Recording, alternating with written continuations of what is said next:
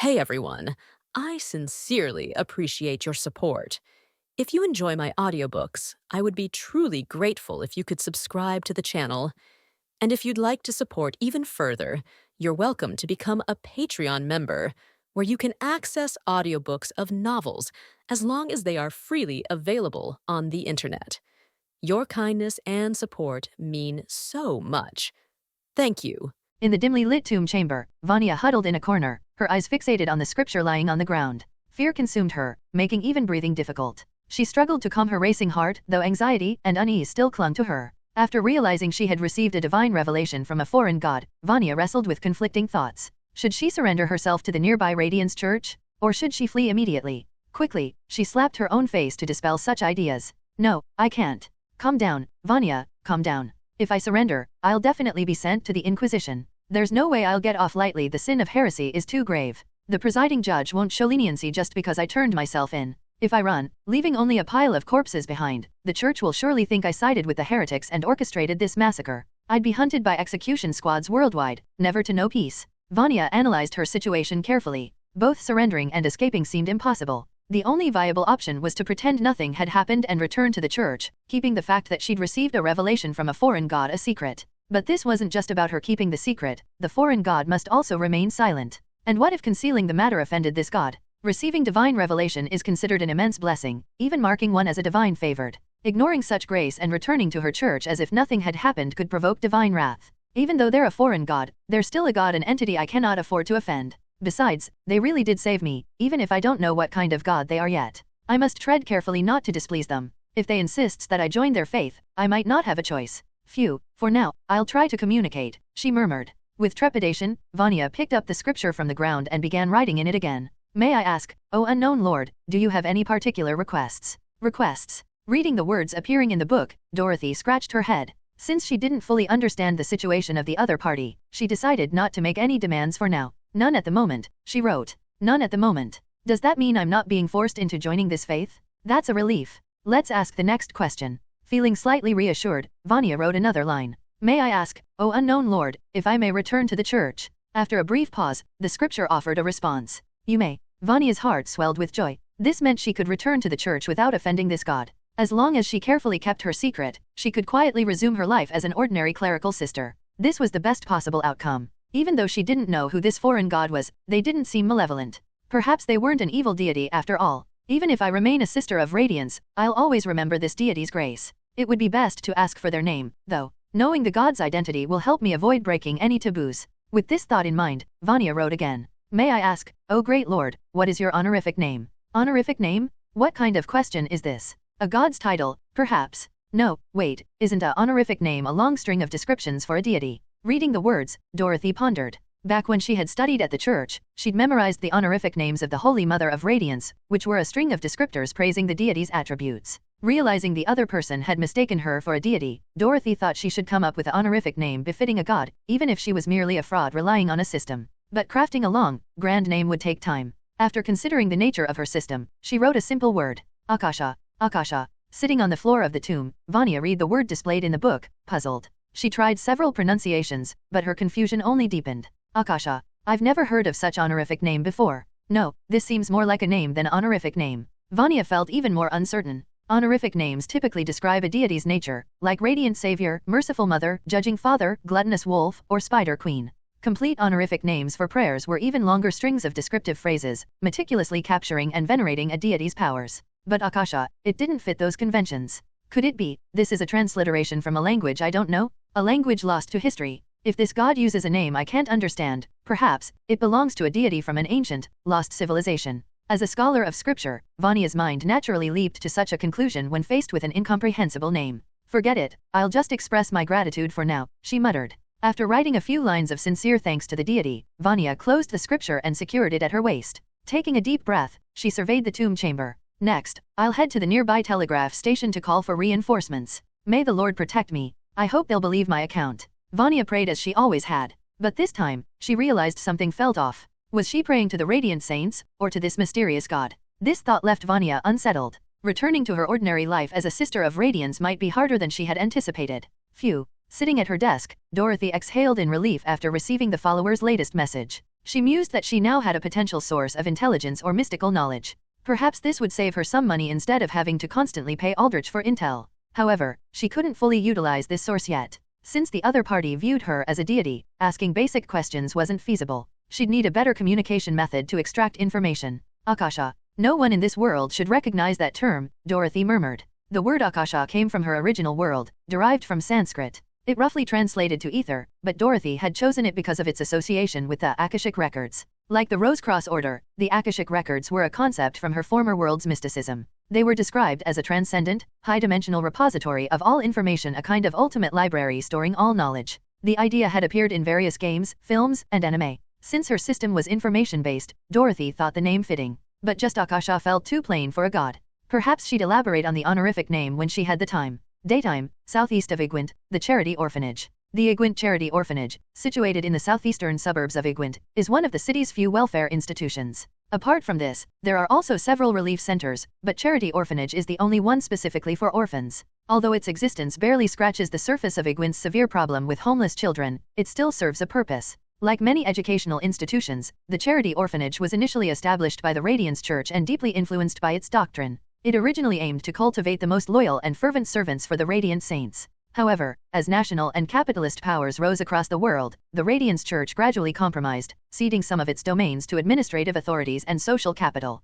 For instance, although St. Amanda's School still carries the prefix Saint, it is now controlled by a board with ties to the White Craftsmen's Guild. Similarly, the Charity Orphanage has evolved into a joint venture between the church and public entities. The orphanage is nestled within a small grove. Following a side road off Grace Avenue into the shaded trees, a 40-50-meter walk brings you to high stone walls and an iron gate. These walls enclose a large green space, within which stand 2 or 3 old, wide, and low buildings. Small children run across the trampled grass, playing games, chasing one another, or kicking a football. Inside the largest building at the center of the green space, a modest classroom equipped with a blackboard occupies the upper floor. Sitting by the window at a desk, dressed in a simple outfit, Dorothy corrects several poorly written assignments. Around her, a group of children wearing worn clothes, averaging about 8 or 9 years old, watch her with wide, eager eyes, their expressions brimming with anticipation. Finally, Dorothy finishes marking the 10 or so assignments, exhales a long breath of relief, and surveys the bright-eyed gazes around her. Summoning her energy, she smiles and speaks. "All right, I'm done now.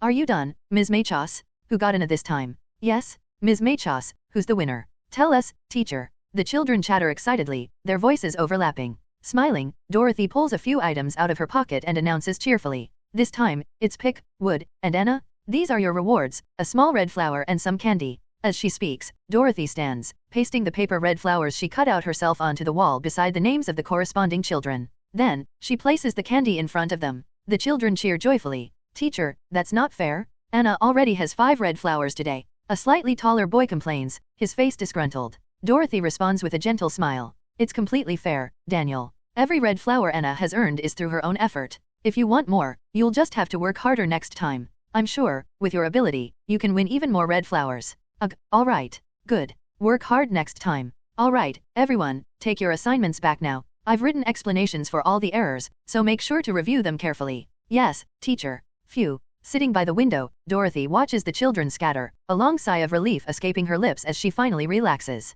This marks Dorothy's second week of participating in the social practice course. Over the past 2 weekends, she has used her school-issued recommendation letter to volunteer as a tutor here, accumulating credits for her social practice requirement. While Dorothy could skip other classes as long as she passed the exams later, this annoying social practice course was something she had to complete herself. Determined not to let a 0 in this category ruin her final grades and invite questions from Gregor, Dorothy had no choice but to persevere. Since Dorothy had prior experience as a private tutor, she chose to work at the orphanage as a volunteer tutor. Initially, she anticipated dealing with a bunch of unruly kids and had mentally prepared herself for the worst. To her surprise, these children were unexpectedly obedient and well-behaved, far from the annoying, mischievous brats she had encountered in her past life. Reflecting on this, Dorothy attributed the difference to their environments. The material abundance and indulgence in her original world naturally gave rise to spoiled children, but the harsh realities of this world left these children with no such luxury. Here, street children and child labor were widespread, and kids were forced to face societal hardships prematurely.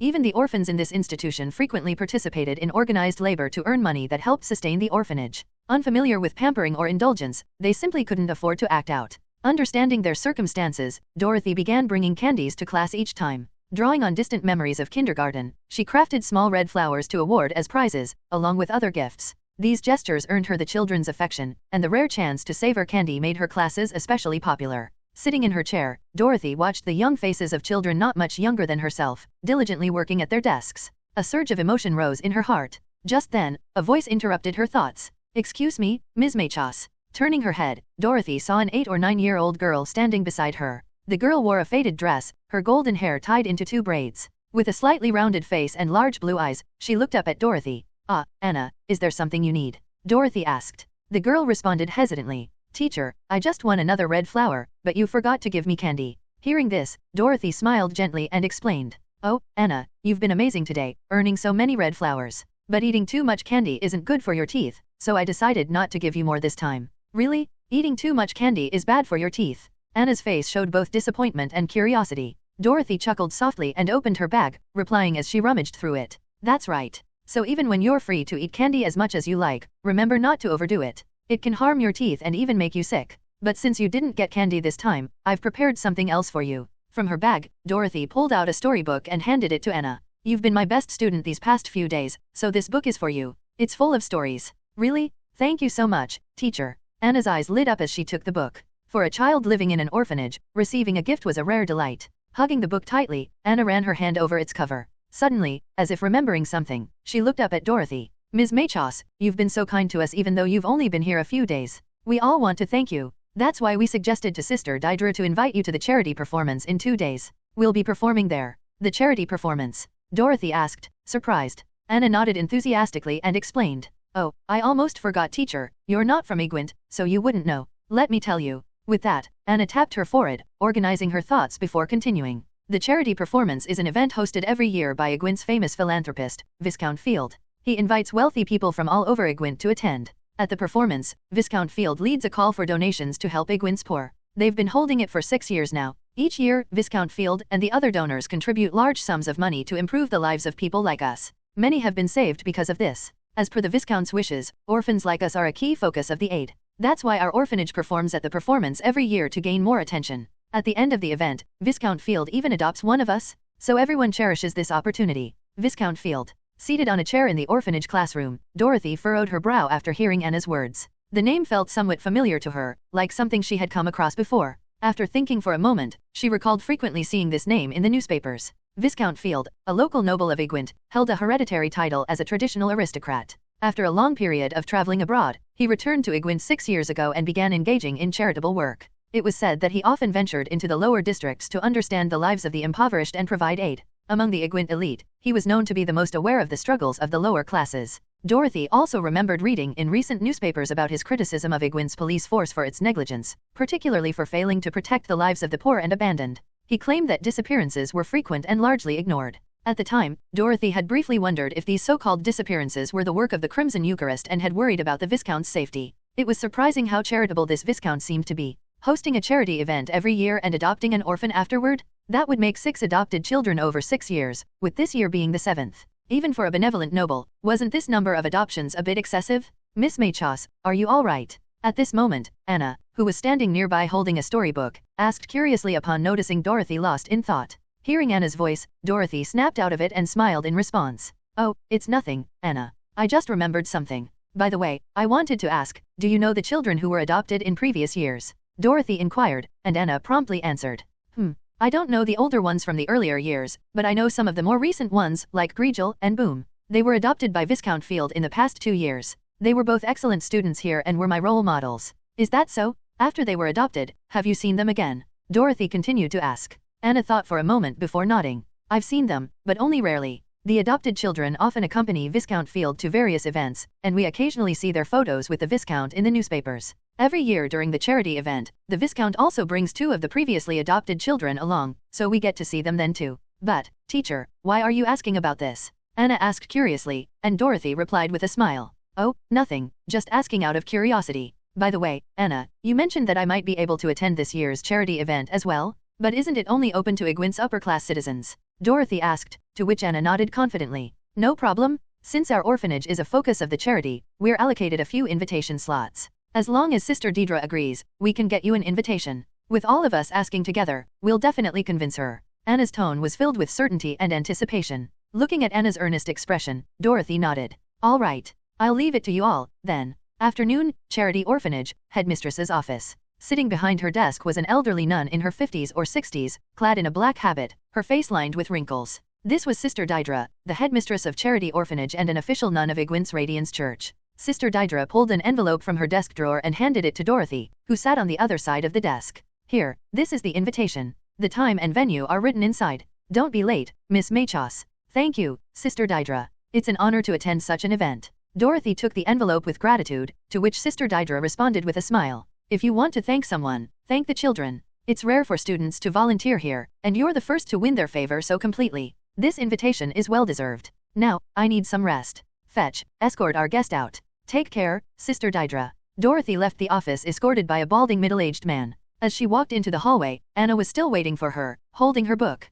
How did it go, Miss Machos? Did you get the invitation? Here it is, thanks to you all, Dorothy said with a smile, shaking the envelope in her hand. That's great. Don't forget to come watch our performance on the night of the event. I have to go rehearse now. See you later. Anna waved cheerfully and ran off into the distance. Smiling, Dorothy waved back before silently opening the envelope and carefully examining the invitation inside. 7:00 p.m. on the 25th, Gemstone Theater. At the same time, elsewhere in Igwin's upper city, within the Radiance Church. In a small, secluded chamber inside the church, 3 figures were present. 2 men in black clerical robes sat together, while across from them sat a nun with platinum blonde hair and round glasses. All right, we've gathered a general understanding of the situation. Sister Vanya, we'll submit a preliminary report of your account to Tivian, said one of the clerics as he stood up and collected his documents. Sister Vanya let out a deep breath and asked, This will be the last inquiry, right? Yes, the last one. Our initial investigation at Red Creek aligns almost entirely with your account. We find no issues with your statement.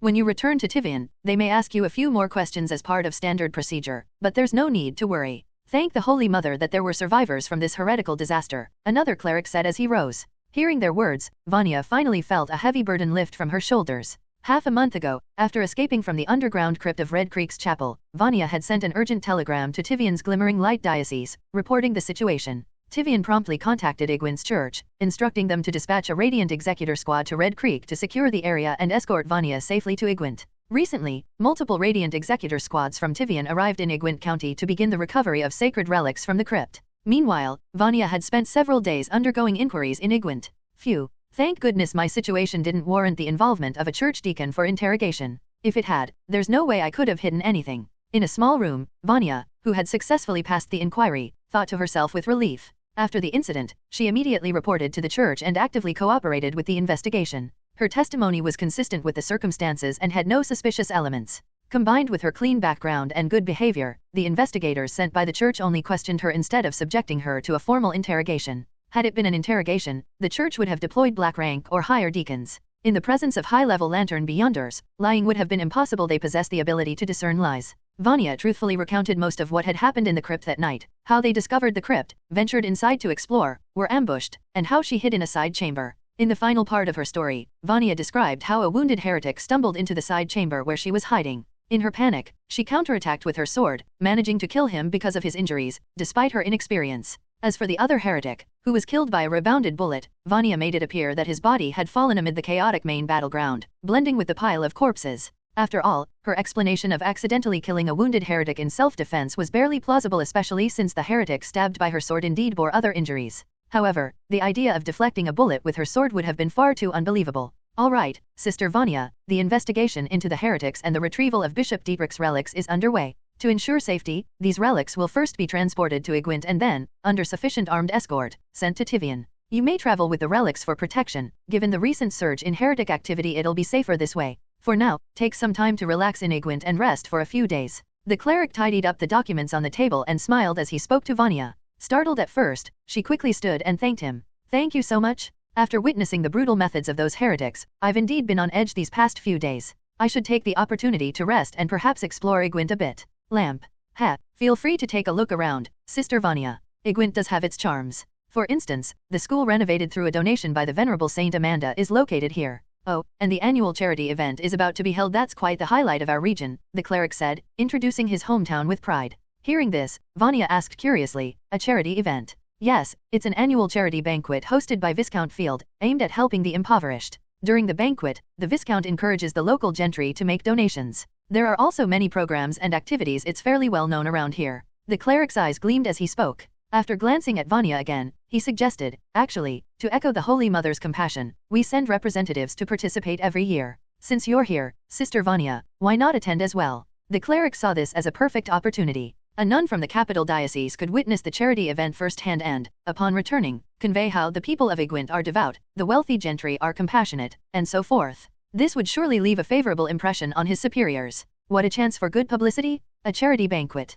Vanya murmured thoughtfully as she nodded slightly. Time passed quickly, and 2 days later, evening arrived. In the upper city of Igwent, at a bustling crossroads, the rhythmic clatter of horses' hooves filled the air. Under the warm hues of twilight, various carriages gathered and converged. On one side of the crossroads, a grand sign illuminated with bright lamps stood prominently. Beneath it was an open gate guarded by attendants. This was the renowned Gemstone Theatre of Igwent, now welcoming guests for the evening. Along the spacious path, numerous carriages had already parked. Well-dressed gentlemen and elegantly adorned ladies alighted from their vehicles, chatting and laughing as they strolled up the red carpet towards the grand, ornately decorated entrance of the theatre. Amid this scene, a carriage slowly came to a halt at the roadside. A young woman carefully stepped down from it. The girl's white hair was neatly combed and flowed freely. She wore a grey and black, knee-length dress with slight formal touches, adorned with lace and a butterfly bow at her waist. A small flowered hat rested on her head, while over-the-knee black stockings paired with polished leather shoes completed her ensemble. This was Dorothy, attending the so-called upper-class gathering. She had spent some money to purchase an appropriate outfit and even visited a salon to apply light makeup. After dressing up for the first time since her transmigration, Dorothy had spent almost half an hour admiring herself in a full-length mirror at the shop, completely enthralled. Only after a reminder from the shopkeeper did she hurriedly leave, managing to make it on time. The outfit Dorothy now wore cost more than all the clothes she had bought in her entire life combined. Yet, she didn't feel the slightest guilt about the expense. It was far from the point of concern in her current situation. Phew, I made it. Time to head inside. Speaking softly to herself, Dorothy directed her marionette driver to park the carriage while she made her way toward the theater entrance. Along the way, she drew quite a bit of attention. Gentlemen subtly glanced in her direction, while groups of ladies whispered behind their fans, speculating about which family this young woman might belong to. Seems like I'm standing out a bit too much. I should have dressed more modestly, Dorothy thought as she quickened her pace. Handing her invitation to the doorman, she entered the grand doors under their curious gazes, joining the flow of guests entering the theater. Inside, Dorothy followed the crowd down a long, carpeted corridor. Opposite them, a group of male staff in theater uniforms passed by. A distinctive feature of these staff members was their half-masks, which covered the upper half of their faces. The masked staff seemed to be a hallmark of the Gemstone Theater. No one around her appeared surprised, and Dorothy, after a brief glance of curiosity, walked past them. Afterward, one of the masked men paused, turning back to glance at the departing crowd, his gaze sweeping over the many backs disappearing into the venue. After a brief hesitation, the man continued forward, exiting the theater and approaching a luxurious carriage parked at the roadside. Upon reaching the carriage, he removed his mask, revealing the face of Bill. With a respectful expression, Bill addressed the carriage. "Master, I think I've caught a familiar scent, the one I recorded at the Buck Mansion." Outside the Gemstone Theater, a luxurious carriage stood parked by the street. Beside it, a man named Bill, dressed in the uniform of a theater staff member, waited respectfully for a response from someone inside the carriage. He only waited briefly before a slightly aged voice emerged from within. "Can you confirm who it is exactly?" "I'm sorry, I can't," Bill replied. "I caught the scent in the entrance corridor, but there were too many people brushing past me at the time. When I turned around to look, they had already dispersed into the venue. I can't confirm who it is, but it's clear that they're one of the attendees and are still in the venue," he added. Hearing this, the person inside the carriage fell silent for a moment before responding slowly. "Once the event starts, find a way to confirm it. Make sure not to draw attention or alarm anyone." "Understood." Dorothy, dressed in an elegant outfit, entered the venue with the crowd. Under the glow of warm lights, a spacious hall unfolded before her eyes. Massive pillars supported the open hall. At one end, a stage veiled by red curtains stood prominently. In front of it were semicircular tiers of seating. Positioned directly across from the stage was the orchestra, tuning their instruments. Above the tiered seating were many private boxes, creating the atmosphere of a classic theater. Ascending the steps, Dorothy found a seat in the semicircular tier with a clear view of the stage. Sitting on the soft, comfortable chair, she let out a long sigh. Phew, while this outfit is exquisite and pretty, casual clothes are still more comfortable. But I guess this isn't too bad. As she mused, Dorothy glanced at the other women in the venue. Many wore elaborate gowns with wide skirts and excessively tight corsets that seemed agonizing just to look at. She recalled witnessing a woman trying on a gown in a clothing store. With the help of several people, the woman endured a painful process of being cinched into the dress, her face turning pale during the ordeal. Through her initial observations, Dorothy had come to understand that these torturous dresses were a trend of the era. Fortunately for her, her age didn't require her to wear such attire for social occasions yet. Her current outfit, though a formal dress, retained many childish design elements. Being young has its perks. I don't have to suffer like those ladies. Besides, I'm not here to socialize. Finishing her inner monologue, Dorothy settled in to wait for the evening to begin. As more attendees took their seats, the grand hall gradually filled up. After about 10 minutes, the event finally neared its start. At precisely 7 p.m., the orchestra that had been ready for some time began to play. The harmonious melody spread throughout the venue, signaling the start of the event. Conversations among the attendees subsided as they recognized the music as the opening cue. Once the prelude ended, a man in a tailcoat stepped onto the stage in front of the curtain. Facing the audience, he cleared his throat and loudly announced, "Good evening, ladies and gentlemen," full of kindness. Applause filled the venue in response. After the clapping faded, the host spread his arms wide and enthusiastically continued. "Once again, under the radiant light of the Holy Mother's mercy, we gather here for our annual event. As always, the love gathered here today will be the beacon of hope for the impoverished of Igwent. Your generosity will be forever remembered. First, let us express our gratitude to the initiator of this grand event, Igwent's warmest flame, Viscount Ian Field." As he spoke, the host gestured toward a private box in the upper tier of the seating area. Almost every gaze turned toward it, and another round of applause erupted. In the spotlighted box stood an elderly man in his 50s or 60s, dressed in a suit, his hair graying. Smiling, he removed his hat and bowed to the audience. Beside him were two children, around 8 or 9 years old, wearing finely tailored outfits. They waved happily at the crowd. Behind them stood another older man, also in his 50s, sporting a goatee and dressed in a tailcoat, holding a cane. Clearly a butler, he silently observed the applause and his master's gestures of acknowledgement. So that's Viscount Field? At a glance, he doesn't seem suspicious, Dorothy thought to herself as she observed the distant box from her seat. Maybe I'm just overthinking. Hopefully, that's the case. Is that Viscount Field? He's been hosting this charity show for 7 years in a row, remarked Vanya, a nun seated in a private box reserved for members of the Radiance Church. Watching the elderly man waving to the crowd, she spoke with curiosity. Her companions nodded and smiled. Yes, he's a renowned philanthropist in Igwent. Only a place enlightened by the Holy Mother could produce such a person. Haha, that's true. After introducing Viscount Field, the host went on to present a few other notable individuals before officially declaring the start of the event. Now, let us enjoy our traditional opening performance, a choir performance by the children of the charity orphanage. The host exited the stage as the curtains slowly rose, revealing children dressed in white standing in neat rows on a tiered platform. Nervous expressions adorned their little faces, and each wore a unified performance costume. The children's white outfits, skirts, and sleeves were adorned with soft, fluffy cotton balls, and each wore a small lamb horn headpiece. Combined with their white attire and woolen embellishments, they looked like a group of little lambs. This costume design is excellent. It's quite thematic, Dorothy mused as she watched the stage. Among the children, she spotted Anna in the front row. The girl was looking around as if searching for someone. When her eyes landed on Dorothy, she broke into a radiant smile. Dorothy smiled back and waved. Once everything was ready, the orchestra began playing a gentle tune. The children started singing in unison, their pure voices carrying an innocent melody. Lambs, lambs, we are lambs, sweet little lambs. Grant us mercy so we may grow. Show us kindness so we may run. We are lambs, tender lambs. Grant us grace. Grace is gentle rain, grace is green pastures. We are lambs, protected lambs. We shall repay one day. We shall repay. Tomorrow shall be brighter because of us. We are lambs, grateful lambs. Lambs, lambs, we are lambs. The Lamb of God. The children's innocent chorus echoed through the theater, silencing the audience with its purity. The unique charm of their singing, clear, sincere, and sweet, captivated everyone present. It was evident they had practiced extensively to deliver such a harmonious performance. Leaning back in her chair, Dorothy listened quietly, her thoughts lingering on the lyrics. Comparing children to lambs, pleading for mercy and care. Is that the song's meaning? Or is there something deeper? As Dorothy pondered, the system's voice suddenly interrupted her thoughts. Mystical knowledge acquired, Song of the Lamb, fragment. Severe deficiencies detected, spiritual potency is minimal. It is recommended to seek the complete version for further mastery. Inside the Igwent charity show venue, the sweet and innocent voices of children singing reverberated through the theater, immersing everyone in the purity of the melody. Wearing a half-mask and dressed in the uniform of theater staff, Bill walked slowly along the edges of the venue, his eyes scanning the numerous audience members, as if searching for something.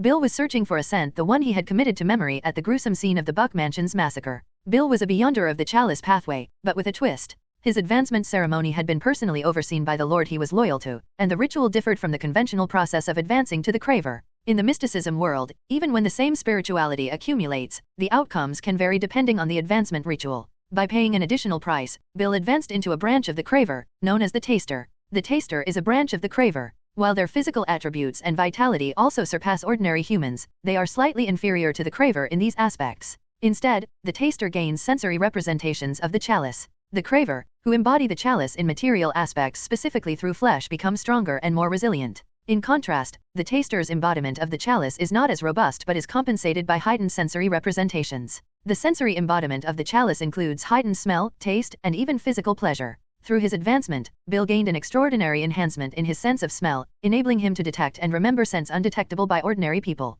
On the day of the Buck Mansion incident, although Bill did not take action himself, he knew someone had hidden in the darkness of the study. Before leaving, he committed that subtle scent to memory. Due to the overwhelming scent of blood from the many casualties at the scene, his ability to fully analyze the scent was impaired. He could barely determine that it likely belonged to a woman, but beyond that, he could glean no further details. Nonetheless, he had firmly remembered that disrupted scent. Unexpectedly, today he caught a whiff of it again. Bill paced along the edges of the venue, circling the perimeter of the audience seating, trying to recapture that scent. However, he was unsuccessful. The scent information he had memorized was fragmented due to the interference at the previous scene. To identify the source, he would need to get close enough to sniff directly. But such behavior would be too conspicuous. Even as a staff member of the theater, walking back and forth among the audience to sniff individuals one by one would be extremely inappropriate and would likely alert his target. Thus, Bill needed another method to confirm the target's location without alarming them. After pondering for a moment, Bill came up with an idea. He quickly walked to the main entrance of the venue, found a floor supervisor, and removed his half-mask.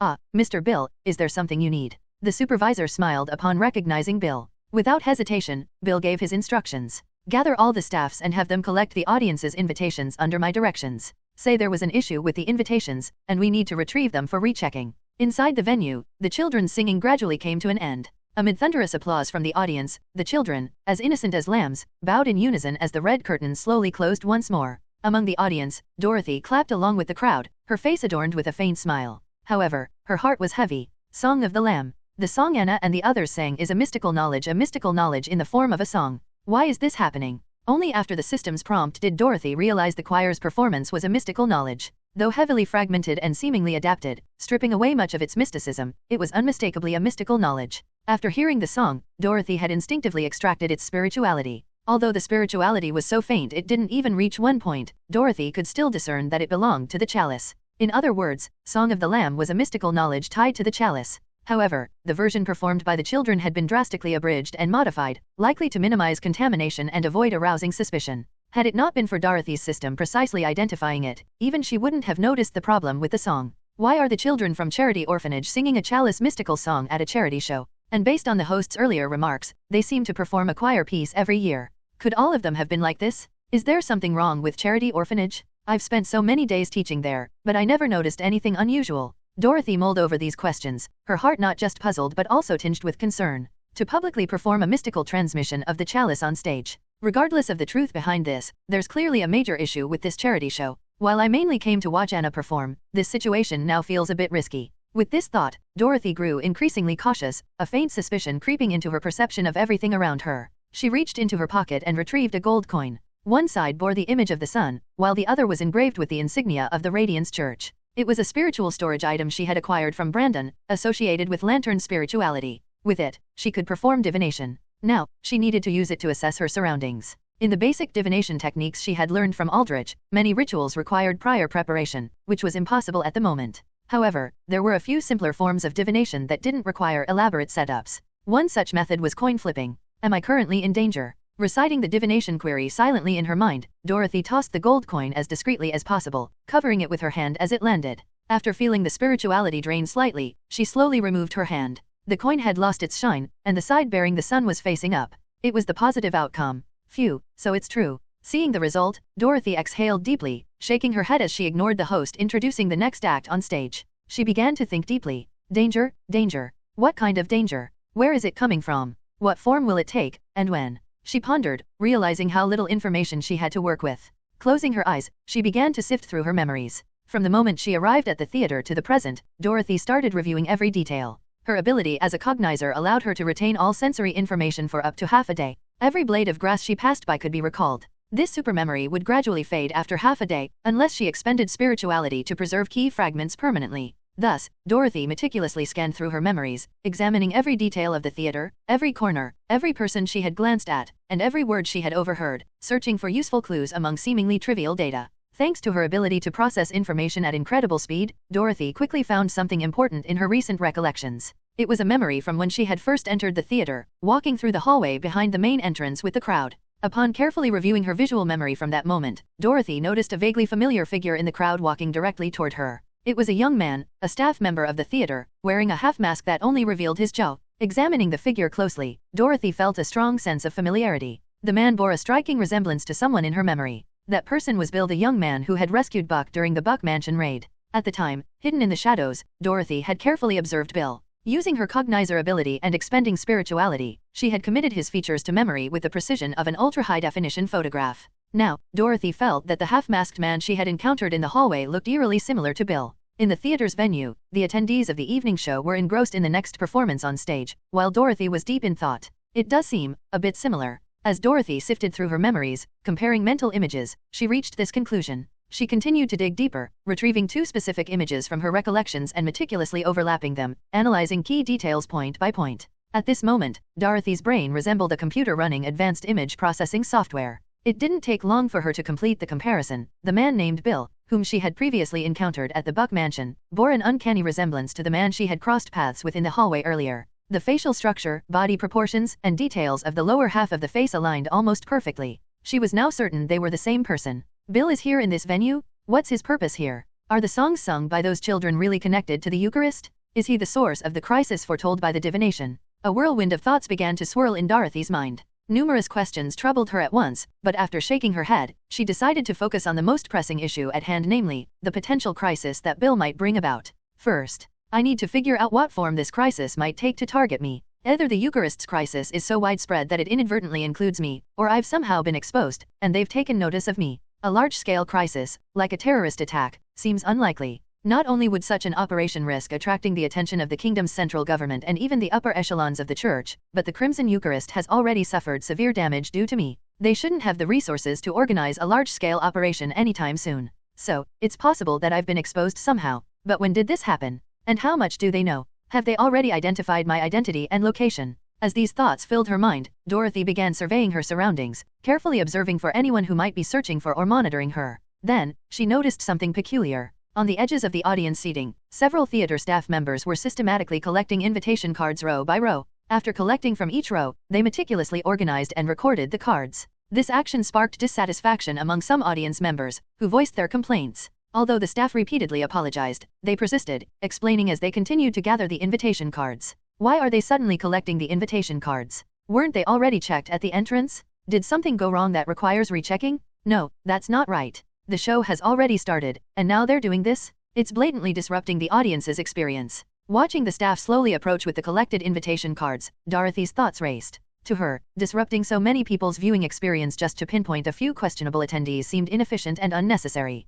After all, this was a charity show, not some classified meeting. Unless, finding this questionable attendee was of utmost importance. So important that they were willing to disrupt the audience experience to achieve it. If the theater's upper management was under the control of the Eucharist, then Dorothy herself was likely the person they deemed necessary to find, no matter the cost. Based on her earlier deductions, Dorothy speculated that they might possess a method to identify her through the invitation cards. But how could they determine who I am from the invitation card? Could it be some kind of divination based on mysticism? No. If they could divine my location, they wouldn't need to go through all this trouble. Maybe they can read some kind of information off the card itself. And if it's information carried by an object, it's most likely scent. Scent can linger on objects. Reaching this conclusion, Dorothy's mental chain of reasoning began to click into place. She now suspected that the information she had inadvertently exposed was her scent, likely when she brushed past Bill earlier. It wasn't unusual for someone associated with the chalice to possess mystical items or abilities that enhanced their sense of smell. Collecting invitation cards was likely a method for them to identify the original holder's scent.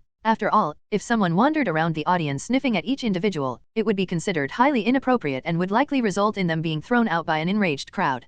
Collecting invitation cards, on the other hand, avoided such backlash. Thinking this, Dorothy pulled out her own invitation card to examine it. The charity show's invitation cards had been distributed by various affiliated organizations on behalf of the organizers and were not personalized. The theater staff were systematically collecting the cards row by row, bundling them together and documenting each bundle. This way, if they identified an anomaly in a particular bundle, they could narrow down the problematic individual to a specific row and determine their exact position by a process of elimination. It seems I can't hand this thing over so easily. Looking at the card in her hand, Dorothy came to a decision. If she handed it over, her location could easily be deduced from her scent, completely exposing her. On the other hand, refusing to hand it over or claiming to have lost it would certainly draw suspicion, and Bill might even come to confirm her identity personally. Resorting to violence would immediately reveal her identity, and fleeing now would leave an empty seat, prompting the others around her to describe her appearance. This is getting a little tricky. Realizing her predicament, Dorothy furrowed her brow. Although the staff collecting invitation cards were still some distance away, they would inevitably reach her eventually. In a public setting like this, it would be difficult for her to resist openly, escape unnoticed, or hand over the card without compromising herself. She felt as though she had been cornered into a difficult situation. I need to come up with a plan. With that thought, Dorothy sank deeper into contemplation. Meanwhile, in another part of the venue, inside a private box reserved for the Radiance Church, Vanya watched the performance on stage while several local priests from Igwent occasionally explained aspects of the show to her. Vanya smiled and nodded politely as they spoke. Haha, Sister Vanya, what do you think? This is what the Lord's people in Igwent look like. Impressive, isn't it? A priest smiled as he addressed Vanya. Forcing a smile, she replied, oh, yes. It's truly remarkable. You're absolutely right. Tonight has been an eye-opening experience for me. Oh, really? Then which performance has left the deepest impression on you, Sister Vanya? Could you share your thoughts?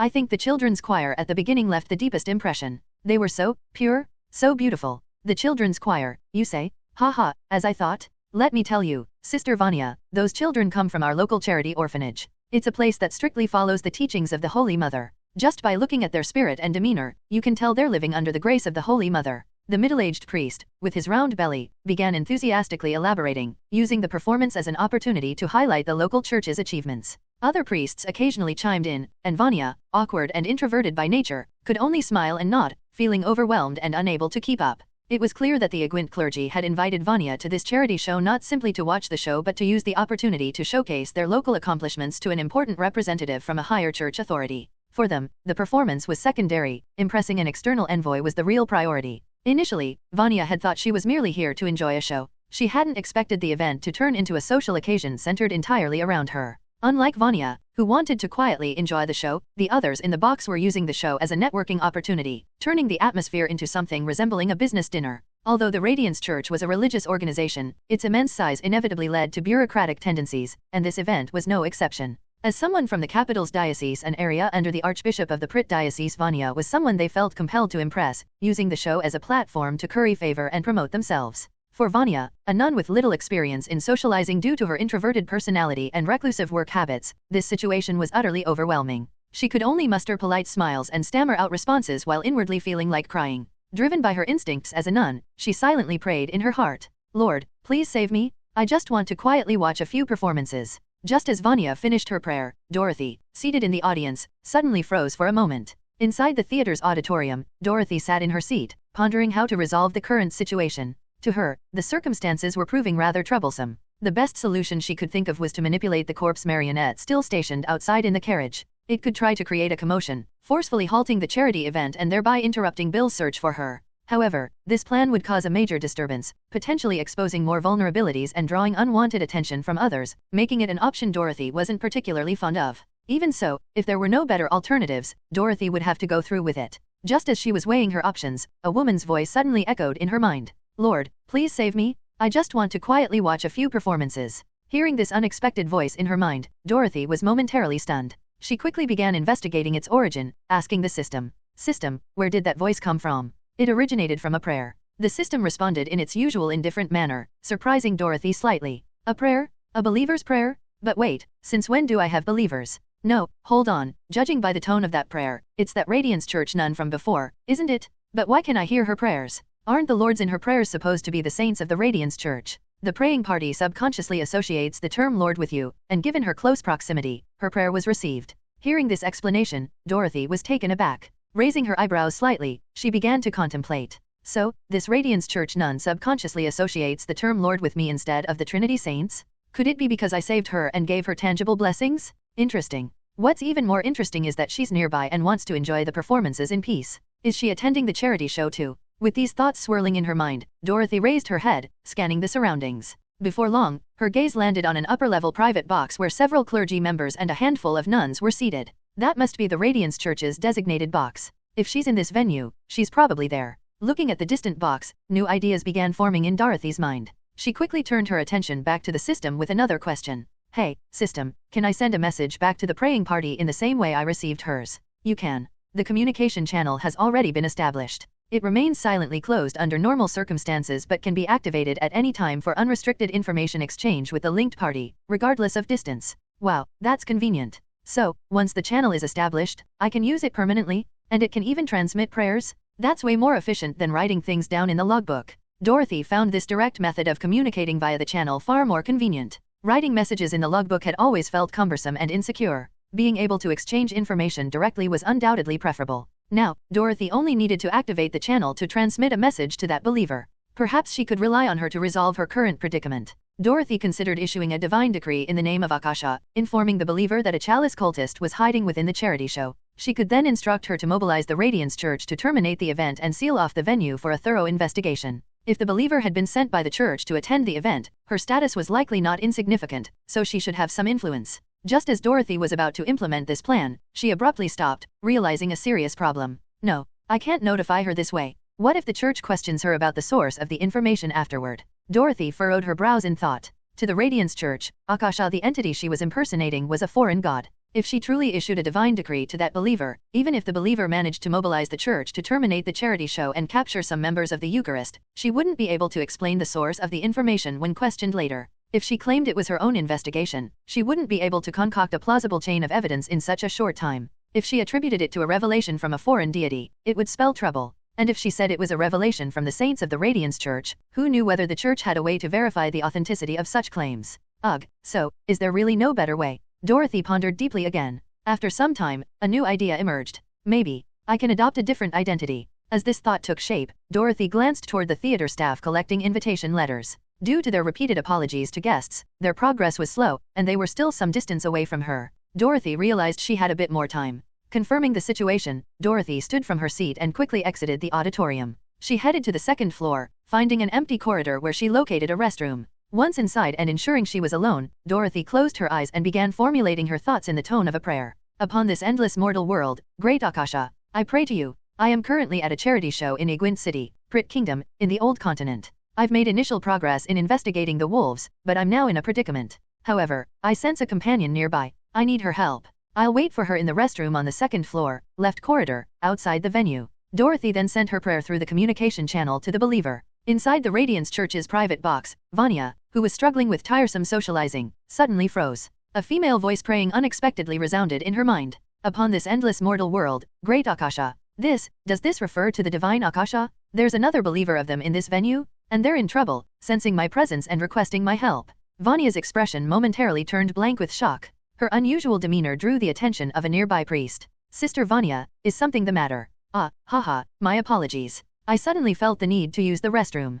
Please continue chatting, I'll be back shortly. Realizing the situation, Vanya quickly covered up with a smile. The priest, unconcerned, replied, Oh, I see. Go ahead, but don't miss the main performances. Like I could enjoy even one performance with all of you here. Vanya muttered inwardly but maintained a polite smile. Of course, I'll be back soon. She excused herself and left the box. After exiting the auditorium, she hurried up to the second floor, walking briskly toward the empty left corridor before stepping into the restroom. There, she saw a young woman dressed in a gray-black formal gown and hat adorned with ribbons. Her long white hair cascaded down her back, and she appeared to be a couple of years younger than Vanya. The beautiful girl greeted the slightly winded Vanya with a smile. Hello, fellow seeker of truth, my companion. Inside the Gemstone Theater, in a restroom outside the main hall, Sister Vanya rushed in, panting heavily. She stopped in her tracks, stunned at the sight of a smiling white-haired girl in the room. A fellow believer? You're there, Vanya stammered in disbelief, looking at the girl in front of her. She seemed no older than 2 years younger than Vanya herself, and yet this young girl was said to be another follower of that presence.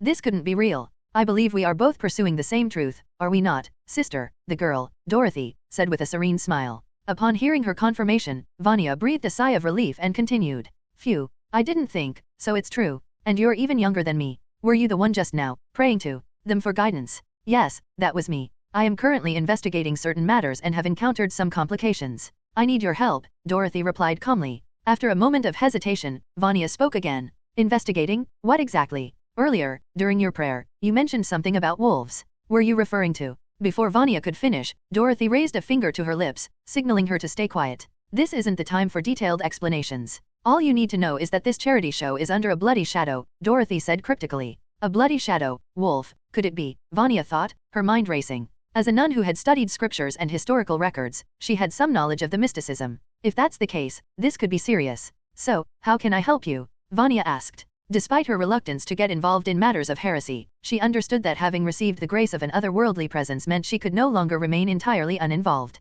Although Vanya was a member of the Radiance Church and a Beyonder, her status wasn't particularly high. Like most people, her faith in the Radiant Saints had been the result of standard religious education. The church was vast, and miracles rarely touched ordinary believers like her. So when true grace and revelation from an otherworldly deity came to her, a subtle shift in her faith began to take root. It's simple. May I ask if you still have your invitation? Dorothy asked. My invitation? Let me check. Ah, here it is, Vanya said after rummaging through her belongings. Perfect. Now, I need your invitation. Do you have a handkerchief or something to wrap it in? A handkerchief. Vanya, though puzzled, searched her belongings again and found a handkerchief. She wrapped her invitation in it and handed it to Dorothy. What are you going to do with the invitation? It's too complicated to explain now. By the way, when did you enter the venue? You were with other members of the Radiance Church, correct? Dorothy asked while carefully using a small pair of scissors from her bag to handle the wrapped invitation. Yes, we arrived early, nearly an hour before the program started. I came with members of the local church. Is there a problem?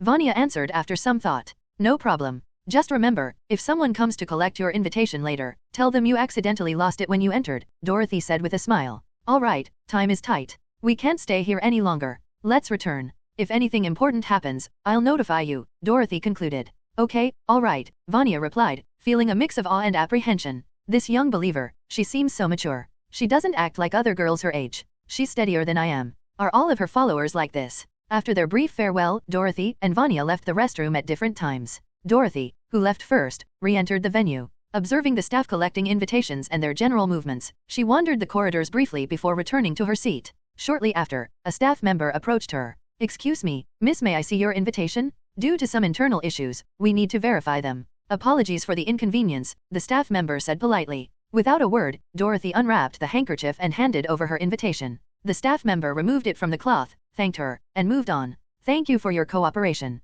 As the staff member walked away, a small gecko silently emerged from Dorothy's bag, slipping onto the floor and following the staff member unnoticed. Soon, the invitations from the entire venue were collected. The staff, carrying the neatly bundled invitations, exited the hall. In a staff-only room outside the venue, Bill, holding stacks of bundled invitations, sniffed them one by one. His methodical approach made the process quick. After finishing all the invitations on the table, Bill frowned. Is this everything? He asked the theater staff standing nearby. The supervisor replied, that's all of them. Only 2 invitations are missing, one from Mrs. Mary Ann, a regular, and the other from a nun with the church. Everyone else is accounted for. Mrs. Mary Ann is a regular. I know her scent, and it's not hers. As for the nun, Bill muttered to himself. He recalled the scents he had detected in the hallway earlier. There hadn't been any nuns in the group. Clerical uniforms were distinctive and hard to miss. Besides, he knew the local Radiance Church members had arrived at their box seats long ago. It couldn't have been them. Strange. Could I have misjudged the scent earlier? After glancing at the remaining staff, Bill dismissed them. You're all dismissed. There's nothing else for now. Yes, sir, the staff replied before leaving the room. Once everyone had dispersed, Bill left the room himself. Climbing the stairs, he made his way to an upper-level box. After lightly knocking, he entered. Unbeknownst to him, a gecko clung to a distant wall, its tongue flicking as it fixed its gaze on the box. Meanwhile, in the audience seating, Dorothy turned her head, her eyes locking onto the distant box, Viscount Field's box. So it really is you, isn't it, Sir Philanthropist? Was Viscount Field really the leader of the Crimson Eucharist? The mentor Bill had mentioned. Dorothy hadn't quite anticipated this possibility. Truthfully, she found it difficult to believe that Viscount Field, a nobleman who genuinely engaged in charity every year, could be such a two-faced figure. She had harbored some suspicions about Viscount Field in the past, his habit of adopting one child each year, the mystical songs sung by the children, his return to Egwint 6 years ago, and the fact that Clifford had once told her he found what he had been searching for 6 years ago. But it wasn't until Dorothy saw Bill rush directly to Viscount Field's private booth after discovering the problem that she became almost certain that Viscount Field was indeed the mentor of the Crimson Eucharist. In fact, Dorothy could have verified the mentor's identity earlier through divination. However, when she attempted it, the system notified her that the information she sought was shielded, protected by anti-divination tools utilizing the spirituality of shadow and revelation. As a result, Dorothy refrained from proceeding with the divination. While she could have forced multiple attempts and competed in a resource battle to overpower the opposition's anti-divination tools, Dorothy was unsure if her limited reserves would suffice. If she failed, it would all go to waste. Her revelation could recover, but lantern resources were finite. Moreover, even if she won, the opponent would become aware of being targeted due to the depletion of their divination resources. Not wanting to alert them prematurely, Dorothy decided against pursuing divination regarding the mentor. After tonight's events, however, she no longer needed divination to confirm her suspicions. It seems I'll have to step up my actions against the Crimson Eucharist. But for now, I should find out exactly what they're discussing.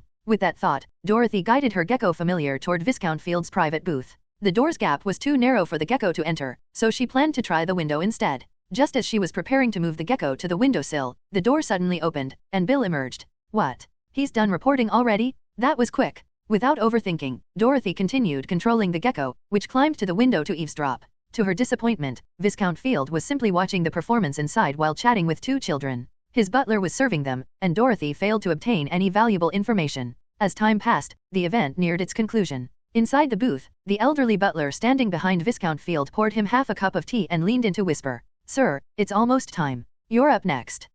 Understood, Lure," Viscount Field replied. He finished the tea in one gulp, bid farewell to the children beside him, and left the booth with his butler. Seeing this, Dorothy thought, so, the event is ending? What a shame I didn't gather anything useful. Shortly after, the final performance concluded on stage. The host returned to the center of the stage and addressed the audience. Wonderful moments always seem to slip away so quickly. Ladies and gentlemen, we've reached the final segment of this splendid evening, the charity auction, where everyone can showcase their love and generosity. First, as is tradition, let us welcome the Honorable Viscount Field. He will adopt his 7th foster child from among tonight's performers and kick off the donations. Please give him a round of applause. Amid thunderous applause, Viscount Field, supported by his butler, ascended the stage. Joining him were the orphanage children who had performed earlier, now standing behind him. First, I would like to express my heartfelt gratitude to all of you for attending once again. By the grace of the Holy Mother, we have gathered here today. Viscount Field began with polite formalities, then turned to the children. Under their expectant gazes, he walked slowly among them, scrutinizing each one. Finally, he stopped before a little girl, smiling as he asked her, "What is your name, my lovely lamb?" "My name is Anna, your lordship." Anna, struggling to contain her excitement, lifted the hem of her white dress and curtsied. Viscount Field smiled, took her hand, and led her to the front of the stage amidst the envious gazes of the other children. The audience erupted into applause. Holding Anna's hand, her face flushed with excitement, she waved her free hand toward the audience, her eyes landing briefly on Dorothy's direction. Dorothy joined the crowd in smiling and clapping. Yet, inwardly, her heart felt heavy. It seems I'll need to act quickly. After the adoption ceremony, the donation segment followed. Spurred by Viscount Field's lead, the attendees generously contributed what they could. Dorothy joined in and donated £10. Viscount Field concluded the evening with a final speech, announcing that he would visit the charity orphanage the following day to formally adopt Anna as his 7th foster child. The host then excitedly declared the event over, bringing the Igwent charity show to a close. As the crowd dispersed, Dorothy promptly left her seat. To avoid encountering Bill by the exit, she climbed out of an unguarded first-floor window and made her way to her carriage. Once inside, she released her Raven Corpse marionette, which circled above the theater entrance to monitor the area. Before long, she spotted Viscount Field exiting the building with his butler's support. She watched as they boarded a luxurious, 3-horse carriage, which then began moving forward. Dorothy followed from a distance, using the Raven's aerial view to maintain a safe distance. Initially, the pursuit went smoothly, but gradually, Dorothy noticed a problem. Her single-horse carriage couldn't match the speed of Viscount Field's luxurious 3-horse carriage. Ugh, their horsepower's way better than mine. Tracking required similar speeds, but Viscount Field's carriage was far superior. Dorothy's modest 1-horse carriage lagged further and further behind. She couldn't rush through the streets recklessly, it would attract too much attention and risk exposing her. The police might even stop her. When she bought her carriage, it was intended for city travel. A 1-horse carriage was sufficient at the time. She hadn't anticipated a situation like this. Next time, I need to buy a more powerful carriage. With some frustration, Dorothy watched the distance widen until it exceeded the 3-kilometer range of her marionette control. Unable to keep up, the Raven marionette lost sight of Viscount Field's carriage, which disappeared into the northern mountains outside Igwent. It was said that Viscount Field had built an estate and several villas in the forests of the northern mountains. He rarely invited anyone there, maintaining an air of mystery among Igwent's citizens. Having failed the pursuit, Dorothy stopped her carriage and leaned back in her seat, exhaling deeply. Tomorrow's the adoption. Maybe that's another opportunity. Looks like I'll need to send my brother another bouquet. Night at Igwent, Gemstone Theater. After the charity show ended, attendees had dispersed, and the venue quickly closed for the night. Inside, aside from a few staff members cleaning up, there was no one else left. Not far from the theater, Dorothy's carriage was parked by the roadside. Sitting inside, she used her small corpse marionette to carefully observe the happenings within the theater. There was no doubt that Bill was the key figure behind this theater, another base for the Eucharist. After failing to track down Field, Dorothy had returned to the theater, hoping to uncover more useful information. Her small corpse marionette scoured the theater, but no significant discoveries were made. Bill seemed to be absent, and the remaining staff appeared unremarkable. Just as Dorothy was about to recall her marionette and retreat, her gaze fell upon the broad, empty stage in the auditorium. Looking at it, she couldn't help but have some thoughts. The song those children sang, Song of the Lamb, is a mystical knowledge. Although it was diluted several times through adaptation to minimize its poison for ordinary people, it still isn't completely harmless. Besides ordinary attendees, there were other Beyonders present, especially the Lantern Beyonders. Even if the poison is faint, they should have noticed something unusual. If none of them reacted. As these thoughts ran through her mind, Dorothy began directing her small corpse marionette toward the stage. Eventually, using a gecko-shaped marionette, she managed to climb beneath the stage. What she discovered there was unsurprising. Underneath the stage, invisible to ordinary eyes, was a large, complex magic circle inscribed on the underside of the floorboards. Dorothy couldn't understand most of the intricate patterns, but the spiritual symbols revealed its meaning. At the center of this hidden magic circle was a gold coin engraved with an equilateral triangle emblem symbolizing stone. Thus, this was a magic circle imbued with the power of stone. Upon seeing this, Dorothy understood immediately. Stone and chalice are opposites, capable of neutralizing or suppressing each other. Therefore, the poison from the chalice mystical knowledge was further suppressed by this stone magic circle, rendering the poison so faint that even Lantern Beyonders couldn't detect it. Dorothy had seen such a method of suppression before. Aldrich had used peculiar glasses, incense, and a stone magic circle to neutralize the poison of the fragment of art of sacred anatomy she had given him. Ah, so there really was more to this. This might come in handy tomorrow when I report it. I don't know Field's motivations for setting this up, but since he did, he must bear the risks. As she gazed at the magic circle beneath the stage, Dorothy withdrew her marionettes and began strategizing for tomorrow. Sigh. Dealing with black rank is still too much for me alone. I'll need a partner. Resting her chin in her hand, Dorothy thought, eventually recalling the nun she had met earlier that day. It seems like she's the only one I can turn to for help right now. Closing her eyes, Dorothy began pretending to pray as she whispered in her heart. Great Akasha. I've encountered difficulties in my investigation. I wish to once again seek the aid of a companion. I request direct communication with the nun I met earlier, in the form of a book letter. After her prayer, Dorothy sent her request through the information channel. Inside Igwin's Radiance Church. In her room, just as she was preparing for her usual evening prayer, Vanya heard a familiar female voice echoing in her mind, leaving her momentarily at a loss. It's her again. Is this the girl I met in the washroom? What does she want to discuss this time? And in the form of a book letter? Book letter means. Hearing the voice, Vanya instinctively untied the holy Bible she carried at her waist, placed it on her desk, and flipped through it. On a blank page, she found a new, hastily scrawled message. Hello, sister. Is this from that girl? So, this book can connect with them and even serve as a tool for communication among their followers. Wait, no. I'm not their follower. I'm a nun of the Holy Mother, merely someone who happened to receive their grace. Shaking her head to clear her thoughts, Vanya picked up a pen and replied in the book. Hello, is there anything you need help with? The words slowly disappeared, a new text appeared. You're a Lantern Beyonder, correct? Do you have the ability to perform long-distance tracking? Dorothy's question came through. She had deduced from the nun's affiliation with the Radiance Church and her participation in the charity show that she wasn't of low status. Moreover, the Laran swordsmanship she had exchanged for required the use of lantern abilities for many techniques. Dorothy guessed the nun was a Lantern Beyonder, though not of a high rank. Vanya frowned slightly at the question, then wrote back. I do, but I'm missing some materials. May I ask, what do you need this ability for? The response disappeared, and after a moment, new text appeared. Salvation. Time passed quickly, and the moon sank as the sun rose. At dawn, Southern Sunflower Street Apartments. Gregory sat on the sofa, legs crossed, eating a sausage while flipping through the newspaper he had just retrieved from the door. The headlines prominently covered the success of last night's charity show. The door opened, and Dorothy, dressed in a white casual dress, entered the living room. She saw Gregor leaning in close to the newspaper, seemingly searching for something.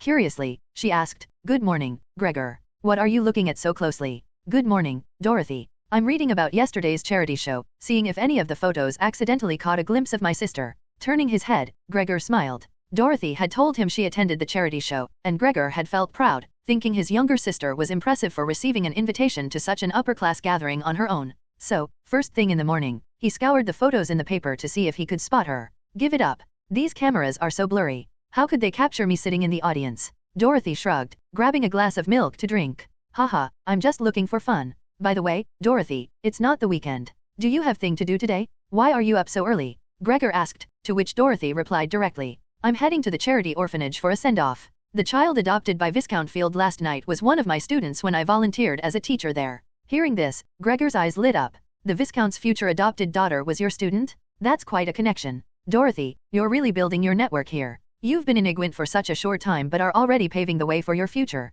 You're so much better than your brother. My first year here, I was stuck in that damn factory. Gregor laughed. Dorothy rolled her eyes and responded. You should hurry up and finish breakfast. Don't you have work today? Yeah. Honestly, times are tough lately. Always working overtime. But today should be the last of it. After this, I can finally take a break. Sighing, Gregor finished his breakfast, put on his coat, and left for work after bidding Dorothy farewell. By the window upstairs, Dorothy watched Gregor walking away down the street. Taking a bite of sausage, she murmured, "Go on, go on. By the time you're done with this, your new overtime project will probably have arrived." GWINT was veiled in a faint mist, with the outlines of distant buildings appearing and disappearing in the haze. Striding briskly along the street, Gregor's mood was unaffected by the foggy weather. Humming a little tune, he moved forward with purpose, weaving through the flow of passers-by. When he reached the lobby of the Cypress Fir Tower, Gregor entered and went straight to the reception desk. There, an elderly woman was engrossed in writing something. He greeted her cheerfully. "Good morning, Mrs. Ada." "Oh, good morning, Gregor. Walking here as usual, I see." Ada lifted her head, offering a faint smile. Her expression seemed wearier than before, clearly still burdened by recent events. "Yeah, exercising more never hurts," Gregor said while adjusting his collar. Ada responded with a warm chuckle. "You're as energetic as ever, young man. Despite running around busily these days, you seem to be in good spirits." "Huh. It's true I've been busy lately, but it's all wrapping up soon. As long as no more flowers show up." "Good morning, ma'am. These flowers are from the Rainbow Butterfly Florist. A customer ordered them for delivery, please accept them." At that moment, a worker in uniform approached the desk, placing a bouquet of vibrant flowers in front of Gregor and Ada with a polite smile. Gregor's expression froze as he stared at the bouquet, his mood suddenly mirroring the foggy weather outside. Ada, on the other hand, glanced at the flowers and shook her head with a wry smile. Basement of the Cypress Fir Tower, Igwin's Serenity Bureau. In the director's office, yet another bouquet of flowers rested on the desk. Gregor, Turner, Elena, and James were present, their expressions grave as they focused on the bouquet. "They've sent us something again. Let's see what message they've left this time," James said as he stepped to the desk. From among the roses, he carefully pulled out an envelope, opened it, and unfolded the letter inside. James frowned deeply. "Mr. James, what does it say?" Gregor asked, noticing James's reaction. After a moment of silence, James spoke. "It's song lyrics." "Song lyrics." Gregor, Turner, and Elena exchanged puzzled looks. James slapped the letter onto the desk, prompting the others to crowd around. Elena read the lyrics aloud. "Lambs. Lambs. We are lambs. Sweet little lambs. Grant us mercy so we may grow." Hiss. "This seems like a children's song, doesn't it?" Gregor muttered in confusion. Turner, however, raised his voice indignantly. "Why would they suddenly send us a nursery rhyme? Do they think we're children? This isn't an ordinary children's song." James interjected, his voice serious. The others looked at him in surprise as he continued slowly. "This song is performed every year at the charity show by the children of Charity Orphanage. It's a staple performance at the event and was reportedly written by Viscount Field. I've heard it a few times myself." "Viscount Field? A children's song performed at a charity show? Why would they send us something like this? What's the point?" Turner looked increasingly baffled, unable to decipher the meaning behind the gesture. What was this organization, self-proclaimed as the Rose Cross Order, trying to convey with a nursery rhyme? Just as the group found themselves stumped by this cryptic riddle, James's gaze sharpened. Fixating on the letter, he seemed to notice something. James picked up the letter again and carefully separated another sheet that had been subtly stuck to the back. As he unfolded it, intricate drawings covered the page. "There's another page? What's this?" Turner and the others leaned in. The newly uncovered sheet depicted a complex circular diagram. At the center of the array were symbols of a coin and an equilateral triangle. "This is a ritual array with the stone properties. It's a suppression array for cognitive poison. It's typically used when interpreting mystical knowledge related to the chalice," James explained solemnly. He placed the page with the stone array aside and spread out the page with the song lyrics again. Then, the four Beyonders present simultaneously felt a subtle shift in their minds. A faint compulsion emerged, a peculiar craving for food. Turner, in particular, unconsciously licked his upper lip. "This." The other three quickly averted their gazes. Elena rubbed her temples and spoke. "This is a poison? This song contains mystical knowledge? A chalice knowledge? The suppression array with stone properties must have initially blocked it. Why would a song contain a poison? And why does it convey an appetite-related chalice embodiment aspect?"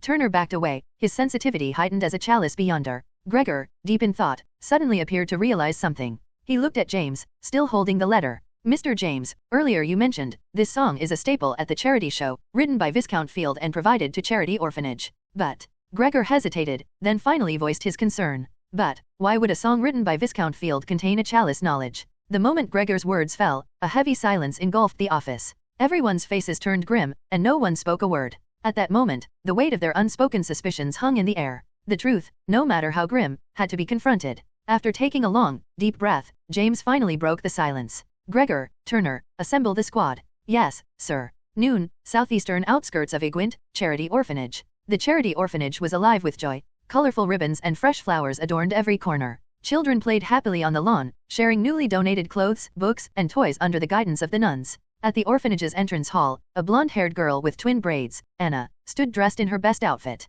She carried a small suitcase and faced Dorothy, who was clad in an elegant white dress. Miss Machos, I'm so glad you came to see me off today, Anna said with a bright smile. Dorothy returned the smile. Of course, Anna. You're my best student. How could I miss this? Remember to be well-behaved and study hard from now on. I will. I'll listen to the Viscount and work hard on my studies. Good. I believe in you, Anna. Oh, I brought a gift to celebrate your big day. Hold still, I'll put it on for you. Dorothy pulled out a bright yellow floral hairpin from a gray handkerchief and placed it on Anna's head. Anna touched it and beamed. Thank you, miss. It must look beautiful. At that moment, an elderly nun appeared at the doorway and called out. Anna, the Viscount is here, it's time to go. I'm coming, Sister Deirdre. Goodbye, Miss Machos. Goodbye. Waving goodbye, Dorothy watched as Anna, carrying her suitcase, ran toward the door and took the nun's hand. Together, they left the orphanage gates. Outside the gates, Anna bid a tearful farewell to her friends and the nuns. She then walked toward a luxurious three-horse carriage where Viscount Field waited with a smile. Behind him stood his butler, a man with a goatee holding a cane. Viscount, I'm here, Anna said hesitantly, wiping her tears. From now on, you can call me father. Let's go, the Viscount said warmly, taking her hand to lead her to the carriage. Suddenly, the sound of galloping hooves broke the air. Everyone turned to see several black carriages approaching rapidly. They screeched to a halt nearby, and from the carriages emerged men in black uniforms, armed and masked. They moved swiftly, surrounding the Viscount's carriage and everyone present. The scene left the nuns and children at the orphanage gate bewildered, while Anna stood frozen in place. At noon, outside the gates of the charity orphanage in the southeastern outskirts of Igwent,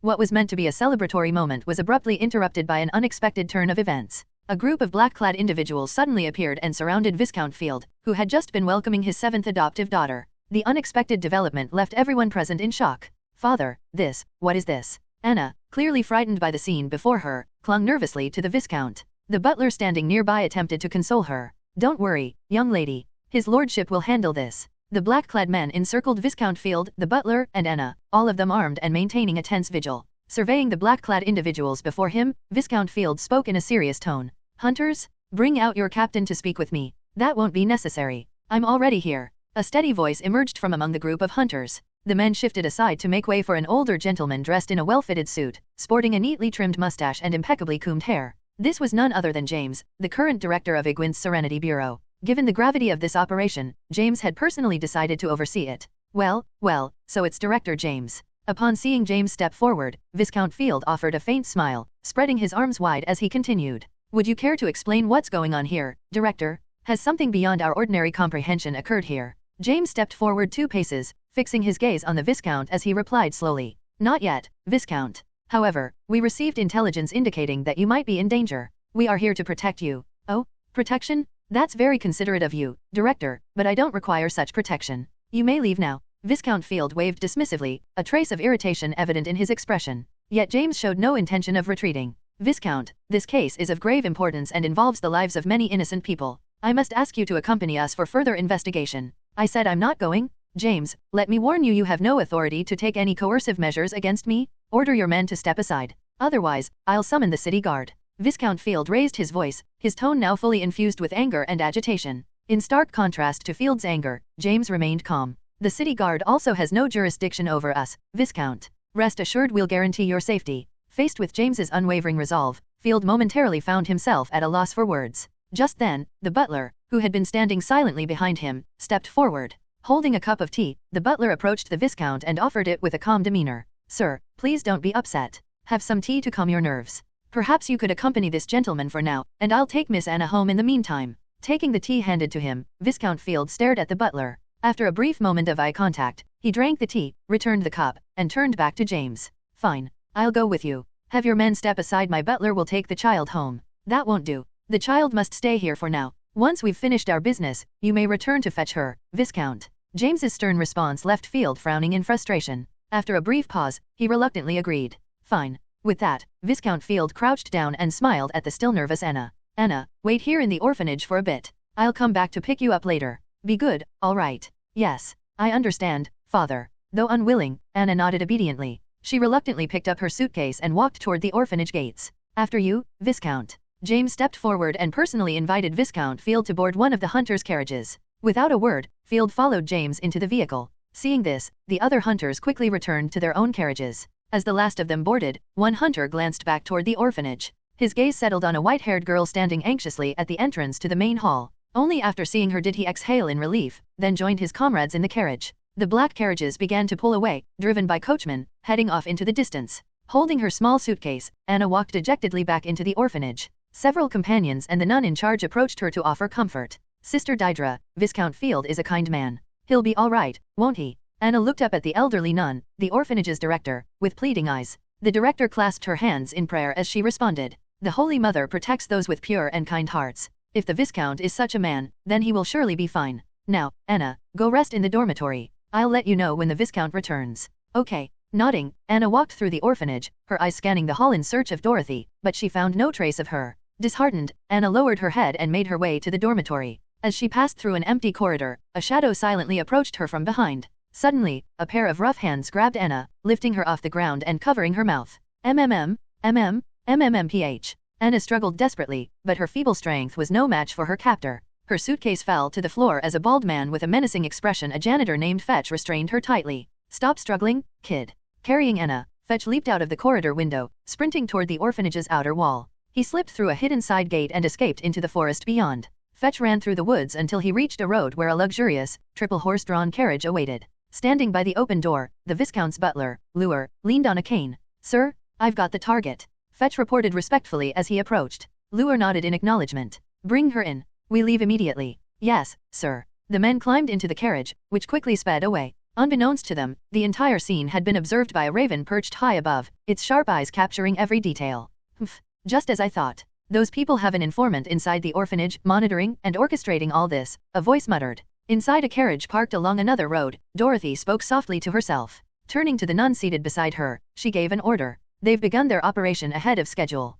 Be prepared to track them, Sister Vanya. Yes. Yes, understood, the nun replied nervously. We're moving out. Inside the carriage, Dorothy, after informing Vanya twice, activated the corpse marionette ring, setting the undead coachman in motion. With the crack of the whip, the horses pulled the carriage forward. Using the bird's-eye view of her crow marionette, Dorothy tracked a luxurious carriage in the distance. However, after some time, she encountered the same problem as last night. Due to the speed difference, Dorothy's carriage gradually fell behind. Soon, the gap exceeded 3 kilometers, surpassing the maximum control range of her corpse marionettes, making it impossible to continue tracking. But this time, Dorothy had prepared another plan. Sister Vanya, it's your turn now. Dorothy turned to the slightly uneasy nun beside her. Vanya nodded in response. Phew, got it. As she spoke, Vanya closed her eyes and began to focus on sensing something. I see it. Just keep moving forward. Hearing Vanya's words, Dorothy nodded and had the coachman continue driving. They gradually left the city, heading into a dense forest. To avoid losing track like yesterday, Dorothy had consulted Vanya through the literary sea logbook about whether there were any tracking methods used by the lantern path beyonder.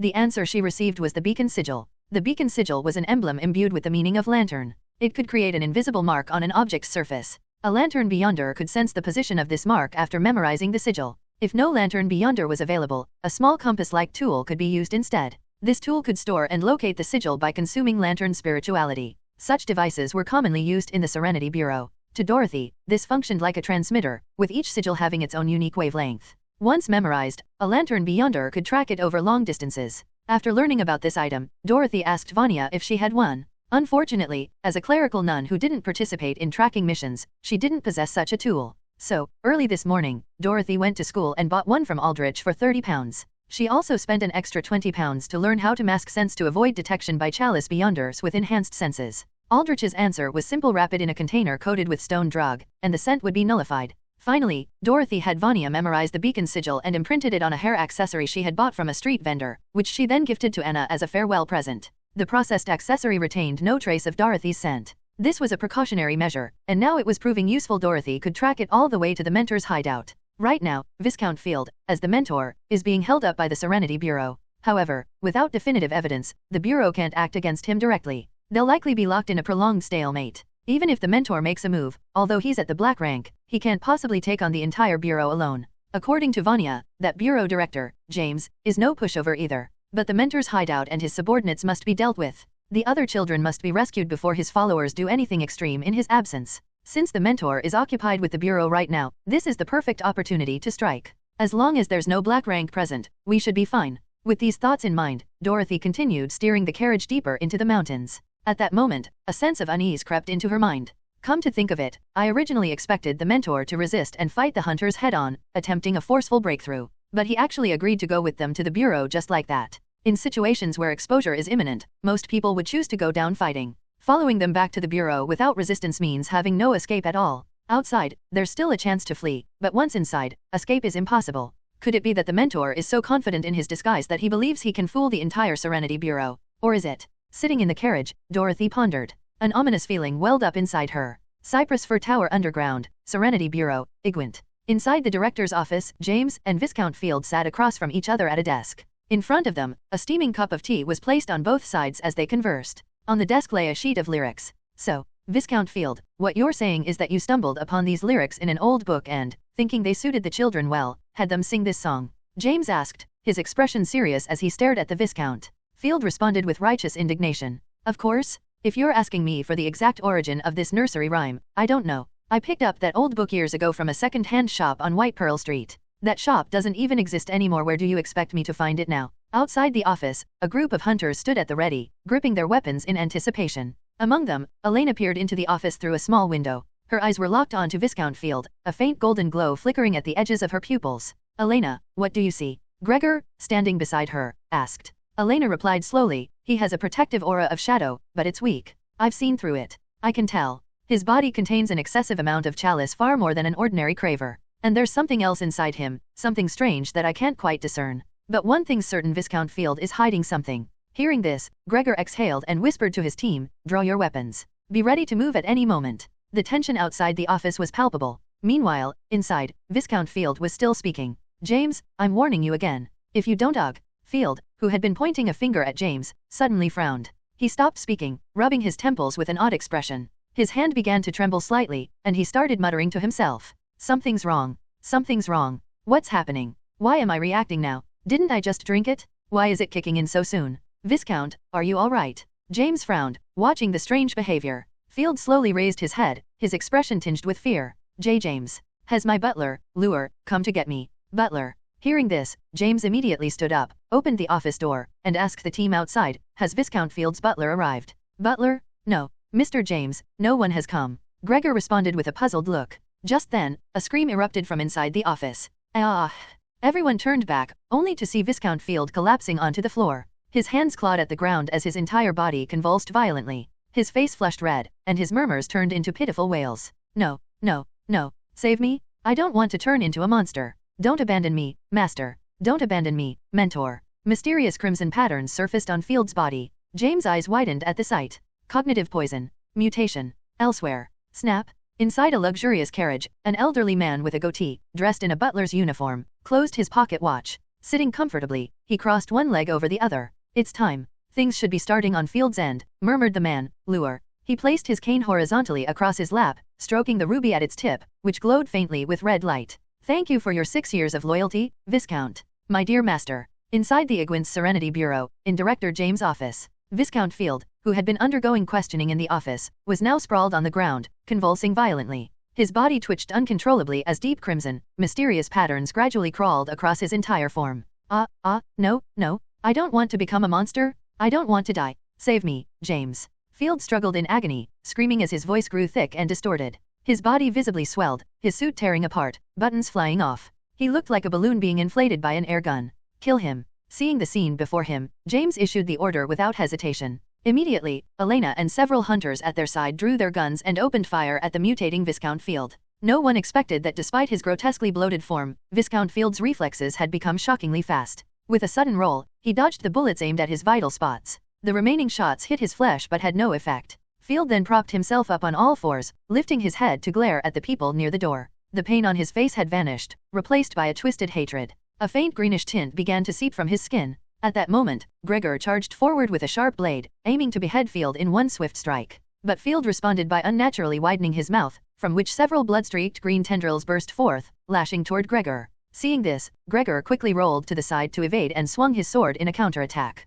However, the tendrils were unexpectedly tough. Even with his blade infused with the power of shadow, he only managed to sever one. The remaining tendrils shot toward the others at the door, seemingly intent on skewering them all. Just then, James flicked his wrist, producing a small stone dagger from his sleeve. With a swift motion, he sliced through the air before him. A sudden surge of wind gathered along his blade's trajectory, forming a razor-sharp pressure wave that cut down all the attacking tendrils in an instant. Seeing this, the now almost unrecognizable field let out a beastly howl and expelled the remaining tendrils from his mouth. Then, he lunged straight toward the door with his mouth wide open. Die, monster! Turner stepped forward, took out his single-shot explosive scatter gun, and fired directly at Field. The gunpowder erupted, releasing a dense spray of iron shrapnel that struck Field's swollen abdomen. Then, like a balloon bursting, Field exploded on the spot. But to everyone's shock, the explosion released a thick green smoke that spread rapidly in all directions. Before anyone could react, the pungent fumes billowed out of the office and into the corridor, engulfing the surrounding crowd. Many people inhaled the noxious smoke before they could even register what had happened. Ugh, what the hell is this? Turner and Gregor, now shrouded in the green smoke, quickly retreated. James, sensing something was wrong with the scent, immediately shouted, "Be careful, don't breathe it in." With a wave of his hand, an unnatural pressure differential was created within the space. Through a subtle exertion of beyonder power, a low-pressure zone formed inside the office. The toxic smoke, which had begun to escape, was instantly pulled back into the room. Without hesitation, James slammed the office door shut and issued another command. "Get some wet towels and seal the door edges immediately." Just as James gave the order, he heard a series of rapid coughs behind him. Turning around, he saw that several hunters had collapsed to the ground, violently coughing. Some had removed their masks and were retching against the walls, clearly in great distress. Damn it! Did they still inhale some? James thought grimly, suddenly realizing that he too felt a faint discomfort. A poison-infused, mutating monstrosity. Was this the result of a meticulously planned scheme? What's going on, Director? Meanwhile, the commotion had drawn the attention of others in the bureau, who rushed over. Fighting through his growing discomfort, James gave urgent orders. Bring wet towels and seal the office door immediately. Also, notify the church, have them send the mystical contamination control unit here. Yes, sir. Shortly afterward, the Serenity Bureau was in a state of hectic activity. Thanks to the efforts of several staff members, James' office was thoroughly sealed off, leaving no gaps for the poisonous gas to escape. Those afflicted by the toxic fumes were moved to the main hall, where they lay in rows, moaning in distress. Their unharmed colleagues tended to them. Though the number of those affected was high and the situation dire, there were no immediate fatalities. Thanks to James' quick actions in containing the gas, most hunters had only inhaled a small amount. While their symptoms were severe, they didn't appear to be fatal. Had James reacted any slower, had the hunters taken just a few more breaths, or had the gas spread throughout the entire bureau, the consequences would have been catastrophic. Seated weakly on a chair, James let out a slight sigh of relief as he observed the situation. Beside him, Gregor sat on the floor, struggling to get back on his feet. Cough. Huff. Huff. Director James, what exactly was that thing? Gregor asked, his voice hoarse. James took a deep breath before replying slowly. It was a creature mutated from prolonged exposure to high-intensity poison contamination. It must have been at the brink of transformation for some time, but the process was temporarily suppressed with drugs. What happened just now was the suppression failing, causing an uncontrollable mutation. This must have been a well-prepared baited trap. Poison mutation, Gregor muttered, recalling the dangers of such contamination. The effects of poison contamination were categorized into 4 progressive stages based on the level of exposure: mental instability, madness, death, and mutation. Mutation was the most extreme stage. It only occurred when someone absorbed a massive dose of contamination all at once. Not only would their mind shatter, but their body would also transform into a monster. Even the rare methods capable of suppressing the process could only do so temporarily. No matter the suppression, the outcome was inevitable. Given enough time, all control would fail, and the contamination would erupt. Cough. Director James, are you saying that Viscount Field was force-fed a lethal dose of contamination, pushing him to the brink of mutation, and then kept in check with drugs just so he could be used as a trap for whoever captured him? Gregor pieced it together, and James nodded solemnly. I fear that even Viscount Field himself never realized he had been betrayed until the very end. Betrayal? Are you saying that Viscount Field was used as a disposable pawn by the real mastermind behind all this? After contemplating James' words for a moment, Gregor turned to ask. That's obvious. Even Field himself didn't expect this outcome. James spoke firmly. Judging by Field's reaction earlier, it was clear he didn't want to die. He hadn't anticipated his own mutation. In his understanding, this shouldn't have happened to him. Why? James recalled that before Field left with them, a butler-like figure had given him a cup of tea. If that tea was a suppressant for his mutation, then there was no way his transformation would have occurred so soon. It was precisely because he drank that tea that Field had felt secure enough to follow them to the Serenity Bureau. But what if that tea wasn't a suppressant at all, but instead a catalyst for his mutation? If Field, used as a mere pawn, transformed within the Serenity Bureau, releasing his toxic fumes and devastating the entire facility, then the threat against the real mastermind would be significantly diminished. With this in mind, James forced himself to endure his discomfort and surveyed the hunters writhing in agony on the ground. His brows furrowed. Though the gas hadn't completely destroyed the Bureau, it had incapacitated it for the time being. Under these circumstances, neither the hunters nor James himself could take action. All they could do was hope the church arrived soon to restore order as quickly as possible so they could resume their pursuit of the mastermind. James had a gut feeling since even a piece like Field had been discarded, the true culprit was likely preparing for something major. That afternoon, deep within the northern mountains of Igwent, nestled in a dense forest, stood a grand manor. The four-story manor wasn't particularly tall, but it was expansive. Each side of the main entrance was lined with nearly 10 windows. Its red walls and sloped roof featured 4 pointed towers at the corners. A long iron fence enclosed a spacious yard, where well-trimmed hedges and a small fountain could be seen. Gardeners and security personnel moved about within the estate. This was one of Viscount Field's mountain retreats, the most hidden one at that built and passed down by the previous Viscount Field. But in truth, for the past 6 years, the real owner of this manor had changed in secret. Inside a spacious room with a window view, an elderly man named Lure, dressed in a butler's uniform, sat in the main seat of a sofa, leisurely flipping through a green-covered book. Beside him, a servant carefully prepared tea. Although clad in a butler's attire, Lure had long assumed the air of a master. This had become the norm within the manor. Unbeknownst to the citizens of Igwent, within these walls, Lure had been the true owner for quite some time. 6 years ago, while on the run, Lure encountered Viscount Field during one of the noble's travels. Using the power of the chalice, he corrupted Field, turning him into his puppet before disguising himself as his butler. He then returned with Field to Igwent, using his influence to build his own power and establish the Crimson Eucharist in preparation for his own advancement. Now, the time was nearly ripe. A knock on the door echoed through the room. Without lifting his gaze from the book, Lure spoke. "Come in." As soon as Lure finished speaking, the door opened, and a sharply dressed man in a suit, Bill, stepped inside. He approached Lure, gave a slight bow, and reported, "Mentor, the ritual site has been fully prepared. Now, we await the sacred hour." "Good. You've worked hard. Years of preparation have all led to this moment. It's time to conclude our affairs in Igwent." Lure nodded in response, his eyes gleaming with a ruthless glint. "Once I ascend to the White Ash rank, I will make those Tivian bastards pay." Bill straightened up, a trace of concern flickering across his expression. "Mentor, I'm still worried about that mysterious organization. Could they use this opportunity to intervene?" "Relax. That so-called organization is nothing to worry about. The only reason they were able to deal a heavy blow to Buck and the others was because they had the Serenity Bureau backing them. But now, with Field mutating inside the Bureau, even if it didn't destroy the place outright, it should have crippled them enough. Without the Bureau's support, I refuse to believe those people can still put up much of a fight." As he spoke, Lure closed his book and set it on the table. The title on the cover read Voodoo Forest Expedition Journal. "You know, I spent 3 whole years using the art of cognitive poison to slowly transform Field into a living gas bomb for this exact moment. A mutation inside the Bureau.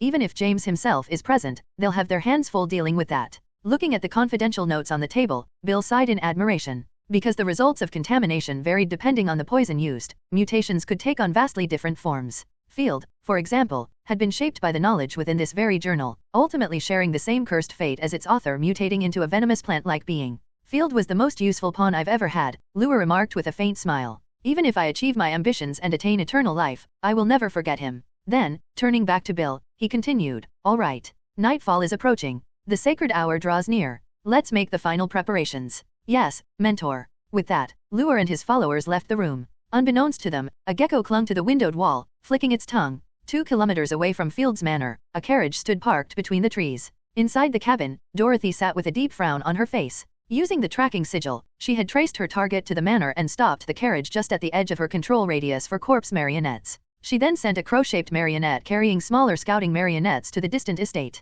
The crow landed on the roof, beginning a full-scale reconnaissance. Thanks to her passive appraisal ability, Dorothy could directly see objects imbued with high spirituality. This allowed her to bypass minor mystical detection devices like illuminating beacons and thoroughly survey the mansion's interior. She meticulously gathered intelligence for the upcoming raid only to be completely taken aback by what she discovered. Holy shit. The butler is the real Mentor. The Viscount Field that the Bureau captured was just a puppet? And a puppet that could mutate into a freaking gas bomb at that. The Bureau is probably crippled right now. Dorothy's mind reeled. At that moment, she started worrying about Gregor, hoping he hadn't gotten caught in the gas attack. This was far beyond what she had expected. Her initial plan had been for the Bureau to keep the Mentor occupied while she cleaned up the base, rescued the children, and looted whatever she could before the Bureau arrived. But now, everything was in disarray. The Mentor had pulled off a perfect golden cicada shell escape, shedding his skin and slipping away, while the discarded husk had severely damaged the Bureau. Now, instead of just lackeys, Dorothy would be facing a base with the Mentor himself, possibly an apprentice or two, plus a group of ordinary thugs. This is bad. Her expression darkened, and seeing her distress, Vanya grew anxious. Oh no, what's wrong with her? Did she fail to gather intel? No wonder scouting from such a long distance is incredibly difficult. Even I, a guider, can't do that. I don't know what kind of beyonder she is, but she's definitely pushing herself too hard. Looking at the girl, who was about 2 years younger than herself yet wearing such a grim expression, Vanya hesitated before speaking. Miss Dorothy, did you see anything inside? Did you find the children? If gathering intel is too hard, maybe we should just go back and report this to the Bureau. They can join forces with the church to take down this heretical cult. But Dorothy merely let out a bitter chuckle and replied, go back? It's already too late. The ritual is about to begin. Those children are as good as dead. And right now, the only ones who can stop this are you and me. Vanya's face froze in shock. Hearing Dorothy's words, Vanya stood there in shock, utterly dumbfounded. She never could have imagined that the girl before her would say such a thing. Just the two of us? Against an entire nest of cultists? What kind of joke is this?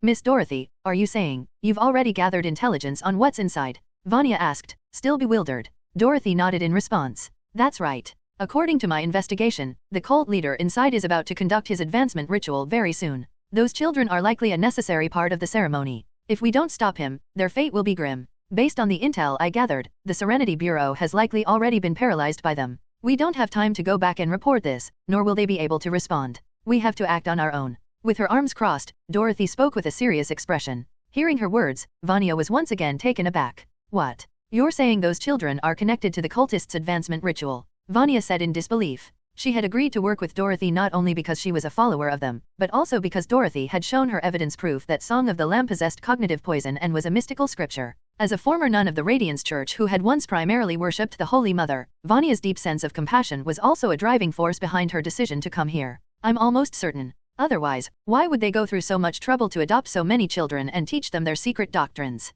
The advancement ritual is about to begin inside. This is our opportunity. Even if we can't save all the children, at the very least, we must disrupt the ritual and give them a chance to escape.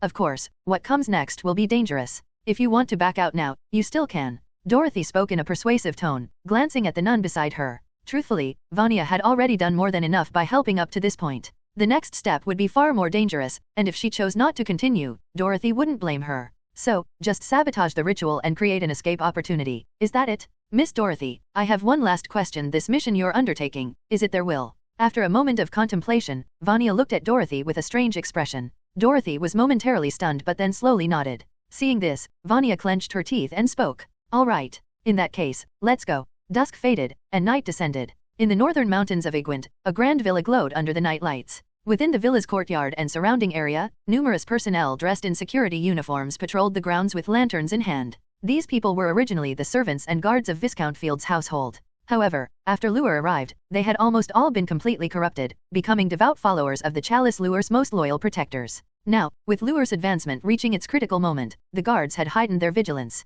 Some patrolled within the villa and courtyard, while others roamed the perimeter walls with lanterns in hand. In the dark forest, along a road leading to the villa, two guards walked with lanterns, chatting as they patrolled. One of them seemed unable to suppress his desires any longer. Ugh, I can hardly wait anymore. Do you think there's still any stock left in the house? I really want to go back and take a bite. Probably not. It's been a long time since any shipments arrived from the city. The reserves are likely exhausted. A lot of the brothers can barely hold back anymore. Everyone's waiting for the master to complete his advancement so we can finally feast properly. Ugh, but I can barely hold back now. I wonder if we'll get lucky and have some poor bastard wander in, like that lost woodcutter last time. What's that sound? As they spoke, the two guards suddenly heard the sound of hooves and wooden wheels in the distance. Soon after, a carriage with gas lamps appeared from down the road, slowly approaching. The coachman on the driver's seat wore an anxious expression. Hey, you two gentlemen up ahead. Can you tell me how to get to Igwent? Sorry, we got lost. Well, speak of the devil. Seeing the coachman waving from atop the carriage, the two guards exchanged glances, licked their lips, and approached with friendly smiles. Oh, bad luck for you, friend. Igwent is still far away, and it's already dark. Why don't you stay here for the night and continue your journey in the morning? Really? That's terrible news. If that's the case, I guess I'll have to trouble you two to take us somewhere to rest. As he spoke, the coachman hopped off the carriage and began chatting with the guards, asking for details. Just as the guards' attention was drawn to him, a figure silently emerged from the darkness behind one of them. A knife flashed. One hand covered the guard's mouth, while the other slit his throat. MMPH? MMMPH. The other guard turned in shock, only for the coachman to suddenly lunge forward, gripping his mouth and plunging a prepared dagger swiftly into his throat. In the end, the two guards collapsed to the ground, eyes wide in disbelief. Standing over them were Edric and Brandon, their expressions cold and detached. Soon, the bleeding from the guards' necks stopped unnaturally fast. Their shocked faces turned emotionless, and they silently stood back up. The coachman, Edric, rummaged through his coat and pulled out a small jar, tossing it to one of the reanimated guards. The guard caught it and opened the lid, revealing a flesh-colored paste, some sort of cosmetic substance. The two guards then took wet cloths from Edric, wiped the blood from their necks, and applied the paste over their wounds, roughly concealing them. In the dim night, it was nearly impossible to notice anything unusual. All right then, lead the way, you two. Understood, sir. After a brief exchange, Brandon climbed into the carriage, while Edric returned to the driver's seat. The two undead guards led the carriage toward the villa. Before long, they arrived at the courtyard gate. The gatekeeper frowned as he saw them approach and called out, Joseph, Ollie, what's going on here? This is a carriage heading to Igwent. It's already dark, so we let them stay here for the night. Open the gate, will you? One of the guards stepped forward and spoke to the gatekeeper. As he got closer, he whispered in a hushed voice, more lost fools. We've got fresh stock. The gatekeeper's eyes lit up with excitement. He grinned, clapping the guard on the shoulder. Good work. Looks like we'll get to satisfy our cravings tonight. As he spoke, he unlocked the gate and gestured for the carriage to pass through. Watching the carriage roll into the courtyard, the gatekeeper locked the door behind it. Turning back to the guard, he chuckled. Make sure to save me a share once you're done carving them up.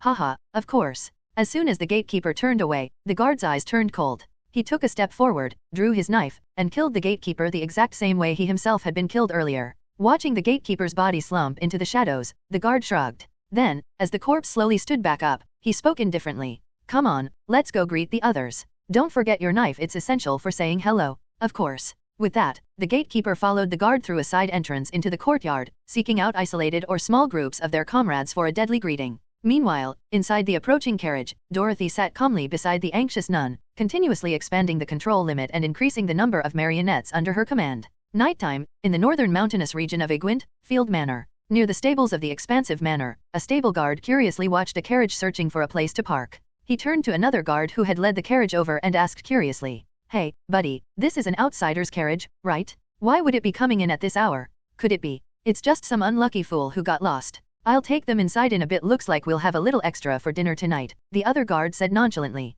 Hearing this, the stable guard raised an eyebrow and replied, well, that's a surprise. Who would have thought that even at this hour, there'd still be idiots delivering themselves to our doorstep? Ha, this world isn't short of fools. By the way, buddy, got a match? Lend me a light. Yeah, hold on. As he spoke, the stable guard started rummaging through his clothes for a match. The moment he lowered his head, the other guard's expression darkened. He swiftly drew a concealed blade and stabbed it into the stable guard's throat. The stable guard collapsed with a muffled gasp as the attacker covered his mouth. Not far away, the carriage door opened. Dorothy stepped out, followed closely by Vanya, who anxiously scanned their surroundings. Is this your Beyonder ability? Controlling the dead. Are you, by any chance, a Beyonder of the Silence Path? Vanya hesitantly guessed. She knew that anything related to undead or the deceased was connected to silence. Realizing that Dorothy might be a Silence Beyonder, Vanya grew even more nervous. There was no shortage of cults associated with that path. No, this isn't my ability, it's just a mystical item. And it has nothing to do with silence, Dorothy explained simply. The corpse marionettes controlled by the corpse marionette ring were all biologically alive but brain dead.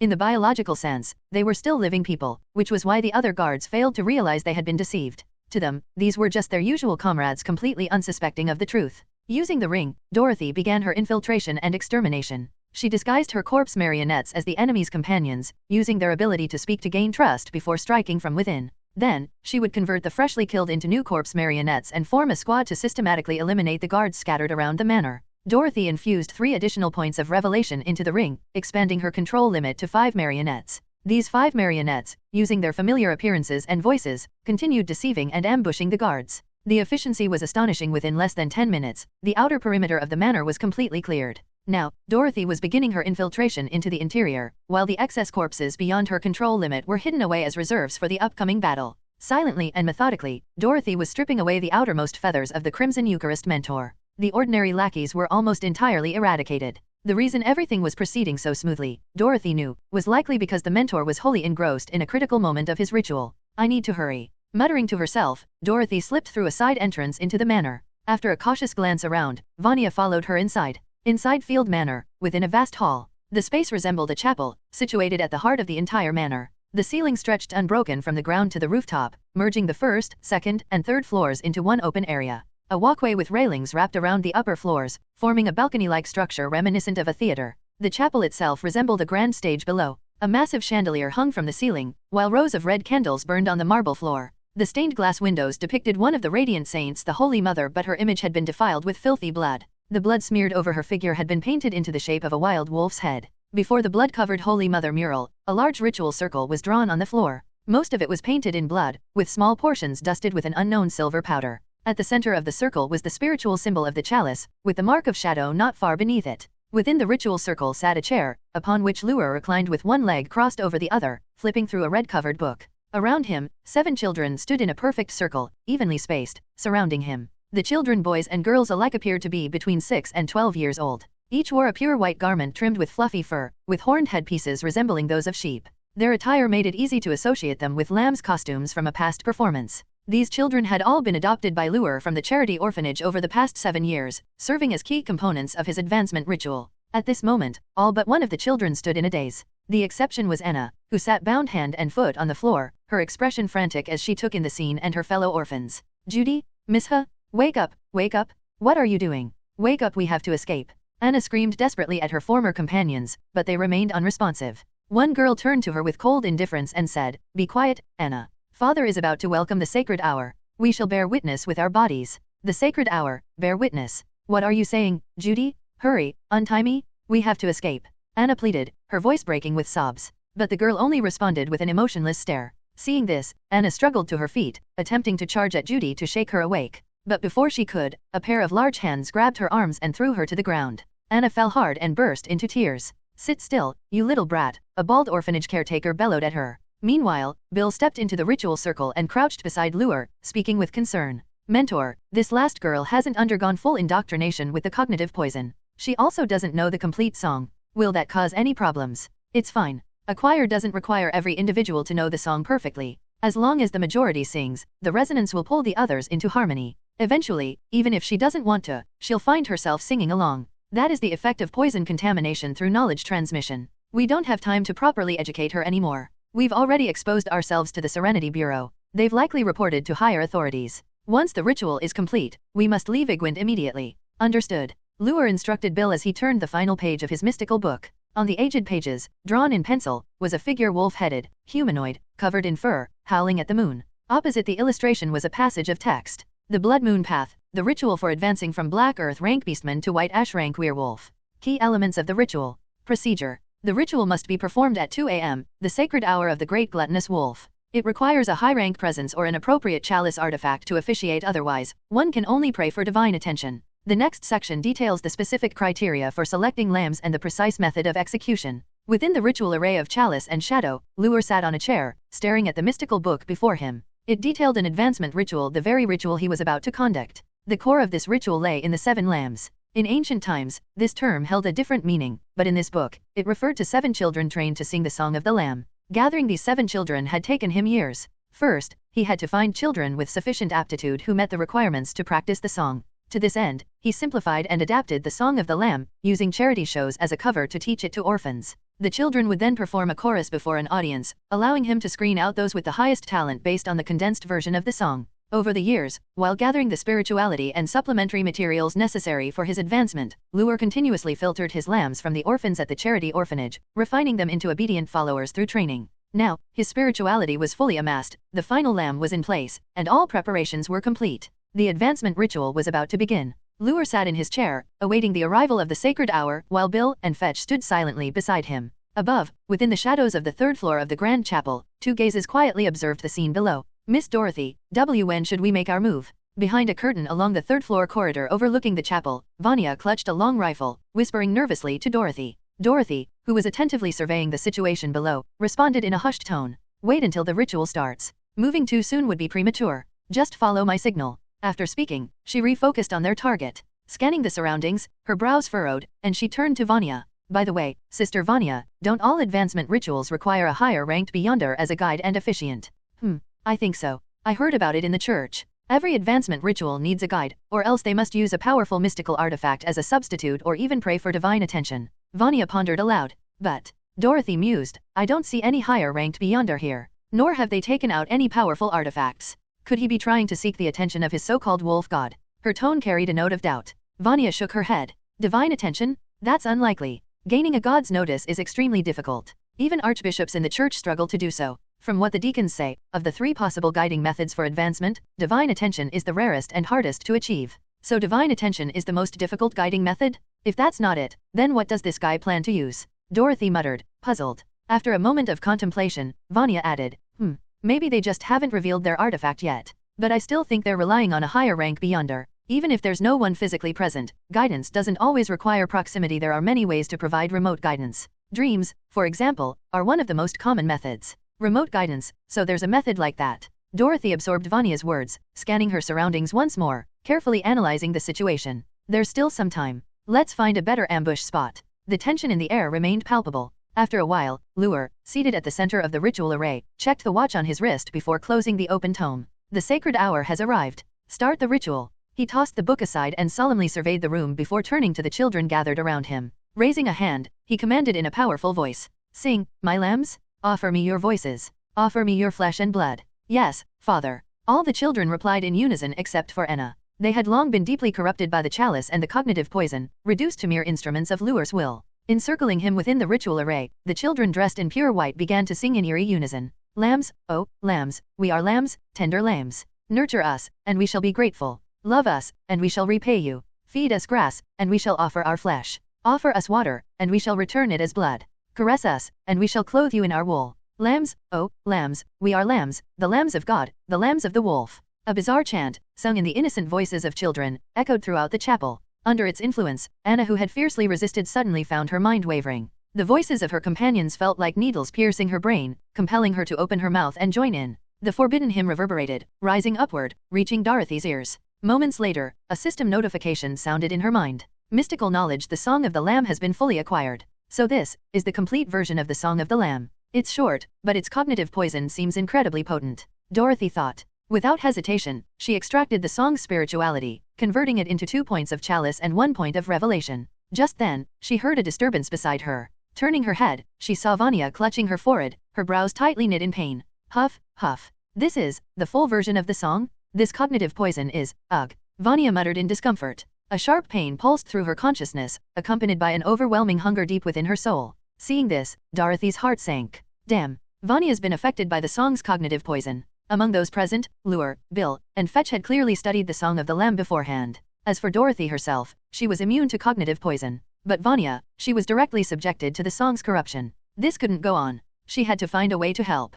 Hey, system, can you help someone linked to me resist cognitive poison? Direct immunity is not possible. However, by using the spirituality extraction function, you can accelerate the conversion of accumulated cognitive poison into spirituality. Dorothy's eyes widened. So the system's spirituality extraction could be used on others too? That meant she could help Vanya quickly process the cognitive poison, converting it into her own spiritual accumulation? With this realization, Dorothy gently patted the trembling nun's shoulder and whispered reassuringly, "Don't panic, Vanya. Steady yourself and pray. They will grant you relief from the poison's agony. Pray to them." Vanya's dazed eyes flickered with understanding. She placed her rifle aside, clasped her hands before her chest, and knelt, assuming the standard prayer posture of the Radiance Church. "O Lord, I beseech you, grant me your mercy. Bestow upon me your sacred grace. Shield me from the poison of heresy." Vanya prayed earnestly. Upon hearing the plea, Dorothy swiftly acted. Through the information channel, she extracted the Song of the Lamb that had forcibly seeped into Vanya, converting its accumulated cognitive poison into spirituality. Late at night,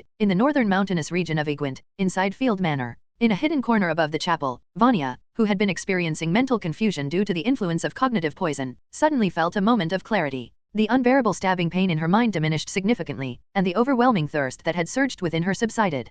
The effects of cognitive poison, they're gone. Still kneeling on the ground, Vanya stared at her hands in bewilderment, unable to believe what had just happened. Gone? The cognitive poison that was affecting me just now is gone? Normally, after being exposed to cognitive poison, doesn't it take a long time for it to wear off? Even though that song was short, the cognitive poison concentration in it was extremely high, yet it just vanished like that. As a nun studying scriptures in the Radiance Church, Vanya had some exposure to the mystical knowledges. She had received such knowledges before and knew from experience that even under protective measures, receiving them would inevitably lead to the accumulation of cognitive poison. When the accumulated poison approached the warning threshold, one had to stop listening or reading and spend 10 days to half a month waiting for the poison's influence to dissipate naturally before continuing. There was no known method to accelerate this process, making it incredibly time-consuming to fully comprehend a single mystical knowledge. And yet, now, she had completely dispelled the high concentration of cognitive poison from the Song of the Lamb in an instant, and the only thing she did was pray. Did my prayer? No. Did that deity named Akasha hear me? And then they protected me, shielding me from the cognitive poison?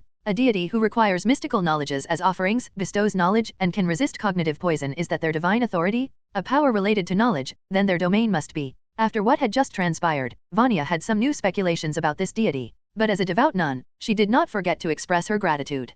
Praise be to my lord. No. Praise be to the great Akasha. Thank you for shielding me from the taint of forbidden knowledges. Beside Vanya, Dorothy, who had also witnessed the event, nodded in thought. She had gained new insights into the capabilities of this system. So it can also help others transform their spirituality? It seems like it can't grant them complete immunity to cognitive poison like I have, but it allows them to rapidly digest it while accumulating their own spirituality. If I plan to recruit followers in the future, this could be incredibly useful. And now that Vanya has already absorbed the spirituality of the Song of the Lamb. As she pondered, Dorothy patted Vanya, who was still solemnly expressing her gratitude. Ah, Miss Dorothy, I almost forgot to thank you. Your advice to pray to them was really effective. I didn't expect that, Vanya began, only for Dorothy to cut her off with a wave of her hand. This is no time for long discussions. Their ritual is reaching its critical moment. I'm giving you something, get ready to act. Giving me something? Vanya asked in confusion. Meanwhile, on the other side, Lure's advancement ritual had reached its crucial phase. At the edge of the magic circle surrounding Lure, 7 children repeatedly chanted the Song of the Lamb. Their chorus echoed through the chapel, and the flames of the burning candles had, at some point, turned crimson, bathing the surroundings in a red glow. Moonlight streamed in through the windows, adding silvery highlights to the eerie hue. It's time. Seated at the center of the circle, Lure murmured as he pulled a small piece of papyrus from his robes. The parchment was adorned with intricate symbols, and at its center were 2 spiritual symbols, shadow and revelation. This was a sigil, a dream anchor sigil. A rare and invaluable item, it was the key to the next step of Lure's advancement ritual. This dream anchor sigil bore the coordinates of a dream cocoon belonging to a high-ranking figure in the church Lure had once served. Lure had once studied under this individual and, through great effort and flattery, had received a promise. During Lure's advancement ritual, this figure would act as his guide, and this sigil was the tangible form of that promise. By using it, Lure would enter the dreamscape, find his former mentor, and have them officiate the ritual from within the dream. At that moment, concealed in the shadows of the upper floor, Dorothy's eyes widened. That's a sigil? The spiritual aura it radiates is shadow and revelation. Could it be? Struck by realization, Dorothy reached into her coat and retrieved a similar sigil she had taken from the Buck mansion. Thanks to her passive appraisal ability, she could clearly perceive its spiritual meaning, shadow and revelation. As I thought, the one in his hand is also a dream anchor sigil. The ritual hasn't involved any other guiding object so far, so he must be trying to contact a guide through a dream. Just as Vanya had speculated earlier, in the mysticism world, summoning assistance from afar was often done through dreams. Without hesitation, Dorothy pressed her sigil to her forehead. As the parchment burned away, she paid a price of 1 point of shadow to activate it. Swiftly, she closed her eyes and entered the dream, moving even faster than Lure. Inside the dream, Dorothy stood up from her bed in her apartment on Southern Sunflower Street. Without pause, she began chanting. In the name of Akatosh, I shall grow wings. With force, I will soar to the heavens. With balance, I shall pass through storms. As the spell resonated, Dorothy's dream body became enshrouded in a dense, golden-orange radiance. Segments of a colossal dragon's spine extended outward, shattering the ceiling. Sturdy, rock-like scales swiftly formed across the growing frame. Moments later, a massive, 15 to 16 meter long dragon, adorned with spiked horns and a barbed tail, stood atop the ruins of the building. Dream Manifestation Dragon. With a mighty roar toward the blackened sky, Dorothy, in her draconic form, tore open a passage to the dreamscape. Spreading her wings, she soared out of her dream cocoon and into the dreamscape's forest. As soon as she emerged, she saw a hazy, ethereal doorway floating outside her dream cocoon. The door's surface shimmered with layered light and distorted images, its destination unknown. Dorothy knew this was the effect of the dream anchor sigil. By using one, a portal to a fixed dream coordinate would appear outside her dream cocoon. And the sigil she had used came from Buck, meaning its coordinates led directly to Buck's mentor Lure. Without hesitation, Dorothy flapped her massive wings and propelled herself into the spectral doorway. At the center of the ritual circle, Lure examined the sigil in his hands, memories of his mentor surfacing in his mind. After a brief moment of reflection, he pressed the sigil to his forehead, allowing it to burn away before closing his eyes and entering the dream. Within the dream, he found himself standing on a vast plain under a blood-red moon. Slowly, he began to chant. Oh, Blood Shadow Wolf, grant me a powerful body, sharp claws, the speed to race across the plains, and the strength to hunt all lesser beings. As he spoke, his dream body underwent a transformation. Red and black mist enveloped him, and when it dispersed, a towering, 3-meter-long wolf with black fur and glowing crimson eyes stood in his place. Dream Manifestation Gargantuan Wolf. Letting out a piercing howl, the wolf opened a pathway from his dream to the outer dream realm and leapt through. Now, all that remained was to use the Dream Anchor Sigil's portal to reach his mentor's dream cocoon. However, as Lure stepped out of his dream cocoon, he found himself facing something entirely unexpected. Instead of the familiar ethereal doorway, a colossal shadow loomed before him. What is this? Perched atop his dream cocoon, towering over the forest, was a massive, nightmarish form. Vast black wings stirred tempests in the air. A massive, armored body, covered in obsidian scales like unbreakable stone, hovered above. Jagged spikes lined its form, shaping an apocalyptic silhouette unseen outside of ancient myths. From beneath its wild, twisted horns, a pair of contemptuous eyes gazed down upon him. Somewhere in the dreamscape, within a forested area, above a dream cocoon suspended from an ancient tree, the black wolf mimicked by Buck stared in astonishment at the enormous spectacle before him, something he had never seen before. His mind went blank, and it took him a moment to react. Is that a dragon? What kind of joke is this? There are dragons in the dreamscape? Is it a dreamscape creature? No, that's impossible. Even among dreamscape creatures, nothing as exaggerated as a dragon exists. This must be an illusion of the dreamscape. It can only be an illusion. As Lure was caught between shock and confusion, struggling to rationalize what he was seeing, the massive dragon that soared into the sky began to move. She swung her long tail, covered in thick, sharp spikes, lashing it like a giant whip toward the black wolf that Lure had transformed into. The range was immense, the speed was terrifying. The gust of wind stirred by the tail whip roared like a tempest. Before Lure's wolf form could even react, it was shattered into fragments. His final thought before disappearing was, "It seems, it's not an illusion." After smashing Lure's black wolf form to pieces with a single strike of her tail, Dorothy, still in her massive dragon form, turned her gaze to the enormous dream cocoon before her. She flew over to it, and with her sharp fangs and claws, she tore through the cocoon in an instant, creating several massive gashes. Lure's dream cocoon was severely damaged, and in Dorothy's eyes, it crumbled into nothingness. Just as Lure was about to travel through the dreamscape in search of his guide, Dorothy had caught him the moment he stepped out. Humph. Forced to wake up? Huh. Watching the remnants of the dream cocoon vanish, Dorothy let out a cold chuckle. She didn't bother with anything else immediately. She dismissed her dreamscape transformation and awakened in reality. The battle in the dreamscape had ended in an absolute, overwhelming victory. But in reality, the real fight had just begun. Inside the ceremonial chapel, at the center of the ritual and the hymn, Lure, who had been seated in his chair, dreaming, suddenly opened his eyes. Clutching his head, he let out a blood-curdling scream, as if he had suffered a devastating blow. His mimicry had been destroyed, his dream cocoon shattered, the violent backlash from the dreamscape nearly broke his spirit. The excruciating pain made it feel as though his brain was being torn apart, and blood-red tears trickled from his wide-open eyes. "Mentor? What's happening?" Seeing this, Bill and Fetch rushed forward, wanting to check on him. However, due to Lure's sudden outburst, the advancement ritual collapsed. A strange whirlwind stirred in the room, blocking their path. The ritual's disruption also affected the children, who had been singing in unison. They all collapsed, unconscious. What is happening? From a hidden spot on the upper floor, Vanya gasped in astonishment at the sudden anomaly. Nearby, Dorothy, who had just awakened, quickly spoke up. "I called upon a dreamscape emissary of the one above. That bastard's dreamscape mimicry was destroyed. He's suffering a mental backlash right now." "A dreamscape emissary? They actually has a dedicated envoy in the dreamscape? And it can even respond to prayers?" Vanya found it hard to believe, but Dorothy cut her off impatiently. "Of course. But there's no time to explain. Move now. Move? Got it." Hearing Dorothy's command, Vanya immediately aimed her rifle at Lure, who was writhing in agony below. After consuming lantern spirituality, her will sharpened to an unprecedented level. Her mind became empty, her focus absolute, and her vision enhanced. She could feel an unseen force guiding her aim. This was the ability of apprentice rank lantern beyonder, the guider. By burning the lantern spirituality, they could concentrate their will, enter an unshakable state of focus, and significantly enhance their vision. In the spiritual domain, one of the lantern's representations was focus. In the sensory domain, it manifested as sight. This unique property made the lantern beyonders as ideal sharpshooters. "Oh Lord, grant me illumination." Bang! Murmuring a prayer, Vanya pulled the trigger. With a thunderous gunshot, the bullet flew straight down, cutting across most of the chapel before piercing Lure's skull. His cranium shattered.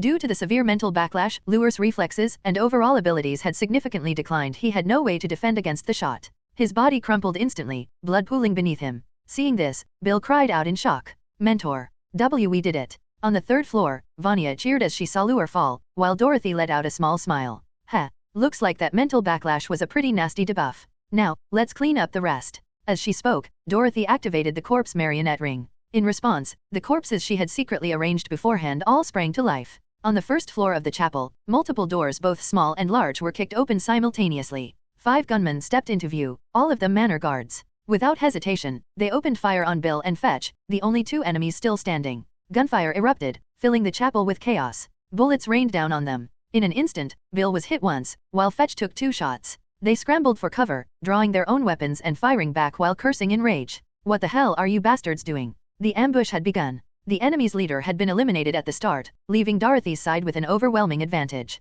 Finishing this battle was only a matter of time. Just as Dorothy was about to press the attack and complete the final sweep, something happened in the center of the ritual formation. The body of Lure, which had collapsed in the middle of the formation, suddenly emitted a faint crimson glow from the large red gemstone embedded at the tip of a cane strapped to his waist. As the enormous reserves of chalice stored within the gemstone rapidly depleted, the bullet wound in Lure's skull began to heal at an alarming speed. Within moments, his pale, lifeless face regained its vitality. This cane previously wielded by Buck actually belonged to Lure in the first place. It was a mystical artifact, and it seemed to possess the ability to consume stored chalice spirituality to restore its wielder from a fatal injury. Ha, ha, intruders, all of you, will pay. Clutching his still throbbing head, Lure slowly stood up from within the ritual circle, scanning the enemies before him with eyes burning with fury. As he rose, coarse black fur sprouted across his body. A series of cracking sounds filled the air as his bones shifted and expanded. His skin turned an eerie shade of green, his mouth elongated into a snout with sharp fangs, and his fingers grew into deadly claws. His height rapidly increased, reaching nearly 2 meters. Within moments, a towering humanoid creature, covered in thick black fur and exuding countless beastly traits, stood at the center of the formation. This was Lure's true form, the Black Earth rank, Beastman. You will all die. Late at night, within the confines of the field manor, the battle commenced. On one side of the third-floor corridor of the chapel, Dorothy remained hidden in the shadows. The moment she confirmed that Lure had been shot in the head and collapsed, she commanded 5 pre-prepared corpse marionettes to charge into the chapel simultaneously. Armed with firearms, they unleashed a barrage of bullets upon the remaining Bill and Fetch, forcing them behind cover. Dorothy's corpse marionettes had breached the chapel from the front, which meant that Bill and Fetch, under heavy fire, had taken cover near the ritual circle at the far end of the chapel. In order to return fire, they had positioned themselves with their backs completely turned to the ritual array, an arrangement that was no coincidence but was deliberately orchestrated by Dorothy. Now, all Dorothy needed to do was relinquish control of one of her corpse marionettes and reanimate the deceased mentor lying within the ritual circle. With Bill and Fetch's backs fully exposed, it would be an effortless assassination, 2 quick kills to conclude this ambush, wrap things up, and call it a night. However, just as Dorothy attempted to reanimate the mentor's corpse, she froze. Her spiritual link failed to connect. The mentor's body was unfit for transformation into a corpse marionette. This could only mean one thing: something truly unfortunate. He might not be dead. As if to confirm her worst fears, Dorothy watched through the eyes of her corpse marionettes as the supposedly lifeless mentor began to rise. His body was undergoing a grotesque transformation. Black fur sprouted all over him, his physique swelled, his face turned ashen, his mouth elongated into a fanged maw, and his hands morphed into razor-sharp claws. He had become a towering, 2-meter-tall hybrid of man and beast. Dorothy recognized this immediately: a beastman. A chalice beyonder, who had advanced through the shadow as an auxiliary spiritual attribute, reaching the Black Earth rank. This particular beyonder path was one of hunting and devouring, turning oneself into a beast to reign supreme as a predator. What the hell? How is that guy still standing after getting shot in the head? Aldrich never mentioned that Beastman had such an ability. Could it be some kind of mystical artifact? Hidden in the shadows, Dorothy felt a growing sense of unease. At that moment, the newly resurrected, beast-like Lure roared and lunged toward the corpse marionette's firing positions. A black blur shot through the hail of bullets, and in an instant, the beastly Lure had closed the distance. With a single sweep of his razor-sharp claws, he slashed through 3 corpse marionettes. The wounds were massive, nearly severing their torsos entirely. Bones, muscles, and spines shattered. The damage was so severe that the marionettes were rendered completely inoperable. Spirituality aligned with shadow was easily imbued into weapons, making them sharper. Lure's claws, infused with shadow, were as lethal as blades. Combined with the superhuman physical strength provided by the chalice, his attacks could effortlessly tear apart his foes. Mentor, you've recovered. Upon witnessing this, Bill and Fetch shouted in delight. But before Lure could respond, bang! Another gunshot rang out. From the upper floor, Vanya pulled the trigger once more, targeting the beastified Lure. Although his mind was still fogged by mental fatigue, he was no longer an easy target. At the crucial moment, Lure twisted his body, taking a bullet to the shoulder instead of the head. He then turned his gaze upwards, his beastly, merciless eyes locking onto Vanya, who was gripping her rifle. The sight made Vanya's heart leap in fear. What the hell? He's standing again? Didn't I just shoot him in the head? There's a sniper above. A dog of the church? Get up there and kill her. Understood. Following Lure's command, Bill and Fetch abandoned their firearms and swiftly climbed over the railings, leaping onto the upper floor. Lure himself prepared to jump up as well, but just then, something unexpected happened. 3 new guards rushed in from outside the chapel, joining the 2 remaining ones to form a 5-man squad. Brandishing blades, they charged at Lure with inhuman speed. Faint chalice insignias glowed on their foreheads. The moment Dorothy saw Lure moving toward Vanya, she immediately activated 3 more corpse marionettes from her reserves outside. Along with the remaining 2, they all had devouring sigils imprinted on them. Burning up the last vestiges of their spirituality, they surged toward Lure to obstruct him. Outside the chapel, the entire manor had already been cleared by Dorothy in secret. The bodies of all the low-ranking guards had been stacked near the entrance, a total of more than 10 corpses. These were Dorothy's reinforcements. Whenever a gap in her marionette army arose, she would simply animate more from the stockpile. Now bearing devouring sigils, the corpse marionettes gained an enormous boost in physical capabilities.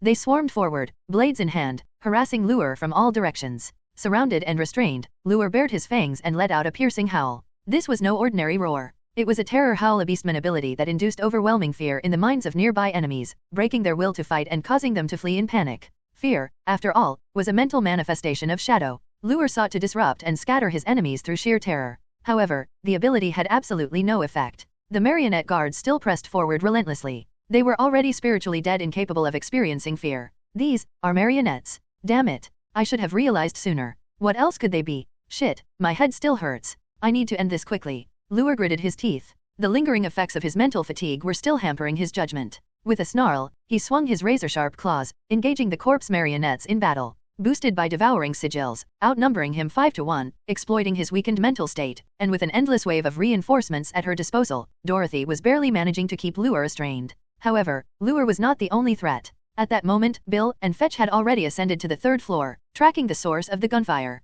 The only one left to stop them was Vanya. T-Theory already up here. I am not ready for this. Seeing the two chalice beyonders rapidly approaching, Vanya clutched her gun tightly, panic surging through her veins. Relying on the extraordinary physique granted by the chalice path, Bill and Fetch swiftly vaulted onto the 3rd floor railing corridor, completely bypassing the staircase. Following Lure's orders, their mission was to eliminate the sniper positioned above Vanya. As the enemies rapidly ascended using the pillars and railings, Vanya, though internally flustered, did not let it affect her actions. She chambered the next round, raised her rifle, aimed, and pulled the trigger once more. With another gunshot ringing out, Fetch, who was gripping a pillar, was struck in his right hand, blood spurting from the wound. Losing his balance, he let out a scream as he plummeted downward, landing headfirst on the tiled floor, where he remained motionless. Although Vanya, a nun serving in an administrative role, had little battlefield experience, the spiritual focus provided by the lantern path allowed her to barely suppress her panic and maintain composure at this critical moment. She had managed to take down one opponent, but this meant that the other was left unchecked. Using Fetch as a foothold, Bill successfully climbed onto the 3rd floor corridor, landing nearly 5 meters away from Vanya. Seeing this, Vanya, who had just begun pulling the bolt to reload, could no longer conceal the panic on her face. He's up here. Noticing Vanya's distressed expression, Bill felt a surge of confidence. He understood the characteristics of the lantern path within the church. Engaging in a long-range firefight from below would have been a losing battle. But now that he had closed the distance, the situation was entirely different. In close combat, the chalice beyonder far outclassed the lantern path. You're finished, church lapdog. As he spoke, Bill drew a short sword from his waist and charged at Vanya. In desperation, Vanya threw her rifle, still in the process of reloading, directly at him. Bill deflected the rifle with his sword, but in that brief moment, Vanya pressed a piece of parchment against her forehead. "Oh Lord, forgive me for invoking this heretical power." As the parchment swiftly burned away, a faint chalice insignia appeared on Vanya's forehead. This was the devouring sigil. Dorothy had given it to her not long ago. After Dorothy had extracted the cognitive poison from the Song of the Lamb into spirituality, Vanya had gained a reserve of chalice spirituality, allowing her to activate the sigil. After knocking aside the rifle, Bill slashed at Vanya with his sword. Now physically enhanced, Vanya swiftly retreated 2 steps to evade the attack and kicked open a long box beside her. She turned, pulling out a rapier, another weapon she had prepared in advance, just like the rifle. Gripping the sword, Vanya's expression turned resolute. Seizing the moment when Bill was resetting his stance, she lunged forward with an arcing step, slashing at him. Alarmed, Bill hastily raised his sword to block, barely fending off the strike. Such speed? Wait, aren't Radiant's church members mostly gunners? What's with this swordsmanship? Barely managing to parry, Bill was stunned. But Vanya's assault did not relent. Following her first strike, she adjusted her angle and lunged again. This time, Bill dodged at the cost of a minor wound. Yet it was far from over. Vanya's strikes poured down like a torrential storm. Bill was utterly overwhelmed, unable to properly counter or evade, his defenses crumbling. At this moment, their raw physical strength was evenly matched, but Vanya's swordsmanship vastly outclassed Bill's crude skills, giving her a clear advantage. The corridor rang with the crisp clashes of steel. Bill, slashed and pierced from countless directions, was soon drenched in blood. Under Vanya's relentless offensive, he could neither counterattack nor properly defend himself. He was only managing to protect his vital points. Were he not a chalice beyonder, he would have collapsed already. However, even such desperate defense could not last much longer under this suffocating assault. Just as Vanya dominated the duel with her superior swordsmanship, an abrupt anomaly occurred. In an instant, every light source around them vanished. The surroundings were swallowed by darkness. A short while earlier, inside the chapel, the beastman Lure was locked in a brutal clash with the numerous corpse marionettes controlled by Dorothy. Despite the enhancement of devouring sigil, the corpse marionettes struggled to resist Lure. The fusion of the chalice path's strength and the shadow path's sharpened attacks allowed Lure to effortlessly tear apart a marionette with a single swipe. Though the marionette's attacks could leave wounds on his beastly body, they were all superficial. As a black-rank chalice beyonder, Lure's vitality had reached a level where he could completely disregard such injuries. In just 2 to 3 minutes, Dorothy had already lost half of her corpse marionettes. The chapel was littered with dismembered bodies, the floor awash with blood. Is this guy even human? Peering through the drapes of a third-floor room, Dorothy grumbled in frustration as she observed Lure's overwhelming speed in dispatching her marionettes. Just as she was estimating how much longer her remaining forces could hold, an unexpected change unfolded. After tearing apart another marionette, the beastly Lure suddenly leaped back, momentarily disengaging from the battle. Then, using his blood-stained claws, he fished out a small object from the tattered remains of his clothing. It was a black candle. Through her passive appraisal ability, Dorothy immediately recognized it as a mystical artifact, an item of the Shadow Path. A mystical artifact? What's its function? Dorothy wondered, but she didn't pause her actions. She promptly summoned 5 more corpse marionettes to charge at Lure. At this point, there's no need to conserve spirituality, let's end this quickly. With that thought, Lure began channeling his shadow spirituality into the candle. Soon, an eerie silver flame flickered to life atop the black wax. Then, Lure brought the burning candle to his lips and with a single breath, he blew it out. The moment the candle was extinguished, every single light source in the mansion vanished alongside it. Through this bizarre artifact, Lure had snuffed out all illumination within a vast area, plunging the entire field manor into absolute darkness. Only faint moonlight flickered weakly through the windows. Melding into the shadows, Lure disappeared from view. Dorothy's corpse marionettes lunged at where he had been, but their attacks struck nothing but empty air. At that moment, Dorothy realized that her marionettes could no longer perceive Lure's presence at all. He's merged with the darkness using the power of shadow. He's completely undetectable. Dorothy's expression darkened. She relied on her corpse marionette's vision to gather battlefield information, but now surrounded by pitch-black darkness she was effectively blind. If they couldn't see the enemy, they couldn't attack. Yet within this darkness, the enemy could see them. Swish. A faint, eerie noise whispered through the void followed by the dull thud of something hitting the floor. Dorothy sensed that one of her marionettes had been incapacitated. Swish, swish, swish. The sounds continued in rapid succession. One by one, her corpse marionettes were torn apart by unseen attacks from the shadows. In mere moments, all of her controlled undead had been annihilated. Hidden in the darkness, Lure licked the blood from his claws and turned his gaze toward the 3rd floor. The marionettes have been purged. Now, it's time to hunt the marionettist. Late at night, Field's vast manor was shrouded in complete darkness. Due to Lure's use of a shadow mystical item, all the manor's lights had been forcibly extinguished. Coincidentally, clouds drifted across the sky, obscuring even the moon, plunging the surroundings into an almost lightless abyss. In one of the corridors, the sudden darkness saved Bill's life. He had been suffocating under Vanya's relentless onslaught of sword strikes, barely holding on.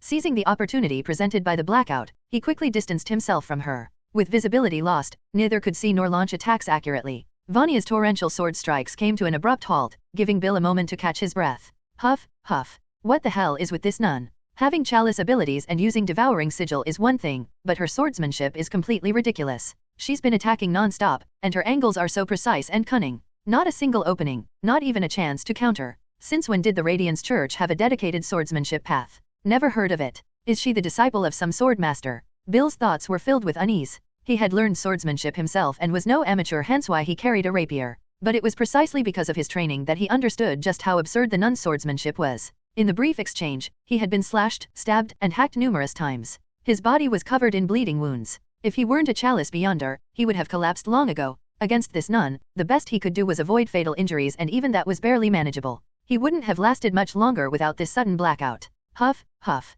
All the lights are out. The mentor must have used the extinguishing black candle. That means I'm saved, and I can counterattack. As this thought crossed his mind, Bill, his body covered in wounds and blood, pulled out a piece of parchment from his person. It was adorned with intricate symbols and the mark of shadow. This was a sigil of shadow. Silent sigil. Bill activated the sigil. Under the spiritual protection of shadow, all sounds he made were suppressed to the bare minimum, so faint that an ordinary person's hearing would not detect them. To Vanya, Bill would become completely silent. As Lure's true student, Bill was destined to walk the same path as his mentor, the path of the beast. One day, he would advance as a beastman. As such, his body already accumulated the spirituality of shadow, granting him the qualifications to use shadow sigils. No matter how skilled your swordplay is, if you can't see your opponent, you can't use it. And if you can't hear me either, you won't even know where I am. Now you can neither see nor hear me, let's see how you handle this, nun. With this in mind, Bill firmly gripped his sword and began moving noiselessly through the darkness. He was certain the nun had lost track of him, whereas he could still locate her because he was a taster. Even in the darkness, he could smell her scent. Although his eyes could not see, Bill was certain that the nun stood just ahead, motionless, seemingly on high alert, afraid to act rashly. He knew that, aside from some special branches, most apprentice rank lamp beyonders did not yet possess night vision. Now, standing in the darkness, Bill was convinced that the nun had become his prey. Using his enhanced sense of smell, he circled behind her in absolute silence and tightened his grip on his sword. Your light extinguishes here as well, Radiance Nun. Shrouded in silence, Bill whispered and swung his sword toward the source of the nun's scent, expecting the thrill of revenge. However, what happened next caught him completely off guard. Instead of the sensation of his blade sinking into flesh, a crisp, ringing clash shattered the darkness. Clang? What? She blocked it? Impossible? She shouldn't be able to see or hear me. Bill was stunned as he registered the sensation in his hands and the clear sound of clashing weapons. At that moment, the clouds outside drifted past, allowing the faint moonlight to filter through the windows, gently illuminating the scene before him. In front of him stood the platinum-haired nun, sword in hand, perfectly blocking his attack. But what truly astonished Bill was that her eyes, behind her glasses, were gently closed. Her eyes are closed. This is... Before he could fully process the situation, the nun shifted her stance, forcefully redirecting his sword to the side, embedding it into the wooden railing nearby, effectively limiting his movement. Seizing the opening, she swung her blade once more, this time slashing straight for his throat. Bill failed to block in time. Eyes wide open, blood gushed from his throat as he collapsed. Praise the Lord, for lighting the lamp of my heart to illuminate the darkness. Habitually reciting a prayer, Vanya deactivated her insight and opened her eyes to gaze at Bill's lifeless body. She instinctively took 2 steps back. Once her focused state faded, her heart began pounding wildly once more. Taking deep breaths, she forced herself to calm down and turned her gaze to the bloodied blade in her hand. I won. I defeated a heretic beyonder? Incredible. This divine swordsmanship is truly remarkable. Even someone like me can stand against other beyonders. Though she had emerged victorious, Vanya still found it difficult to believe. It felt unreal, as though she couldn't accept that she had done this herself. Sinking to the ground, she exhaled deeply, relief washing over her. Yet, as she glanced into the depths of the darkened corridor, a new wave of worry surfaced. It's over on my side. But I wonder how Miss Dorothy is doing right now. A little earlier, elsewhere on the 3rd floor of the manor, there was a spacious room with large windows. Various weapons were displayed inside several sets of knight armor, spears, and swords mounted on the walls. A large tapestry adorned the room, bearing the emblem of the Field family crest. Beneath the tapestry stood an old, full-plate knight's armor, positioned in a battle-ready stance, gripping a spear and pointing it forward, as if confronting a vast army without fear. This was the villa's armory, a place to display weapons and armor. The Field family had long been a noble lineage with deep roots in the region. It was only natural for them to have a hall dedicated to their ancestors' martial glory. At this moment, Dorothy stood inside the dimly lit armory, her face grave as she contemplated. He's gone. After using the darkness to destroy all my corpse marionettes, he vanished. Aside from the area near the windows, the entire villa is pitch black. I have no idea where he is. I ruined his advancement ritual, he won't let me go. He's definitely searching for me right now. A beastman in its beast form possesses a superior sense of smell, surpassing even an apprentice rank chalice beyonder of the glutton path. It moves swiftly in the dark, conceals itself with ease, minimizes noise, and its claws are sharper than blades. Its stamina and vitality surpass those of a craver. However, it still has vital weak points, and can instill fear within a small area with its roar. Recalling the intelligence she had gathered from Aldrich regarding beastmen, Dorothy strategized carefully. She had to prepare for a direct confrontation with Lure. The first step was to choose the battlefield. Since the beast was coming for her, she had the right to determine the terrain. Surveying the room under the faint moonlight, Dorothy meticulously examined her surroundings and then slowly nodded. Here. This is the place. Darkness still shrouded the vast Field manor. In the expansive weapon display room, Dorothy stood at the center, carefully surveying her surroundings before nodding to herself. She decided that this would be the place for her final showdown with Lure. The space is large enough. The number of entrances is a bit excessive, there are openings from every angle. It's manageable. Now, I just need to find a few things. First, a cane. With that thought, Dorothy began searching around the room for a cane. However, after looking twice, she found nothing, causing her brows to furrow slightly. Nothing. In that case, her gaze shifted to a nearby stool. Without hesitation, she placed a devouring sigil on herself, then flipped the stool over and forcibly broke off one of its legs. This will have to do. Holding the broken stool leg, Dorothy moved back to the center of the spacious room. From her pouch, she retrieved 3 gold coins and wedged them into the cracks at the broken end of the wooden leg. Then, gripping the leg like a cane, she focused her mind and silently recited a divination prompt. The direction from which the threat hidden in this mansion will strike. After finishing the incantation, she let go of the makeshift cane and allowed it to fall freely. It landed, pointing toward the northwest corner of the room. Dorothy glanced in that direction. It was shrouded in darkness, making it difficult to discern anything. This was staff divination, or cane divination, a simple ritualistic form of divination typically used for navigation or directional guidance. In this case, Dorothy was using it to determine from where danger would arise. Having noted the direction, Dorothy picked up the cane and removed the coins she had inserted. Under the dim moonlight, she examined them and found that 2 of the 3 coins had lost their luster. This indicated that 2 coins had been drained of their stored lantern, confirming that the divination had consumed 2 points of revelation. So you only have a mere 1 shadow and 1 revelation as your counter-divination resources? How pathetic. Dorothy understood the reason for the extra expenditure in this divination. Her target carried an anti-divination artifact. Expecting resistance, she had prepared additional resources in advance. Judging by the results, her divination resources had been countered by 1 shadow and 1 revelation, while the remaining 1 lantern and 1 revelation successfully took effect, allowing her divination to proceed. Thus, 2 coins turned black, and she had expended 2 points of revelation. For those without a structured divination system like hers, counter-divination was usually achieved by carrying objects imbued with pre-stored spirituality. Unlike a person's innate spirituality, the spirituality within objects depletes automatically and unnoticed, unless deliberately checked afterward. This meant that Lure had just been divined but remained unaware of it, unless he suddenly decided to inspect his anti-divination artifact. However, he was currently too focused on hunting his enemy to do so. Now that I know where he's coming from, the next step. Dorothy reached into her pocket and retrieved a copper pocket watch. She flipped it open, revealing a damaged clock face. The watch had no glass cover, its hour, minute, and second hands all motionless and loosely attached, as if carelessly fastened. Mysterious occult markings adorned the watch's lid, bearing the symbols of lantern and revelation. This was another divination tool she had prepared in advance, a modified ordinary pocket watch, capable of performing a different kind of divination. Dorothy placed the last remaining gold coin on the watch's lid and pressed her finger against the dial. She focused intently and recited another divination prompt. The time I will be attacked. As soon as she finished speaking, she spun the watch hands. Since they had been intentionally loosened, they whirled rapidly before gradually coming to a stop at a specific time. This was clock divination, one of the techniques Dorothy had purchased from Aldrich, used to predict an event within the span of a single day. By the time she had used staff divination earlier, she had already depleted her 5 innate points of revelation. Fortunately, she had additional accumulated revelation stored as experience, allowing her to complete this divination. 231:25. She memorized the time and stowed the pocket watch. Then, she pulled out another functioning pocket watch, its hands precisely aligned with the correct time. The current time is 2 hours and 28 minutes. That means he will find me and launch his attack in exactly 3 minutes and 25 seconds. Alright then. Let's do this. After pocketing both the watch and the remaining coin, Dorothy crouched beside a display case, positioning herself as if she were hiding in fear. She then closed her eyes and patiently waited. As time passed, the moon outside became obscured by drifting clouds. With the moonlight gone, the weapon display room plunged into total darkness, nearly pitch black. Amid this darkness, everything fell into complete silence, the only perceptible rhythm being the steady beating of her heart. Then, within these shadows, a figure silently slipped through an open window, entering the weapon display room without a sound.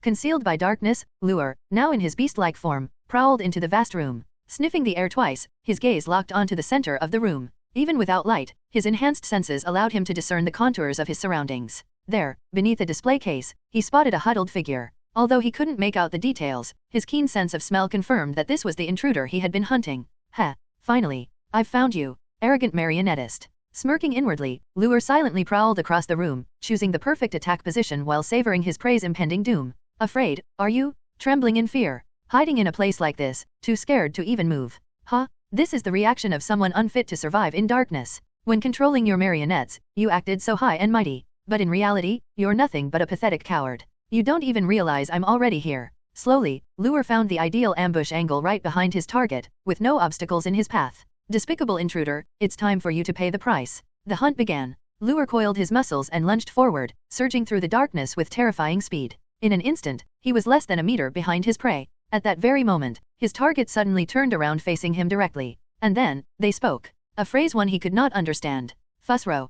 Fussrow. A voice from an ancient past echoed in the darkness, resonating like a thunderclap through the mountains. The vast, time-worn language transformed into words, then into a roar, as Dorothy shouted toward the beast lunging at her from the shadows. With a deafening crash, the glass windows of the entire manor shattered simultaneously. The force of the language-turned impact struck the beast now less than a meter away from Dorothy at point-blank range. An invisible yet immense shockwave slammed into his body. Combined with the beast's own forward momentum, the opposing forces crushed his internal organs, shattered his bones, and twisted his entire form under the sheer power of the impact. His fanged mouth gaped wide, his bulging eyes nearly popping out of their sockets. Then, propelled like a baseball struck by a bat, the beast was hurled backward. The shockwave spread outward, flipping over nearby display cases. The beast's trajectory sent him hurtling toward a tapestry-adorned wall, where a knight in plate armor stood, its spear aimed forward. Now, the knight's spearhead was perfectly aligned with the beast's airborne back. The spear's base was braced against the wall behind it. Ah! The beast howled as he was impaled. The spear pierced straight through his back, its tip bursting from his chest. Yet, the beast's momentum was still not spent. He continued flying backward, shattering the knight's armor before slamming into the wall behind. Cracks spread across the surface before the wall finally gave way, blasting open a hole. The beast crashed through, flew across a corridor, smashed through a second wall, and only after colliding with the third wall inside the next room did he finally come to a stop. This was the second stage of Dorothy's unrelenting force shout. The first stage, fuss, meant force. A single utterance of it could generate a short-range shockwave to repel foes. The second stage, row, meant balance. Used after the first stage, it not only increased power but also enhanced precision. The shockwave, which would normally disperse, could now be focused, further amplifying its impact on a single target. Additionally, it allowed Dorothy to control the direction of the force, guiding it exactly where she wanted. Using her staff for divination, Dorothy had pinpointed the direction from which Lure would attack. By consulting her dial, she had determined the precise timing of the attack. With these two pieces of information secured, all she needed to do was find the right spot to lie in wait. Having memorized the exact timing down to the second, and utilizing her ability as a cognizer, she could count the minutes with uncanny accuracy in her mind. Once she had chosen the location, all that remained was to count down to the moment of attack and then unleash her shout in the precise direction of her incoming foe. As for the knight in plate armor holding the spear, Dorothy had noticed it the moment she entered the room. That was why she had deliberately used the second stage of the Thursday ensuring that Lure would be blasted toward that spot, impaling him upon the spear in a carefully planned maneuver. T/N, the Thursday also referred to as Storm Voice or simply the Voice, is a form of magic which utilizes the dragon language to form dragon shouts of immense power. After the shout, the dark clouds in the sky drifted apart, allowing moonlight to once again spill into the room. The spacious exhibition hall was in ruins, shattered glass covering the floor. Dorothy picked up a gas lamp from a nearby wall, twisted its built-in ignition mechanism, and ignited the flame before turning her gaze toward the gaping hole in the wall. She then took out another devouring sigil and pressed it to herself before slowly stepping forward. Walking over broken bricks, she passed through the breached wall and emerged into the corridor outside the exhibit hall. Beyond the second broken wall, darkness loomed. She tossed the gas lamp forward, its protective frame preventing it from breaking, and its flame flickered to illuminate the scene within. In the dimly lit room, beneath the debris of the shattered third wall, a black-furred body lay half-buried in rubble. It was barely breathing, gasping weakly. Its limbs were twisted unnaturally, its ribcage visibly sunken, and a spear protruded from its chest, blood pouring from the wound in steady streams. It was a dying beast. At that moment, it feebly lifted its head, its weakened gaze fixed on the small figure standing at the breach. Blood dribbled from its mouth as it spoke in a rasping voice. Cough, cough, cough. To think it was just a little girl. I never would have imagined. Such immense power, such meticulous planning, cough, cough. Truly, unbelievable. Using the last vestiges of its strength, Lure spoke weakly. Dorothy, meanwhile, silently reached for the pistol at her waist and aimed it at the immobilized beast. Seeing this, Lure panicked, ignoring his severe injuries as he desperately pleaded. Cough, cough. Wait, don't kill me. I can be useful to you. I swear, I can be of great use. I know many secrets. I was just following orders. Bang, bang, bang, bang. Dorothy had no interest in listening to his nonsense. She pulled the trigger, emptying the entire magazine into him. The last traces of life in Lure's body faded as two final shots to the head ensured his demise.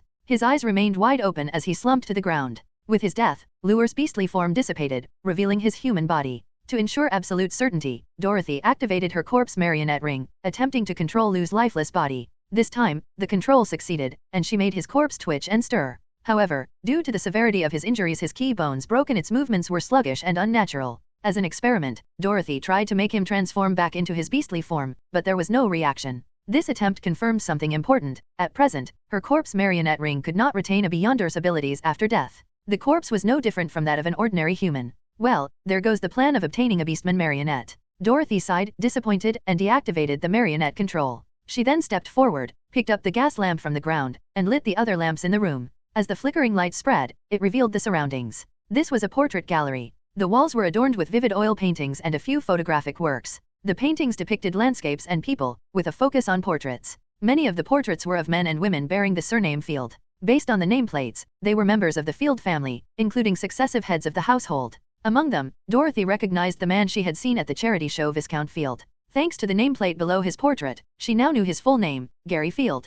T/N, it was Ian Field on Chapter 107. Meh, whatever. But the most striking painting in the room was a large oil painting depicting a knight clad in plate armor, his head bare, holding a spear pointed forward in a battle-ready stance. His posture was identical to that of the armored knight in the weapon exhibition hall. Dorothy glanced at the spear that had impaled Lure, an exact match to the one in the painting. Looking at the inscription below the portrait, she read, Arlen Field, 1st Viscount of the Field family. No wonder. That armor was displayed in that pose for a reason. Gazing at the portrait, Dorothy felt a sense of understanding. She then swept her eyes over the wrecked mansion, before finally glancing at Lu's lifeless body, still skewered by the spear. With a faint sigh, she murmured, well, I suppose this counts as avenging your family's enemy, doesn't it? Alright, enough sentimentality. It's time to get back to business. Inside the portrait gallery, after a brief moment of reflection, Dorothy finally began the necessary task that followed every great battle, cleaning up the battlefield. Just as she was about to start, the sound of footsteps suddenly echoed from the dark corridor nearby. Dorothy looked in that direction and saw a familiar figure.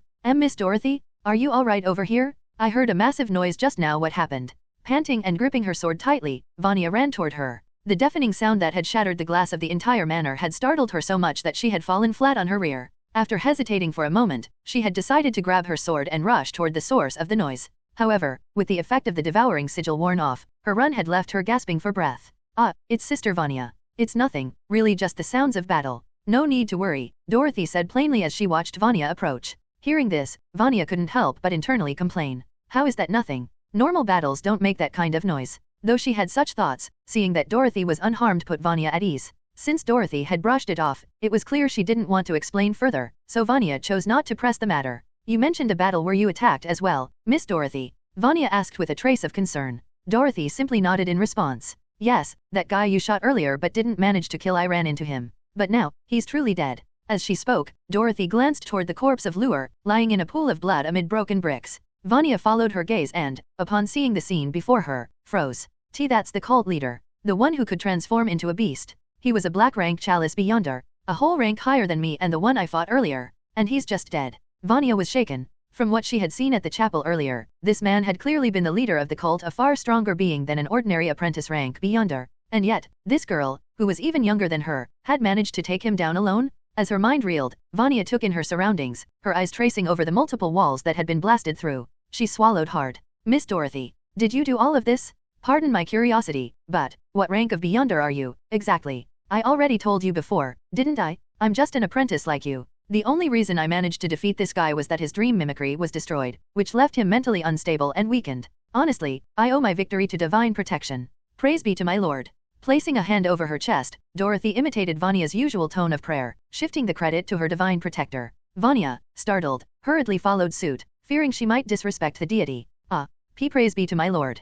Praise be to my lord. Alright, we shouldn't linger here. The Serenity Bureau and the church could arrive at any moment. Let's finish up quickly and get out of here. Watching Vanya pray alongside her, Dorothy smiled slightly. Vanya, however, looked confused. Finish up? I mean, collecting the spoils of war. With that, Dorothy approached Lure's corpse and began looting. Thanks to her passive appraisal ability, she efficiently picked through his belongings. There were 3 mystical items, a ruby-studded cane strapped to his waist, a black candle, and a copper bracelet. In addition, she found several sigils, a few spiritual containers, and some money. After thoroughly stripping Lure's body of valuables, Dorothy turned and left the room under Vanya's stunned gaze.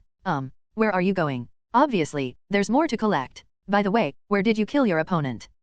Back in the corridor I came from. Got it. Let's make this quick and get out of here. As she spoke, Dorothy activated her corpse marionette ring, using it to manipulate several corpses in the manor to help her scavenge. With the assistance of multiple corpse marionettes, she was able to sweep through the manor efficiently, gathering a considerable amount of loot including 2 mystical books, a substantial sum of money, and numerous sigils. However, due to the darkness, Dorothy didn't search too thoroughly. Logic dictated that there was probably a hidden chamber in this house filled with even greater treasures, but she no longer had time to look for it. This was because Viscount Field had already been exposed. Once the Serenity Bureau regrouped, they would undoubtedly come here. To avoid getting trapped, Dorothy couldn't afford to linger. At last, she and Vanya checked on the children in the chapel. After inspecting them, Vanya confirmed that they had simply fainted due to the interrupted ritual. Relieved, the 2 girls instructed Dorothy's corpse marionettes to carry the children to a room, leaving them there to await the Bureau's arrival. Standing in the dimly lit chapel, Vanya watched as the rescued children were placed in another room, her heart swelling with emotion. Because of our intervention, these children are finally safe.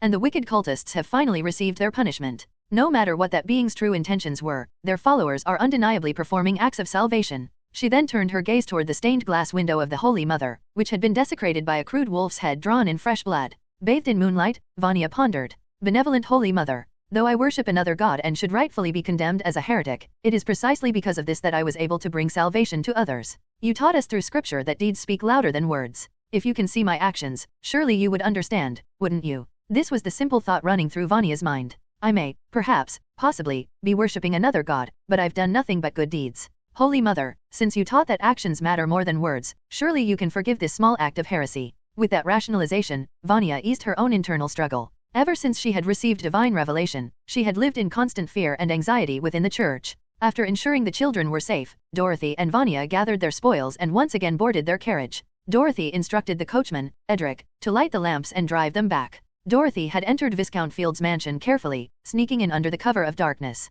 But when she left, only the children remained alive inside. Phew. Whatever the case, the matter of the Crimson Eucharist has finally been settled. Now, it's time to head back. Seated in the carriage, now finally able to relax, Dorothy steered the horses past the mansion's gates and into the darkness of the forest beyond. Traveling by carriage under the cover of night, Dorothy and Vanya made their way back from the mountains to Igwent, finally reaching a crossroads on the outskirts of the city where they had to part ways. Vanya bid farewell to Dorothy, as she was heading back to the hotel arranged by the local church in Igwent. Before she left, Dorothy called out to her, suggesting they divide the spoils before parting. Hearing this, Vanya couldn't help but feel a bit flustered. Miss Dorothy, please mind your words. We were on a mission of salvation, a righteous act blessed by the Lord. How can you use such a base term as dividing spoils, like some common thieves? Vanya adjusted her glasses and raised her hand, earnestly admonishing Dorothy. Dorothy could only laugh and apologize. Haha, sorry, I was just joking. Don't take it so seriously. So, let's not call it dividing spoils, but rather, let's share the results of our efforts. Results? Can I really take some? After correcting Dorothy's choice of words, Vanya began to consider Dorothy's suggestion. To be honest, it surprised her. Usually, when she participated in archaeological recovery missions, any findings were automatically handed over to her superiors. She never expected to keep anything for herself, and sometimes even her research on ancient scrolls would end up being credited to others. During this mission, Vanya had also regarded Dorothy, who seemed closer to them, as her superior. The primary goal had been to save children who might have been harmed by a cult. She hadn't expected any rewards or thought about the results of their efforts. So, she was taken aback when Dorothy suggested sharing the spoils. Of course, you put in a lot of effort too. I believe in fairness, everyone gets their share. Let's take our time and divide things properly, Dorothy said straightforwardly, though Vanya still seemed hesitant. Well, Miss Dorothy, my original intention was to follow the divine will and save those children. It feels a bit wrong to take something now. Shouldn't we prepare a ritual and offer these things to them? Instead, Vanya, who revered the Holy Mother and had been influenced since childhood by the stories of selfless saints in the Radiance Church's scriptures, believed that noble acts should be selfless. To ask for a reward after performing a noble deed would make the original motivation seem less sincere, tainting the purity of that nobility. Come on, there's nothing wrong with it. You work, you earn, it's only natural. We're all just ordinary people, don't hold yourself to such high spiritual standards. It's exhausting. Some of these things are rightfully yours. No need for any rituals. They would surely approve of us using these things as rewards after all the hard work we put in tonight. Dorothy spoke with a cheerful laugh, and Vanya was momentarily stunned, finding it almost unbelievable that a fellow believer could say such things. Finally, after some persuasion from Dorothy, Vanya reluctantly agreed to accept her share of the spoils. Dorothy then opened her bag, revealing the loot they had gathered, and began dividing it with the still somewhat dazed Vanya. Based on their contributions, Dorothy took the larger share while Vanya received a smaller portion. Dorothy gave Vanya around a third of the money, totaling over 400 pounds. As for the sigils, Vanya received several devouring sigils and a few others. She also received 2 shadow silver coins as spiritual storage items. Dorothy also gave her one of the 2 mystical books they had found, suggesting they could swap after reading. Finally, there were the 3 mystical items, a cane, a candle, and a bracelet. Dorothy wasn't entirely sure of their uses, but through her passive appraisal skill, she could determine their spiritual attributes. The cane was of the chalice attribute, the candle was shadow, and the bracelet was a mix of shadow and revelation. Just by looking at the attributes, Dorothy could roughly guess the functions of these items, especially the shadow and revelation bracelet, which was clearly the item the cult leader had used to counter divination. Since Dorothy, with her system, had no use for it, she handed it directly to Vanya. After dividing the items, Vanya suddenly realized that many of these things were considered contraband by the church. She couldn't take them back with her, as they might be detected by the illuminating beacons in the church. She was due to return to Tivian soon, and carrying these items would be risky. Faced with Vanya's concerns, Dorothy offered to help by mailing the items to Tivian, as long as Vanya provided a safe address for delivery. Vanya then wrote down an address on the spot, and after saying their goodbyes, Dorothy drove her carriage home. After parking the carriage and settling the corpse marionette, Dorothy carried her bag back to Southern Sunflower Street. As she walked up the stairs to her front door with a lantern in hand, she noticed an envelope placed at the entrance. Opening it, Dorothy found that it was a letter from Gregor, informing her that he had to work overtime unexpectedly and wouldn't be home for dinner. He advised her to eat early and get some rest. Igwent had an efficient postal system, so whenever Gregor had to work overtime, he would send a letter to notify Dorothy. The Serenity Bureau seemed to have a direct connection with the post office and telegraph office, making it easy to send letters. Dorothy had received such letters more than once before. Thinking about it, there's no way they wouldn't be working overtime tonight. This whole situation is unprecedented. But since the letter arrived, it means the Bureau has successfully dealt with the mutated Viscount Field. Gregor should be fine. After reading the letter, Dorothy let out a sigh of relief. Once inside, she quickly made her way to her room, locked the door, turned on the desk lamp, and sat heavily in her chair, exhaling deeply. Finally, after sitting for a while to catch her breath, Dorothy began to review the day's successes. First, she placed her share of the loot on the table and started calculating her recent resource gains and losses. Starting with money, after looting the Buck Mansion, she had £335.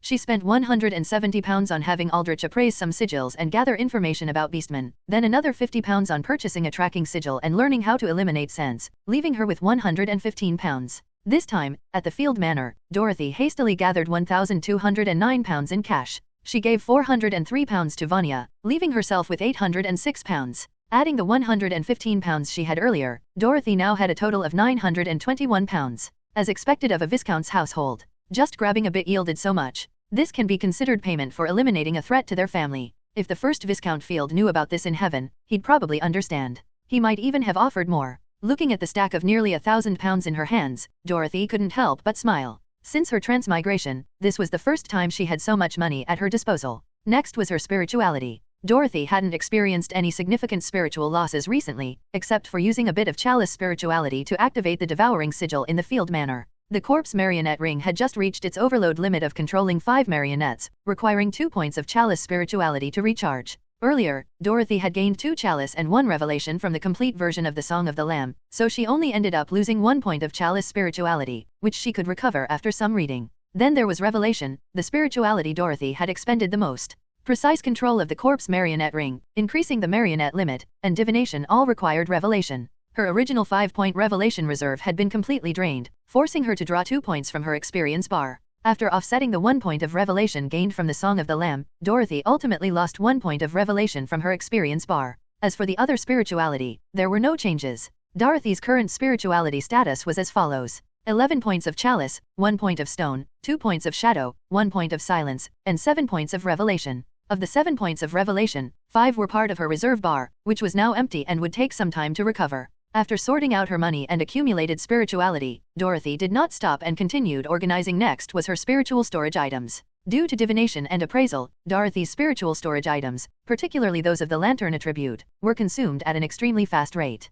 The 5 lantern gold coins she had obtained from Brandon were already depleted after just a few days of divination and appraisal. After the events of the past 2 days, Dorothy realized her demand for lantern was enormous for no other reason than divination being simply too useful. Fortunately, she managed to find some spiritual storage items on that mentor and within the Field Manor. After allocating some of the less important ones to Vanya, she kept the majority for herself, deliberately holding on to all the lantern storage items. Currently, she had 4 lantern gold coins, 2 shadow silver coins, and 1 stone coin. Including what she already had, her total storage now amounted to 4 lantern, 2 shadow, and 2 stone. However, the use of storage items was limited. They were primarily for rituals and charging. Only chalice storage items, due to their inherent nature, could be absorbed through consumption, all others could not be ingested. Next, she examined her sigils. Dorothy had obtained a large number of devouring sigils, around 30 in total, though she didn't bother counting precisely. In any case, she would never lack them again. She also acquired another feast sigil and 2 sigils of the shadow attribute, whose function was unknown.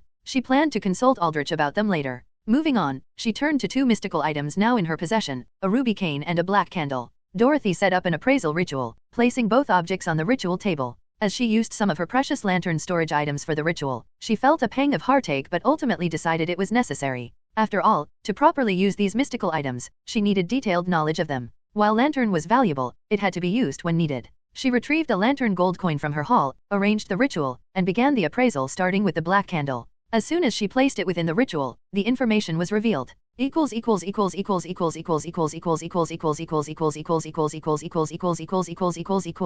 Extinguishing black candle.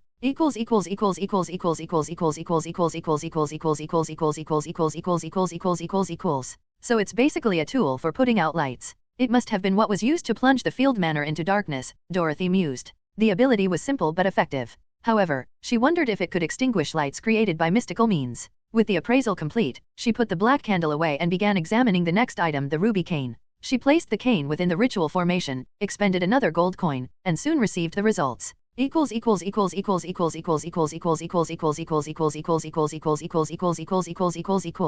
Heart devouring cane sword.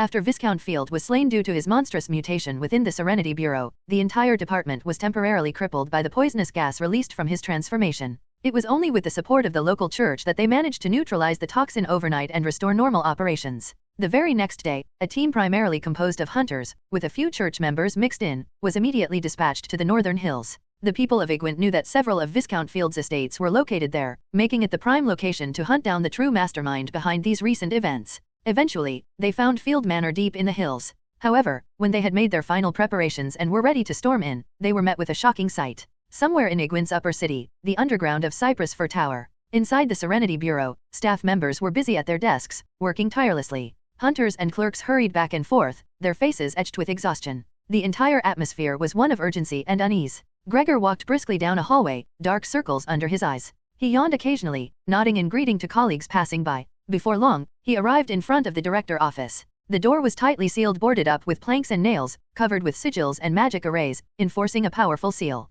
Through the ruined windows, the scene inside was chaotic. Green vines sprawled everywhere, covering the floor and walls entirely. Wooden desks and bookshelves had sprouted fresh buds, and a dense green mist filled the space. The vines twitched occasionally, pulsating with an eerie vitality. Gregor only spared a brief glance before turning to the adjacent room. He knocked lightly on the door, and a voice from within responded. "Come in." Gregor entered a modest office and immediately saw James seated behind a desk, writing a letter. James glanced up at him, waved a hand, and said, "Have a seat. This newly arranged office is a bit cramped, but it'll have to do." "Thank you, Mr. James. How long do you think your original office will remain in that state?" Gregor asked, stealing a curious glance at the adjacent wall. "No idea. I've already requested a curse removal team, but there's been no response yet. Knowing how things go around here, it'll probably stay that way for a while. Not much I can do about it. Every bureau has its own unique attractions, after all." James' tone carried a hint of dry humor before he shifted the topic. "How's the investigation at the Northern Hills Manor progressing?" "We've made significant progress. We can now confirm with great certainty that the manor was a stronghold of the Crimson Eucharist. They were in the middle of a ritual when they were ambushed by an unknown force and completely wiped out. The battle centered around the manor's chapel. Judging by the extreme damage to the corpses and the large number of devouring sigils left behind, the fight must have been incredibly brutal. The Crimson Eucharist members' bodies were almost entirely desiccated, shattered beyond recognition, making it very difficult to determine their precise causes of death. The key discovery, however, was a corpse found in the third-floor gallery. We have identified this individual as Field's butler named Lure, last name unknown. He arrived in Igwent 6 years ago, alongside Field, after returning from a journey. 6 years ago. That coincides closely with the appearance of the Crimson Eucharist, James mused, his expression thoughtful. Gregor nodded. Exactly. That's why we suspect that Lure was actually the true founder of the Crimson Eucharist, with Field merely serving as his puppet. Mr. James, during our first visit to the manor, you deduced from the remnants of the ritual that there may have been a black-rank beastman present. We now believe that this individual was Lure. Gregor recalled their first visit when James had led the team due to the likelihood of combat. Afterward, Gregor and a few other team captains had handled the follow-up investigation.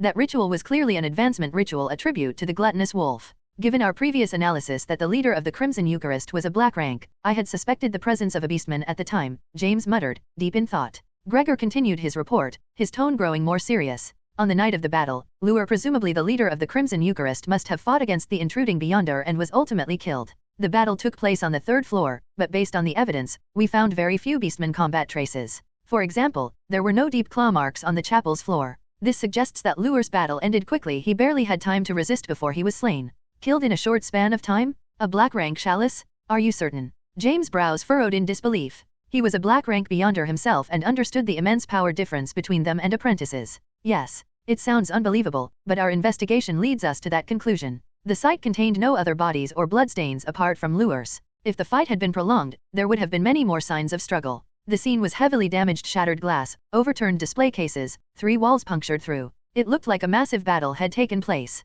But upon closer inspection, we noticed a pattern. The fallen display cases had been toppled in a uniform manner, suggesting they were hit by a single force. The 3 broken walls also showed closely aligned impact points, likely pierced by a single attack. Based on this, we hypothesized that the destruction was caused by just one attack. The actual fight may have lasted only an instant. Gregor's expression turned grave as he spoke his final words. Mr. James, we believe that in this battle, Lure encountered an adversary of an even higher Beyonder rank. A higher-ranked Beyonder. In the cramped office, James furrowed his brows as he listened to Gregor's speculation. Based on their past experience, they had assumed that the leader of the Crimson Eucharist was a black-rank Beyonder. But if the other were above black rank, that would mean they were at least white rank. A white rank Beyonder was typically an elder or leader of a mid-sized secret society. Within the entire Prit Kingdom's Serenity Bureau, only a handful of key regional directors and a few stationed captains in Tivian's Central Bureau were white rank. Altogether, there were barely more than 10 of them. The other 70 or so local bureau directors were mostly black rank, including James himself. If a white rank beyonder had really come to Igwent this time, Gregor, who do you think orchestrated this attack? James asked while contemplating, though in truth, he already had an answer in mind. Mr. James, in my opinion, this case has strong similarities and connections with the previous ones. It's almost certain that it was the work of that secret organization known as Rose-Cross Order, Gregor said. They had initially suspected Field due to the familiar flower deliveries, so the moment they saw the crime scene at the mansion, the Bureau immediately recognized who was responsible. Rose-Cross Order. So they specifically came to Igwent to target the Crimson Eucharist, huh? I never expected that this previously unheard-of group would actually dispatch a white rank beyonder here. In just a few short months, they completely wiped out the entire Crimson Eucharist. James sighed as he leaned back in his chair. It seems we greatly underestimated them. Any group with a white rank beyonder is far from ordinary. Yes. Fortunately, their objectives are clear, and they don't conflict with ours, Gregor said, recalling how lucky they were during the encounter at Buck Mansion. When they first encountered a member of Rose-Cross Order, they had exercised restraint and avoided conflict. Otherwise, the consequences could have been severe. Back then, we all thought that man was just bluffing. Some of us even considered testing him. But in hindsight, thank God we held back. If we had acted rashly, the Bureau might have suffered a heavy, pointless loss. Gregor felt relieved. Looking back, he was grateful he had stopped Turner and insisted on caution. It might have saved the entire team. You did well in exercising restraint, James acknowledged. But now, I'm curious, what exactly was the Crimson Eucharist hiding? What kind of secret could have drawn the attention of an organization like Rose-Cross Order? They even went as far as sending a white rank beyonder to Igwent to wipe them out. At this, Gregor suddenly seemed to remember something and immediately spoke up. Mr. James, actually, we discovered a hidden chamber inside the mansion. Inside, we found not just ritual tomes and spiritual reserves, but also something on the chamber's walls. As he spoke, Gregor pulled out a black and white photograph. The image showed a wall, upon which was drawn a symbol. It was an inverted triangle. Within it, a few simple strokes outlined the shape of a curled, abstract fetus as if it were still being nurtured. But the fetus's head was not human, it was a wolf's head. James's gaze grew serious as he studied the photograph. After examining it for a few moments, he slowly spoke. This is the afterbirth cult symbol. No, wait, the fetus has a wolf's head. That means this belongs to the Wolf Blood Order. Wolf Blood Order? Gregor asked curiously. James continued explaining. The afterbirth cult is an organization that worships the Mother of Chalice. The Mother of Chalice has given birth to numerous divine offspring, and within the cult, different factions exist based on which offspring they revere. The Wolf Blood Order is one of these factions. They worship the gluttonous wolf. They are a crucial part of the afterbirth cult. In the mysticism world, the origins of beast transformation abilities can almost always be traced back to the Wolf Blood Order. However, as time passed, many of these legacies branched out and became independent, with little connection to the order. But for Luer to still have the Wolf Blood Order's emblem, does this mean he wasn't just a stray practitioner, but an official member of the order? James pondered aloud. Though he was only black rank, he had worked in the Serenity Bureau for decades and had gained considerable knowledge. Gregor frowned and asked, a member of the Wolf Blood Order? But, why would someone from such a major secret organization come to Igwent? What was their purpose? I don't know, James admitted. Maybe he was just a rogue who split from the order, or maybe there's a deeper reason we're unaware of. Personally, I lean toward the latter, because only if Luer possessed a truly valuable secret would he have attracted Rose-Cross Order's attention. Hearing this, Gregor recalled what the Rose-Cross Order member had once told them. That man had hinted that the Crimson Eucharist was deeper than it seemed, that it was entangled with even greater mysteries. At the time, the statement felt like an empty threat. But now, if the Crimson Eucharist was truly connected to the Wolf Blood Order, or even the Afterbirth cult, then calling it deep waters was no exaggeration. James now suspected that Rose-Cross Order wasn't just fighting the Crimson Eucharist, but rather, they were waging war against the Wolf Blood Order or even the Afterbirth cult itself. The destruction of the Crimson Eucharist and the death of Luer might have only been one small part of a much larger conflict. Perhaps, at this very moment, a secret war was raging across multiple fronts. Regardless, Rose-Cross Order, a once obscure secret organization, could no longer be ignored. It was highly likely that they operated on the same level as the Wolf Blood Order or even the Afterbirth cult itself. James decided to immediately send a telegram to the Central Bureau, reporting everything that had happened regarding the Crimson Eucharist and Rose-Cross Order, along with his own speculations. For the rest of the evening, Gregor gave James a detailed briefing on the investigation at the mansion. By the end of the report, James nodded and said, "All right, I have a general understanding of the situation. You've all worked hard.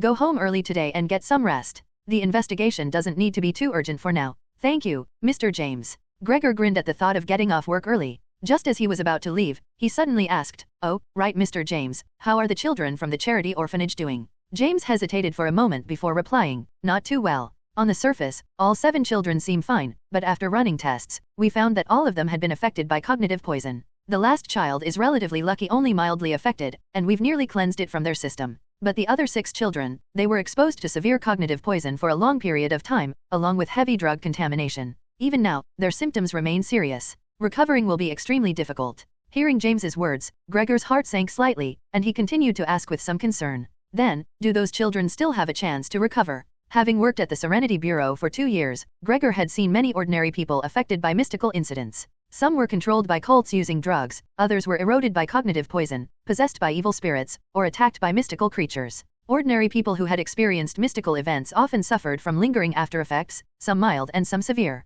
Some conditions were untreatable or required an exorbitant cost to cure, remaining with the victims for life. Others, due to the dangerous nature of their afflictions, were forcibly dealt with. Gregor was the one who had discovered those 7 children in the villa, and he could still recall the scene vividly. He hoped they would be safe and unharmed. The mystical knowledge they were forced to practice isn't particularly deep, and the level of cognitive poison they ingested hasn't reached the point of causing permanent mental damage. As long as they receive comprehensive, long-term treatment, it's not impossible for them to recover. The chalice poison in their bodies is deeply ingrained, but if they are given high-grade stone medicine in sufficient amounts, combined with the church's recuperative methods, they can be restored. However, as he spoke, James' expression darkened before continuing. But such a prolonged treatment requires an enormous amount of rare medicines. The cost is astronomical, far beyond what we can provide through our insurance fund. They're orphans, with no family to continue paying for their treatment. Soon, they'll run out of medicine and be sent to the asylum, where they'll spend the rest of their lives. The Serenity Bureau had a special medical fund for non-ordinary injuries to provide treatment for victims of mystical incidents.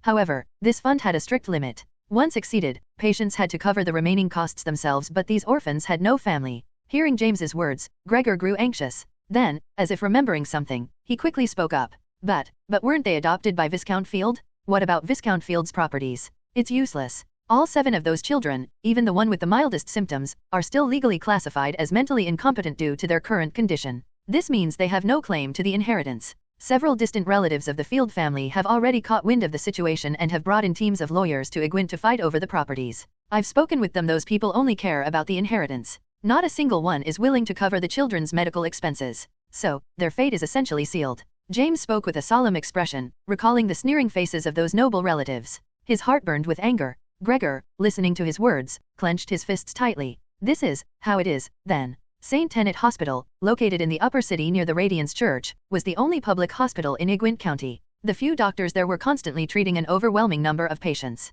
Due to its public status, the hospital also had certain obligations. The county's only department for treating non-ordinary injuries was located here, jointly run by the church and the hospital to care for ordinary people wounded in mystical incidents. On a dedicated floor of the hospital building, heavy iron doors and barred windows lined the hallway, giving the place the appearance of a prison. Inside these rooms, several children, dressed in hospital gowns, were confined. Some curled up in bed, trembling uncontrollably. Others, restrained by their limbs, struggled madly and screamed incessantly. Some were held down by doctors and nuns, force-fed medicine against their will. Others sat motionless, murmuring incomprehensible words. Despite the rooms being tightly sealed, scattered voices still escaped. Let me go, let me go. I need to find Father. I must go to Father. I want tea. Father's red tea. Bring me red tea. The lamb, the lamb. I am the lamb. The wolf's lamb. Wolf, where are you? A scene of madness unfolded within the ward. After Lure's death, the children he had raised through drugging and indoctrination had completely lost control. At the end of the hallway, a partially open room held a single white hospital bed. Sitting on the bed was a frail, yellow-haired girl, around 10 years old, dressed in a hospital gown. Her gaze was vacant. Beside her stood a doctor and a nun. The doctor held up a card with a picture of a rabbit and showed it to the girl. What animal is this, Anna? It's a sheep. Anna answered in a wooden, monotonous voice. The doctor's expression stiffened. He put away the rabbit card and took out another one, this time showing a horse. And this? Anna, take your time. Think before you answer. It's a wolf. Anna continued to answer with the same hollow, wooden tone. The doctor and the nun exchanged glances, then the doctor retrieved another card. This one depicted a group of children joyfully playing together. He showed it to Anna and asked, Look at this, Anna. What are they doing? The wolves are hunting the sheep. The sheep should be eaten. Anna murmured her response. Seeing this, both the doctor and the nun shook their heads, disappointment written on their faces. All right, Anna. You did very well today. Rest well. See you later. Waving slightly, the doctor and the nun left the room and shut the heavy iron door behind them. They walked side by side down the corridor. It seems that even the child with the mildest symptoms is still far from recovery. The doctor sighed as they walked. The nun nodded and replied, the mystical knowledge they were forced to learn was brief, but the concentration of cognitive poison was incredibly high. Although we managed to purge most of the poison from Anna in time, the remaining traces aren't so easily removed. For a full recovery, she'll need at least 4 or 5 months of treatment. 3 or 4 months. I wonder if her insurance will last that long, but at least she still has a chance. The others, though, I don't think they have any hope at all. As he spoke, the doctor glanced toward the other rooms, where the remaining children were still struggling violently. Having been subjected to Lure's conditioning for years, their conditions were several times worse than Anna's. It wasn't something that could be reversed in just a few months. Without additional financial support, Anna might still have a slim chance, but for the other 6 severe cases, their only fate was the asylum.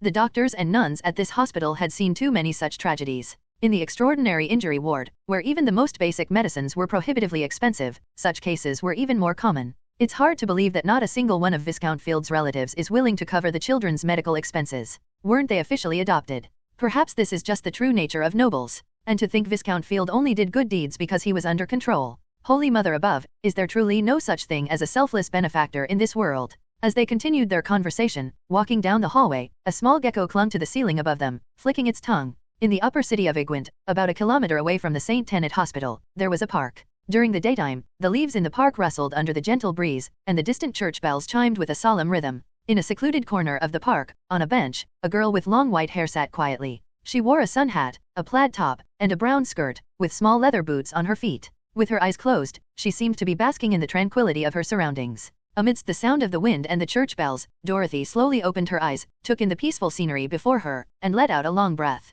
Phew, I didn't expect them to run into such a troublesome situation. Good thing I came to check, otherwise, this would have turned into a disaster. Dorothy murmured to herself. Just now, through a small corpse marionette she had placed inside the hospital, she had overheard a conversation between the doctors and nuns, discovering a serious issue. After the battle at the manor, Dorothy had spent the past few days relaxing reading books, strolling through the streets, drinking tea easing her mind. Without the presence of the Crimson Eucharist in the city, the pressure she once felt had completely vanished, making the city feel unexpectedly refreshing. In the midst of her leisure, Dorothy suddenly thought about Anna and the others. She went to the orphanage to look for them, intending to comfort them and check on their recovery. But none of them had returned. Dorothy assumed their treatment was still ongoing. Wanting to find out more about their situation, Dorothy used the literary sea to communicate in writing with Vanya. From Vanya, she learned that the treatment of non-ordinary injuries for ordinary people was typically handled by specialized departments in public hospitals, with support from both the Church and the Serenity Bureau. Hospitals were responsible for this because non-ordinary injuries often came with other common ailments or complications that required conventional medical resources. Once Dorothy understood that the non-ordinary injury treatment was handled by a public hospital, she only needed to find Igwent's public hospital, of which there was only one, St. Tenet Hospital, near the church. From there, the rest was routine for her. Using a small corpse marionette, she infiltrated the hospital, used appraisal to detect spiritual traces, and located the hidden special department. Inside, she found Anna and the others still undergoing treatment. By eavesdropping on the doctor's conversations, she learned about the predicament they were facing. Dorothy hadn't expected these children to be so deeply affected by the poison and drugs, still unable to recover. She was even more surprised to learn that, despite being adopted by Viscount Field, they were now at risk of having their treatment discontinued due to a lack of funds. Ugh, this is going to be troublesome. If I leave them be, they'll end up in an asylum. But if I want to help, I don't even know where to start. Do I have to pay for their medical bills out of my own pocket? Dorothy frowned at the thought. Having been in the mysticism world for some time, she knew that anything related to the mystic was absurdly expensive, medical treatment included. From what she knew, curing deep addiction to chalice drugs required a long-term supply of stone drugs. She had bought stone drugs from Aldrich before and knew that just a few grams cost more than an average worker's yearly salary. And that wasn't even considering the treatment for cognitive poison contamination. Most of these 7 children were severely contaminated. Completely curing them would not be easy. The total medical expenses would undoubtedly be a hefty sum, and Dorothy wasn't even sure if her current finances could cover it.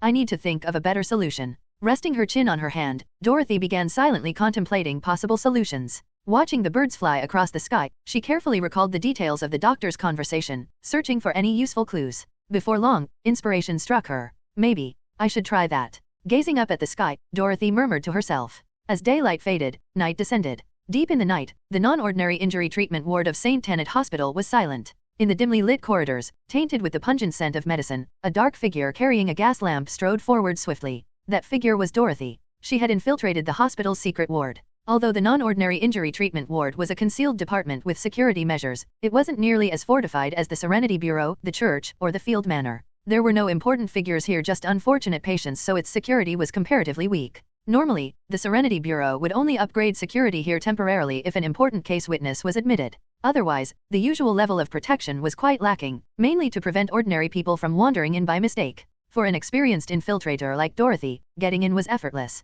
She stole a key using a small corpse marionette, lured away the guards with animal marionettes like cats and dogs, and, with the concealment ring on her finger, walked straight through the illuminating beacon at the entrance, making her way inside without difficulty. As she hurried through the dimly lit, empty hallway, eerie sounds seeped from the tightly shut iron doors on either side. Some were howling, some were banging on the doors, some were laughing maniacally. The atmosphere resembled an asylum, making the surroundings feel eerily unsettling. Unfazed, Dorothy pressed forward until she reached the last iron door at the end of the corridor. She paused for a moment, then retrieved the stolen key and inserted it into the lock. With a grating creak, the door swung open. Raising her gas lamp, Dorothy peered inside. A familiar, frail figure sat motionless on the bed, staring blankly ahead. Anna. Closing the door behind her, Dorothy stepped into the room and pulled down her face mask. Looking at the girl she hadn't seen for days, she spoke. Anna slowly turned her head, her vacant gaze falling upon Dorothy. She stared at her for a long moment before finally murmuring in a dull voice. Teacher. Maze, Chas. Her mental state is clearly impaired. Looks like the cognitive poison from the Song of the Lamb is still lingering. Observing Anna, Dorothy thought to herself. Then, she spoke again with careful seriousness. Anna, I'm here today to give you a lesson. A lesson? Does a lamb still need to learn? Anna mumbled dully in response. Dorothy replied firmly. Of course. Everyone needs to learn, no matter what. Listen carefully, Anna. I'm going to teach you how to pray. Pray? To whom? To the wolf. Don't worry about that. Just repeat after me, exactly as I say, just like in our previous lessons. Do you understand? Anna slowly nodded. I understand. Like a lesson. Good girl, Anna. Now, let's begin. Dorothy's eyes became serious as she opened her mouth and spoke slowly. Upon this boundless world, in the dead of night, within the cramped and dark hospital room, Dorothy, clad in black, sat at the bedside, teaching the vacant-eyed and expressionless Anna her lesson how to pray to a deity. For every line Dorothy recited, she had Anna repeat after her. Since Anna's mental state was poor, she frequently paused and made mistakes. It took Dorothy quite some time before Anna could follow along and complete the prayer. The boundless above of this world, the convergence of endless fate, the gate and key of infinite truths, the great aka, recorder of all things. Under Dorothy's guidance, Anna, in a daze, began to pray to a name she did not know, to a deity completely unfamiliar to her, to Dorothy herself. In the small, dark space, the ethereal voice of a child echoed. Seated beside Anna, listening to the prayer at such close range, Dorothy received an immediate system prompt. Without hesitation, she used Anna's prayer to establish a connection with her. Then, Dorothy acted at once, converting the residual Song of the Lamb poisoning in Anna's mind into spirituality. In an instant, all traces of the poisoning in Anna's mind were completely eradicated. Sitting on the bed, Anna's vacant, dazed eyes gradually regained clarity and focus. She blinked a few times, her expression showing a hint of confusion. What happened to me all of a sudden? This feels so strange. Muttering to herself, Anna curiously glanced around the room until her gaze landed on Dorothy, who was watching her with a gentle smile. Teacher. Machas? Why are you here? No, wait, you just came in. You were teaching me something, teaching me how to pray. Holding her head, Anna spoke in a somewhat dazed manner. Clearly, her memory had become fragmented under the effects of the poisoning. How do you feel now, Anna? Looking at the girl before her, Dorothy asked. Anna shook her little head slightly before replying. I feel, still a little dizzy, but much better than before. At least I can tell what's what now. As she spoke, Anna turned to look at Dorothy, her face showing traces of confusion. Teacher, was this your doing? Did you save me and wake me up? No, it was the one to whom you just prayed. I merely taught you how to pray. The gift that saved you was bestowed by that existence. Watching the puzzled Anna, Dorothy explained. Hearing Dorothy's words, Anna tried to recall the prayer she had chanted in her haze. Prayer? Oh right. Teacher Mei-cha suddenly appeared in my room, saying it was time for a lesson, teaching me how to pray. It took me a long time to learn it, and the one I prayed to wasn't the Holy Mother, nor was it the Holy Son or the Holy Father. It was someone called A.K.S.H.H. Just as Anna was about to utter the name, Dorothy gestured for her to be silent. Remember, never speak of that existence before anyone else. This is the rule you must abide by as someone who has received salvation. Looking at Anna, Dorothy warned her. Anna was briefly taken aback but then nodded. Okay, I understand, Teacher Machas. Then, could that being also save the other children? They were adopted by Viscount Field, just like me, and they all became strange. The doctors and nuns here say their condition is also very bad. Could that being save them too? Blinking her eyes, Anna pleaded with Dorothy. She still vividly remembered the eerie state of the other orphanage children on the night of the ritual. Even during her delirious state in the hospital, she vaguely recalled the conversations between the doctors and nuns. She understood that she was not the only one in dire circumstances. Though Anna could not yet fully grasp what that unfamiliar divine name meant, how it differed from the Holy Mother she had always worshipped, or what connection it had to Dorothy, she believed that since this unknown deity had saved her, it could surely save the others as well. Dorothy let out a small sigh before responding. I'm afraid not, Anna. The differences between deities are vast. That being is not the all-loving Holy Mother. It does not indiscriminately bestow its grace upon mortals. It does not wish for its name to spread too far at this moment. Asking it to answer your prayer and grant you this gift was already the limit of what I could do. With a trace of regret, Dorothy explained to Anna. Unlike Anna, the other children's conditions were not just the result of Song of the Lamb poisoning, they also suffered from severe drug contamination. Dorothy could handle the poisoning, but not the latter. Hearing Dorothy's response, Anna lowered her head in disappointment.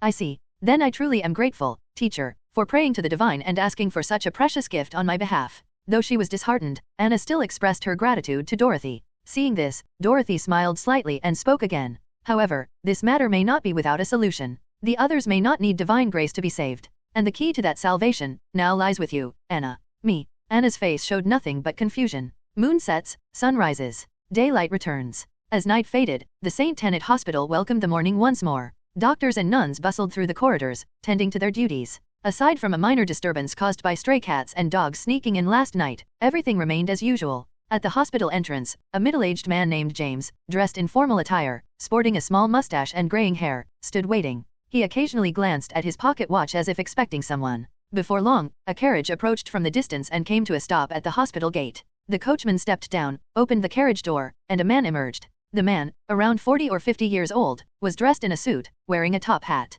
His limbs were short and stocky, his belly plump, and his face lined with excess flesh. He puffed on a cigar, and upon seeing James, his face immediately broke into an obsequious smile. Oh, Sir James, you arrived so early. Making you wait is entirely my fault. Allow me to offer my apologies. Seeing James, the man removed his cigar from his mouth and bowed with a smile, his tone dripping with flattery. Watching this display, James also smiled and replied, No need for apologies, Baron Harold. I simply arrived early. You are right on time. Ha ha ha. Well, of course. This is your invitation, Mr. James. How could I possibly be late? Truth be told, I pride myself on never being tardy for a gathering. Even here in England, that hasn't changed. The man, Harold, continued to speak with a cheerful grin. James, however, responded with a slight chuckle before correcting him.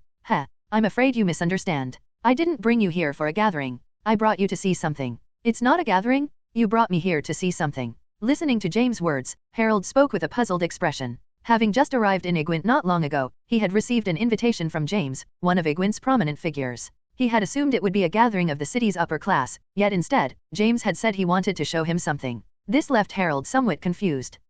Mr. James, may I ask what exactly you want to show me? Harold asked in confusion as he glanced at the hospital behind James, wondering what there could possibly be to see in a hospital. Please follow me. Facing Harold's question, James smiled slightly, then turned and walked toward the hospital entrance. Seeing this, Harold, though puzzled, did not hesitate to follow. Trailing behind James, Harold walked through the corridors of the St. Tenet Hospital. The pungent smell of disinfectant made him pinch his nose, and he swept a look of disgust at the frail patients lying on the benches along the hallway. His eyes flashed with disdain at the commoners lined up in long queues for treatment. The noisy environment of this public hospital made him extremely uncomfortable. If not for the fact that James had invited him, he would have turned and left immediately. Following James, Harold turned left and right through the hospital until they reached a secluded corridor. After passing through a large iron door guarded by security, they arrived at a special section with iron bars sealing its windows. Strange noises echoed through the space, as if many people were howling in the distance. Entering this slightly eerie area, Harold felt a bit uneasy but still forced himself to follow James. Soon, they reached another corridor, where the rooms on one side all had heavy iron doors with barred windows, through which he could see the patients inside. These patients were all children around 10 years old. Each was confined to their own room, some wailing, some struggling, some biting their bed sheets, and some strapped tightly to their beds. The sounds of fists pounding on doors and agonized cries intertwined, painting a scene straight out of a madhouse. Mr. James, this is an asylum, isn't it? These are lunatics, aren't they? Why did you bring me to such a dangerous place? With a look of alarm, Harold turned to James, who responded calmly. Lord Harold, these are not lunatics. They are children whom Viscount Field adopted through his charitable efforts in recent years. Unfortunately, Viscount Field's carriage was attacked by a pack of wild wolves in the mountains, and he tragically passed away. These children were all in the carriage at the time, witnessing the brutal scene of wild beasts devouring people and the Viscount's death. The trauma left them in this state. James slowly explained, and upon hearing this, Harold paused for a moment before glancing at the children in the ward. He then forced a look of sympathy onto his face and spoke with a tone of regret. Oh, so these are the children that Viscount Field adopted. How pitiful. Born as orphans, they were finally taken in by my kind-hearted cousin and given a prosperous life, only for fate to be so cruel. Now, they've ended up in this miserable state. Will they have to live like this for the rest of their lives? Oh, Holy Father, why did you call back my benevolent cousin so soon? Could you not have let him do a few more good deeds on this earth? Harold sighed, his expression filled with emotion and sincerity. By the end, he even took out a handkerchief to dab at the corners of his eyes. Seeing this display, James spoke again. Lord Harold, there is no need to grieve. Their condition is not beyond hope. As long as they receive continuous treatment and sufficient funding, they all still have a chance to recover. What? They can still be cured? Harold blurted out in surprise at James' words, and James nodded slowly in confirmation. Yes. As long as the treatment continues, their symptoms at this stage are still reversible. However, this requires significant funding. Since they are not in a sound state of mind, they are unable to inherit Viscount Field's properties. So, Lord Harold, if you do succeed in inheriting the properties in the future, I hope you will take on Viscount Gary Field's responsibility and provide these children with the medical expenses needed for their treatment. Though the Viscount is no longer with us, I believe his spirit of charity is something worth carrying on. Don't you agree, Lord Harold? James turned to Harold, who visibly frowned at these words. He remained silent for a moment before speaking slowly. About that. Well, to be honest, Mr. James, you know as well as I do that Viscount Field passed away suddenly. He had no heirs, no will, and no close relatives. That means several of us distant relatives, including myself, have come to Ygwin to compete for his inheritance. The competition is quite fierce, and I don't even know if I'll win in the end. So, I can't make any promises here. If I fail to inherit the properties but have made commitments, that would just make me a laughingstock. I think, Mr. James, you should perhaps speak with some of the other claimants instead. They might have a better chance than I do. With a polite smile, Harold said this to James, who responded quietly. I have already approached the others. They either rejected me outright or gave answers similar to yours. Lord Harold, you are now these children's only hope. You've already asked them all. Harold was slightly taken aback by James' words. He glanced around anxiously before turning back to James with a grin. Haha, Mr. James, I think it's still a bit too early to discuss this matter. Let's wait until I officially confirm my inheritance first. At Harold's response, James' expression darkened, and he replied, Sir Harold, compared to Viscount Field's wealth, the cost of treatment is a mere pittance. Spending such a small amount to earn a good reputation, are you really not considering it? If I'm going to consider it, it will be after I inherit the properties. In any case, now is not the time. Oh, and I just remembered something urgent I need to attend to, so I'll be taking my leave here, Mr. James. With an obvious attempt to brush him off, Harold spoke to James. He then gave a slight bow and prepared to leave. Seeing this, James tried to stop him. Wait a moment, Harold. There's no need to stop him, Mr. James. At that moment, a clear, youthful voice rang out from the other end of the corridor. Upon hearing it, both James and Harold paused and turned toward the source of the voice. Standing at the far end of the hallway was a small figure, dressed in a white hospital gown, with a thin frame, long, flowing blonde hair, and bright blue eyes. Before them stood a girl of about 10 years old. You are one of the children, James murmured, trying to recall. Meanwhile, Harold, who had been preparing to leave, scowled at the scene before him and spoke harshly. Where did this brat come from, daring to interrupt our conversation? At Harold's words, the girl gave a slight bow, then straightened her back and introduced herself. My name is Anna Field. I am the 7th adopted child whom my respected father, Lord Gary Field, publicly and legally acknowledged before the esteemed gentleman of Ygwin. And now, I am also his only rightful and legitimate heir, the next Viscount Field. As she spoke, Anna turned her gaze toward James, who looked at her in astonishment. She continued speaking. Mr. James, you do not need to place your hopes in outsiders. These poor, tormented souls are my brothers and sisters. I will not abandon them. In the hospital corridor, upon hearing Anna's declarative words, both James and Harold were momentarily stunned. After taking a moment to process, Harold's expression darkened before he pointed at Anna and began cursing loudly. Where did this crazy brat come from? How dare you impersonate the daughter of Viscount Field? Mr. James, we should call the doctor immediately and have her locked up again. Harold turned to James beside him, but James, after a moment of silence while looking at Anna, responded slowly. No need to inform anyone. Miss Anna is telling the truth. She is indeed the adopted daughter publicly acknowledged by Viscount Field. It happened not long ago, during the annual charity event in Ygwin, in front of a large audience. What? Harold was stunned by James's response, his pupils contracting slightly before he shouted in obvious anger. Mr. James, weren't we told that all of Viscount Gary Field's adopted children had lost their sanity due to excessive fright? That was the whole reason we came to Ygwin. What is going on here? Listening to Harold's words, James remained calm and composed. He looked at Anna ahead of him and asked gently, Anna, did something happen to you? The last time I visited, I was still worried about when you would recover. Actually, I'm not entirely sure what happened. I've been feeling groggy these past few days, but a few days ago, that foggy sensation started to fade. Then, when I woke up this morning, my head was completely clear, just like before. The doctors were surprised too. They all said it was the grace of the Holy Mother. Anna rubbed her temples as she recalled, and seeing this, James nodded. The grace of the Holy Mother, huh? If that's the case, then that's the best outcome. Haha. Anna, your recovery is the best news I've received in days. James spoke with a tone of relief, though there was a flicker of something else in his eyes. Meanwhile, Harold, standing nearby, had an increasingly grim expression. His breathing grew rapid, his body trembled slightly, as if he wanted to lash out with another outburst. However, after glancing at James, he held back. Taking a deep breath, he barely managed to force a stiff smile before speaking. Oh, by the grace of the Father, thank heavens that such a miracle exists in this world. This must be divine reward for the good deeds Viscount Field performed in his lifetime. Haha, looks like our trip to Igwent was for nothing. It wasn't for nothing at all, Sir Harold. At the very least, I got to witness your refined demeanor. James replied with a hint of humor. At his words, the corner of Harold's mouth twitched slightly, but he kept smiling. Haha, if Mr. James thinks so highly of me, then my trip wasn't in vain after all. Well then, I should take my leave now. The people of Igwent are still mourning the tragic passing of Viscount Field. I believe such good news might help ease their sorrow a little. As he spoke, Harold turned and walked away. However, he had barely left when his expression darkened sharply. Humph, a bastard with not a single drop of field blood thinks she can inherit the title? What a joke? Just you wait, this isn't over. You little brat, waking up like this means you've made a lot of enemies. With a gloomy expression, Harold quickened his pace and disappeared into the distance. In the daytime, along a bustling street in Igwent, a barefoot newsboy ran through the crowd, carrying a large stack of newspapers. As he ran, he shouted loudly, "Extra! Extra! The merciful and benevolent Viscount Gary Field tragically killed by a wolf attack. 7 adopted children driven mad by fright, only 1 miraculously recovered. Extra! Extra! The merciful and benevolent." The newsboy's loud cries about the shocking headline attracted a crowd.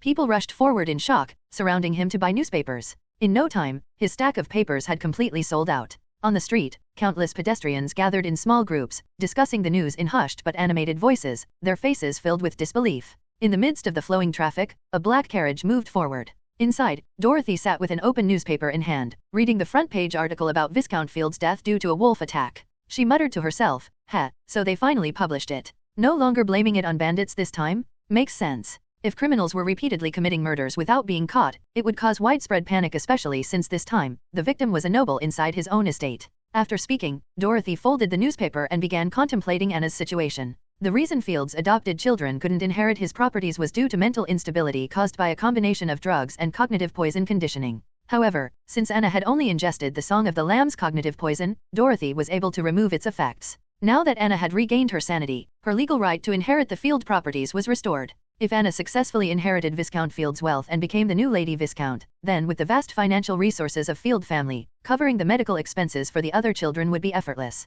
This was how Dorothy planned to solve their treatment issue. Dorothy had checked the laws of Crit. Adopted children held the same inheritance priority as biological ones. Anna's adoption was legally registered and complete, making her the sole heir of the Field properties. Her claim was so strong that no distant relatives, no matter how many lawsuits they filed, would stand a chance of winning. Moreover, Dorothy saw another benefit in this arrangement. If she could guide Anna to secretly follow Akasha like Vanya did, then she could, to some extent, utilize the influence of the Field family. For example, if she ever ran into financial trouble in the future, she could borrow money from time to time. Dorothy had done her research. Field family was the largest landowner in Igwent, second only to the royal government. A long-standing noble family. If past Viscounts of Field family had spent a bit more money currying favor with the upper nobility of Tivian, they would have long been promoted to earls. If Anna fully inherited the Field properties, Dorothy figured she could coast through life as a wealthy noblewoman's friend. Of course, considering Anna's young age, even if she successfully inherited the wealth, it was likely that a third-party institution would manage the major assets until she reached full legal adulthood.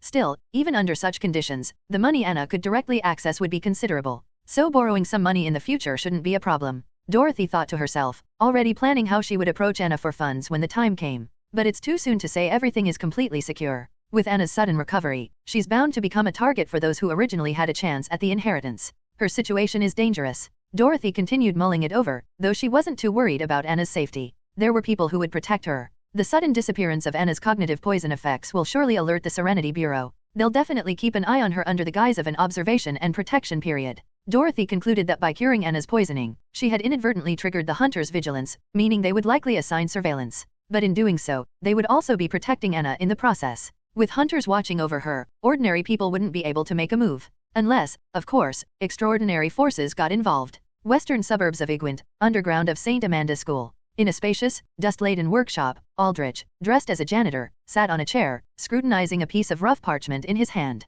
After glancing at it twice, he spoke to Dorothy, who stood before him. This is a silent sigil, a variant of the shadow sigils. Once activated, it significantly dampens the sounds made by its user. Thieves love this kind of thing. As he spoke, Aldrich extended the sigil forward. Dorothy took it and casually handed Aldrich 20 pounds. Now that the matter concerning the Crimson Eucharist was more or less settled, Dorothy had come to Aldrich to have him appraise the sigils she had obtained from the field manor. And now, the appraisal was complete. As he watched Dorothy reclaim the sigil, a glimmer flashed in Aldrich's eyes. Then, with a teasing smile, he spoke. Lately, the city has been making headlines non-stop. First, there was the Burton case, then the White Riverbank case, and now, just this noon, the attack on Viscount Field made the papers. It seems that every time one of these stories breaks, you end up at my place. Is that just a coincidence? Hearing Aldrich's words, Dorothy blinked. If you think it is, then sure. She responded nonchalantly. She knew that while she could hide her peculiarities from most people, Aldrich was not one of them. To him, she was a walking bundle of anomalies. He was well aware that she was targeting the Crimson Eucharist, and there was no way he didn't see the connection between the recent incidents and her actions. Then it must be. Aldrich chuckled. To be honest, Miss Machos, you're someone I just can't seem to see through. I've lived a long life, but I've never met anyone so inscrutable. He scrutinized the young woman before him once more, then continued. Your actions seem to have been the key to the downfall of the Igwent Crimson Eucharist. Under normal circumstances, I'd assume you were backed by a powerful organization. But strangely enough, your knowledge of the mysticism world is fairly limited. You seem like a mere novice who has just stepped into its depths. Nothing like someone with a formidable organization behind them. Miss Machos, I don't easily take an interest in people, but I have to admit, the secrets you carry make me curious. Would you be willing to put a price on them? I can offer more than you can possibly imagine. Aldrich's words were solemn as he gazed at Dorothy. However, she barely hesitated before responding. Unfortunately, Mr. Aldrich, I don't think I'm in such dire need of money that I have to sell something like this. Maybe in the future. Haha. The future, huh? Alright, then. I'll be waiting. Aldrich chuckled. He wasn't surprised by her answer. Now then, Miss Machos, your sigil has been appraised. Any other business you'd like to discuss? Aldrich asked. Dorothy responded without hesitation. I want more information on the Black Earth rank. Mr. Aldrich, do you know of any advancement rituals for the Black rank? Black rank intelligence, Haha. Don't tell me your spirituality has already accumulated to the point where you're ready to advance. Aldrich asked, raising a brow. Of course not. I just want to understand it ahead of time and prepare. Dorothy waved a hand dismissively. That makes sense. Starting from the Black rank, advancement rituals become quite troublesome. Preparing in advance is wise. But as for specific rituals, I'm afraid I only know of those for the stone pathway. You probably won't be able to use them. Aldrich replied. He wasn't sure exactly which spirituality Dorothy possessed, but he was certain it wasn't the same as his own stone. I see. That's a shame. Then do you have any intelligence that might help in advancing to the Black rank? Dorothy asked, already considering her future promotion. Something to help with a Black rank promotion? Let me think. Yes. I have a mystical book here. There might be something in it that interests you. Aldrich raised 4 fingers. 400 pounds. Dorothy wasn't surprised by Aldrich's usual way of doing business. She didn't say much, simply preparing to pay. After all, her spirituality hadn't fully accumulated yet. This was the perfect time to get ready. Somewhere in the suburbs of Igwent, in a graveyard, rows upon rows of pale white stone-carved tombstones stood across the vast greenery. Ravens perched on treetops, and only the occasional mourner wandered between the graves. The darkened sky carried a faint air of oppression. On a pathway at the edge of the graveyard, 2 figures walked side by side. Both were men in their late 30s to early 40s, clad in grey trench coats. One was taller, his face gaunt and nearly skeletal, his expression gloomy. The other was slightly shorter, sporting a rugged, stub-bled face with a square jaw and a fierce demeanor. Ozwan, what's the situation on your end? Have you found anything? The shorter man asked as they walked. His companion promptly replied, I've uncovered a few things. I probed the local mystic circles. Though I didn't see a single real beyonder, I suppose you could still call it a mystic circle. They say this city has someone called Greyhill who occasionally hosts mystic gatherings. He's a real beyonder and seems to be more than just an ordinary apprentice. According to Mr. Deerskull, many of the white craftsmen enforcers enjoy hosting mystic gatherings. I think there's a good chance this guy is one of them. Greyhill. Holding mystic gatherings? That does sound suspicious. The man named Goffera nodded thoughtfully. Exactly. So I planned to track down one of his gatherings and attend. But it turns out that Greyhill hasn't held a meeting in quite some time. Apparently, it's because the mysticism world of this city has been in turmoil ever since a chalice organization was suddenly wiped out. Things have been uneasy. Now I can't even find Greyhill. Ozwan sighed with some frustration before turning to his companion. And what about you, Goffera? You've been investigating for several days too. I've also found a few things. Unlike you, I not only inquired within the mystic circle but also kept an eye on local news. As he spoke, Goffera pulled out a stack of newspapers. Take a look at this. He unfolded one of the newspapers. The front page bore a headline about the attack on Viscount Field. This is the biggest news in the city these past few days. A viscount was bitten to death by a wolf. His 7 adopted children were all traumatized, but one of them miraculously recovered. A viscount killed by a wolf? What's suspicious about that? Plenty. You just mentioned it yourself. The reason the city's mystic scene is unstable is because a chalice organization was destroyed. This viscount? According to the circle I investigated, he was a member of that organization, possibly even its leader. Someone saw him being taken away by the local black hounds. Afterward, the hounds launched a massive investigation, sealing off his properties in the city and the countryside. Anyone trying to get close was driven away. So, what does this dead chalice organization viscount have to do with the person we're looking for? Oswan asked, still puzzled. Think about it. The newspaper says all of his adopted children went insane. But we know what chalice organizations do. This isn't just insanity, it's the result of severe spiritual and alchemical poisoning. To confirm this, I infiltrated the local church hospital. Those kids were indeed placed in the mystical injury ward. They were all heavily tainted by the chalice organization's influence. Goffarez's gaze darkened as he looked at Oswan and continued.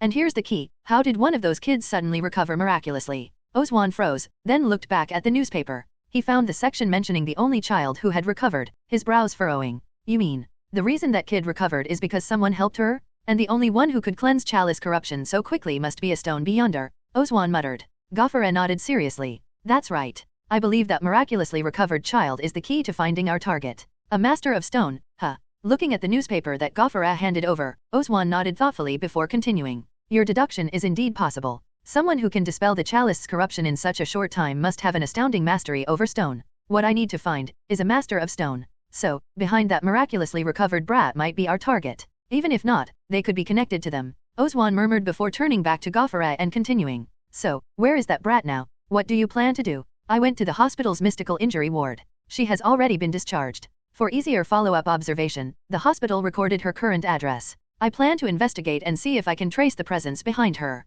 Goffare spoke frankly, and after a moment of contemplation, Oswan responded. This is indeed a lead worth following. I hope you can find something. Meanwhile, I'll try a different approach and investigate from another angle. Saying this, Oswan glanced at the towering buildings under the gloomy sky in the distance and murmured, Mr. Deerskull's great enemy is somewhere in this city. If we can find him for him, our path to the extraordinary will be wide open. In an apartment building on southern Sunflower Street in the upper city of Igwent, Dorothy sat at the desk by her bedroom window, her expression serious as she studied an old book covered in dust. She had just bought this mystical book from Aldrich, and it was said to contain information on the Black Rank. Dorothy quickly skimmed through the book, ignoring the cognitive poison in the pages as she read. It was a research-based mystical manuscript that explored the spirituality of stone, titled Expressions of Spiritual Elements. According to the manuscript, stone and chalice are the spiritualities of opposing substances. Among them, stone is the most material. If used as a catalyst, it can manifest other less material spiritualities, easily triggering their elemental expressions. Spirituality is an essence with multiple layers of expression. Each layer reflects a different aspect of spirituality: concepts, mind, perception, material. There are many forms of expression, and elemental expression falls under the material aspect. The manuscript states that all 6 spiritualities have corresponding elemental expressions. The elements of stone and chalice can manifest easily, whereas the other 4 spiritualities generally require stone as a catalyst. The 6 spiritualities and their corresponding elements are as follows. Unfortunately, due to a lack of sufficient research subjects, the element corresponding to revelation remains undiscovered. Since all 6 spiritualities have elemental expressions, some paths on the extraordinary journey focus on manipulating these elements, known as elementalists. Among them, chalice and stone naturally manifest their elements, while the other 4 require stone as an auxiliary spirituality when advancing to the Black Rank. After the advancement, stone acts as a catalyst, enabling them to manifest their primary spirituality's elemental expression and control the corresponding element. For example, if an apprentice of Lantern chooses stone as an auxiliary spirituality, they can advance in rank to become a pyromancer. Similarly, an apprentice of Shadow who selects stone as an auxiliary spirituality can become an aeromancer. After finishing the entire manuscript, Dorothy let out a long breath. As Aldrich had said, she now had a deeper understanding of spirituality and the Black Rank. At the very least, she had learned the names of 5 Black Rank class and gained insight into one of her possible advancement paths. If she used stone as her auxiliary spirituality, she would become the elementalist corresponding to revelation. However, the frustrating part was that the book listed the elemental expressions for all spiritualities except revelation, meaning that even if she chose to advance as an elementalist, she wouldn't know what element she could control. This is such nonsense. Just because there aren't enough research subjects for revelation, you haven't discovered its elemental expression? Seriously, is revelation really that rare in the mysticism world? You guys can use it for divination and anti-divination, but you can't spare some for research. Looking at the manuscript in her hands, Dorothy internally grumbled. She was starting to suspect that revelation might be somewhat uncommon in the mysticism world. All in all, the manuscript gave her a general understanding of the black rank and a potential advancement path. Without hesitation, she extracted its spiritual content. Although the manuscript focused on stone, it also introduced knowledge about all other spiritualities except revelation.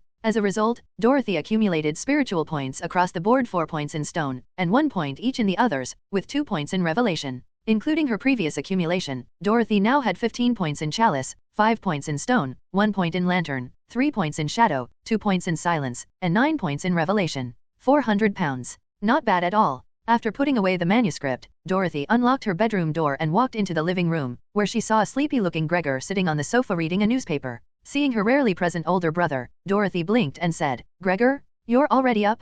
Not catching up on sleep? Ugh.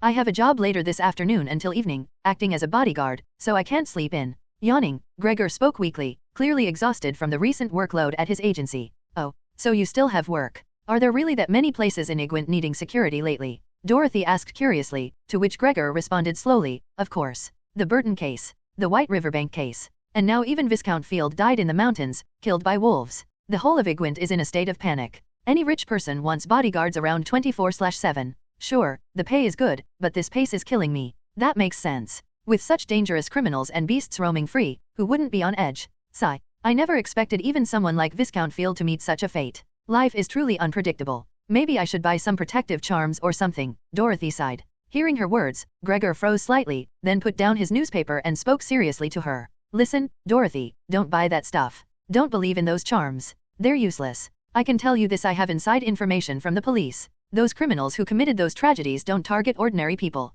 They've probably left by now, so there's no need to worry too much." Gregor's warning reassured Dorothy, and she nodded in understanding. "I see. That's a relief. But Gregor, you're pretty amazing getting inside info from the police like that." Dorothy praised him, and Gregor couldn't help but grin. "Of course, I'm your big brother, after all. In my line of work, we interact with the police all the time. Even regular officers have to show me some respect." Gregor boasted, recalling how even police captains circled around him when he spoke. "You really are impressive, Gregor." Dorothy smiled, thinking to herself, if I stir things up in the city, even more people, including the police, will be circling around me. "By the way, Dorothy, are you heading out?" Gregor asked, glancing at her outfit. "Yes, I'm visiting Anna, the student from the charity orphanage who was previously adopted by Viscount Field. She was recently discharged from the hospital, and the orphanage invited me to check on her." Huh. Gregor was momentarily stunned. Knight Street, located in the upper city of Igwent, was a high-end residential area with a serene environment. The streets were lined with rows of townhouses, tall avenue trees stood along the pedestrian walkways, and only a few carriages moved along the cobblestone paved road.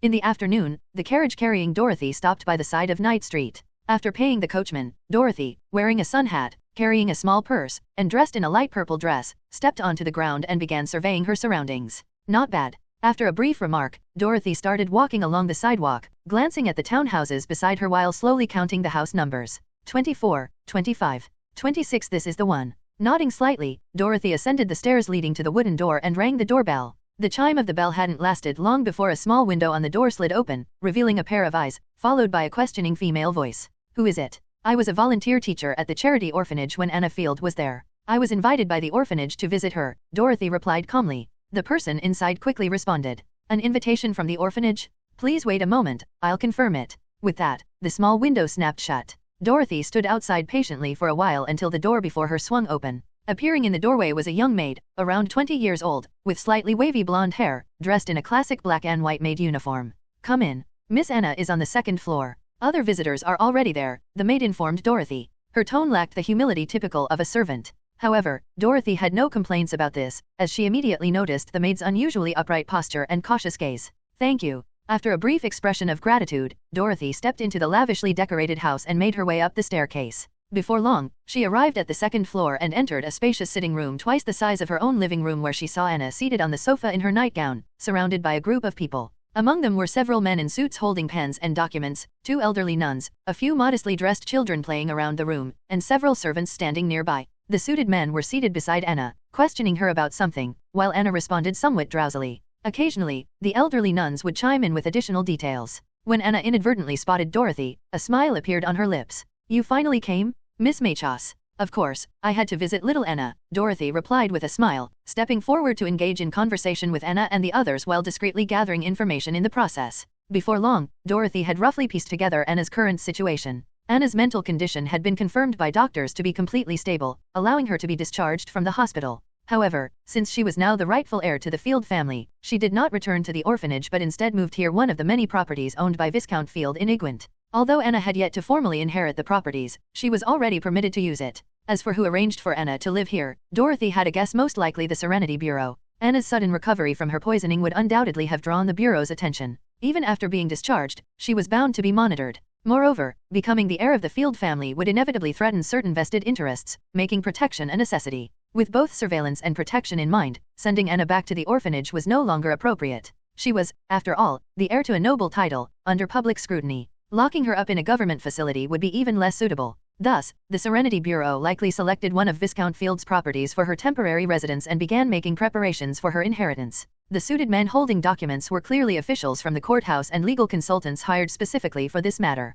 So, the Serenity Bureau is taking Anna's inheritance very seriously. Not only are they handling the legal procedures, but they even provided legal advisors. It seems they strongly support Anna's succession. Observing the situation, Dorothy developed a slight appreciation for the decision-makers at the Igwent's Serenity Bureau. Even though Anna had a strong legal claim to her inheritance, she was still a young orphan with no family to speak on her behalf. Without someone advocating for her, this matter could have been quite difficult to resolve. But with the Serenity Bureau's intervention, things were different. Having dealt with the Serenity Bureau several times, Dorothy was well aware of its high standing in the Prit Kingdom's power structure. At the very least, it outranked the police force. With such an authoritative institution backing Anna, combined with her solid legal claim, there were no legal obstacles preventing her from inheriting the Field properties and title. They sure are thorough. Not only do they keep cleaning up after me, but now they're even handling this. As Dorothy continued conversing with Anna, she discreetly scanned the servants around the room. Just like the maid at the door, they all had sharp, alert eyes, clearly disguised hunters.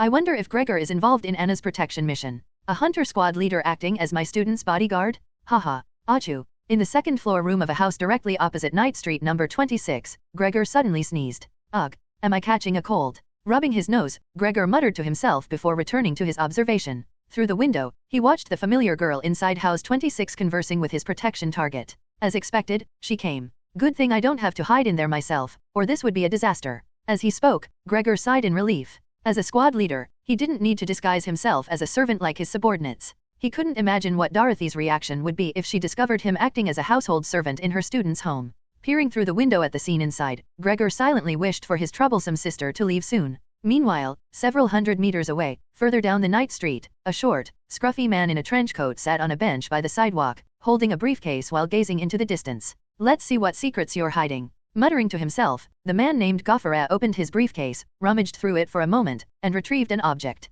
It was a bone, a hollowed-out piece of bone with visible signs of refinement. Intricate carvings covered its surface, and at its center, two distinct symbols were etched. One was a larger emblem, a perfect triangle inscribed within a circle. The other was smaller and resembled a closed eye. Next, Goffera pulled out a small bone rod and tapped the hollow bone twice. A hollow, eerie sound rang out, and soon after, a wisp of translucent, indistinct mist emerged from the bone. The mist rapidly expanded, swelling to the size of a person before solidifying into a humanoid form. Moments later, a gaunt, raggedly dressed man with disheveled hair and a vacant expression floated silently before Goffera. It was a ghost. Go, scout house number 26 and the surrounding area for me. Goffera spoke bluntly. The ghostly figure nodded before turning and drifting away. As it moved, its already translucent form gradually faded further until it completely disappeared from sight. Igwent Upper City, Night Street. In the afternoon, inside house number 26 on Night Street, the spacious living room on the second floor was filled with visitors who had come to check on Anna, who had just recovered from a serious illness. Having spent a long time in the hospital, Anna was overjoyed to see so many familiar faces all at once and happily chatted with each of them. How have you been recovering these past few days, Anna? Sitting by a window, Dorothy asked the girl beside her. Anna nodded obediently and answered. Don't worry, I was just scared by those vicious wolves back then. Thanks to the blessing of the divine, I'm fine now. We must believe in the power of the gods, don't you think so, Miss Machos? Anna smiled at Dorothy, and in an almost imperceptible moment, playfully winked one eye. Seeing this, Dorothy couldn't help but smile in response. Of course, let's be grateful for the divine's protection over each and every one of us. Looks like Anna is well aware of her role now. She knows to hide the truth about herself and is doing her best to cooperate with the Serenity Bureau's work. Watching Anna's behavior, Dorothy thought to herself. A major reason she had come to visit was to confirm Anna's current condition, whether she would panic or lose composure under the hunter's surveillance. But judging from what she had seen, Anna was handling it far better than expected. As expected of an orphanage's top student. Far more mature than the average unruly child of her age. She's obedient and understands her situation. This is reassuring. After finishing her conversation with Anna, Dorothy had this thought, then prepared to head to the nearby table for some of the pre-prepared desserts, ready to enjoy the rest of the gathering. At that moment, as everyone remained immersed in the warm atmosphere of the visit, an unseen, imperceptible presence silently slipped into the room. Something invisible passed through the walls, drifting into number 26. It floated through the spacious living room, weaving between the gathered guests, observing the scene, attempting to scrutinize every detail. Yet, no one in the room sensed anything amiss. They continued their cheerful conversations, oblivious to any anomaly in their surroundings. No one noticed the presence of this unseen entity, yet it lurked in the shadows, watching everyone, circling each person as it observed, even passing directly through human bodies, yet those it passed through detected nothing unusual. After finishing her conversation with Anna, Dorothy wandered around the living room, occasionally sampling the desserts and tea that had been set out in advance. She also tried chatting with other attendees to gather information about Anna's inheritance. This house isn't bad at all. I wonder how much it costs. Taking in her surroundings, Dorothy muttered in admiration. A man who seemed to be a lawyer, who was speaking with her, chuckled and replied, "Knight Street is a prime location, Miss Machos. Even though these are townhouses, they're still quite expensive.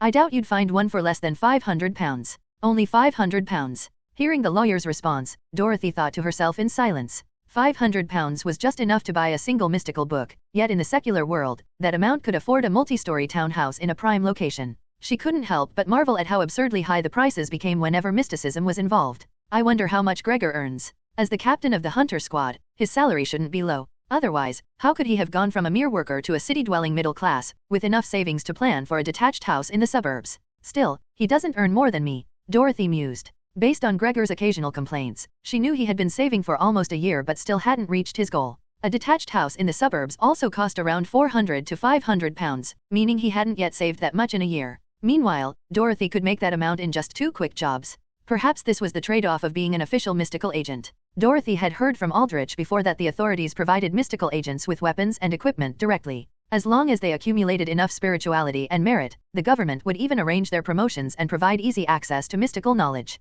The downside, however, was the lack of freedom, no opportunities for side gigs like Dorothy had. Sitting by a window, Dorothy sipped her tea, occasionally enjoying the view outside while lost in thought. Just as she was soaking in the peaceful atmosphere, her expression suddenly stiffened, and her brows slightly furrowed. Something feels off. Sitting by the window, Dorothy suddenly sensed a trace of something abnormal. A strange feeling crept up on her, though she couldn't quite pinpoint what was wrong. This feeling, it's unpleasant, something feels off. Why am I suddenly feeling this way? Puzzled, Dorothy activated the passive ability granted by her appraisal skill, allowing her to perceive a limited degree of spiritual vision. And then she saw it. Right in front of her, barely a meter away in midair, a faint, pale, translucent human face had appeared. Its hollow, withered eyes stared silently at her, while the hand holding her teacup had already passed through the white figure. In that instant, Dorothy's mouth slightly opened, her eyes widened, and she drew in a sharp breath as if she was about to lose control and scream. What a lovely street view. At the crucial moment, Dorothy forcibly suppressed the rising panic within her with sheer rationality. She made her already open mouth utter a calm remark, then continued sipping her tea and admiring the view outside, as if she hadn't noticed anything unusual. Seeing Dorothy's composed demeanor, the pale ghostly figure lingering before her circled around twice before quietly drifting away. In the corner of her vision, Dorothy watched as the entity resumed its observation of the other attendees, occasionally passing through their bodies.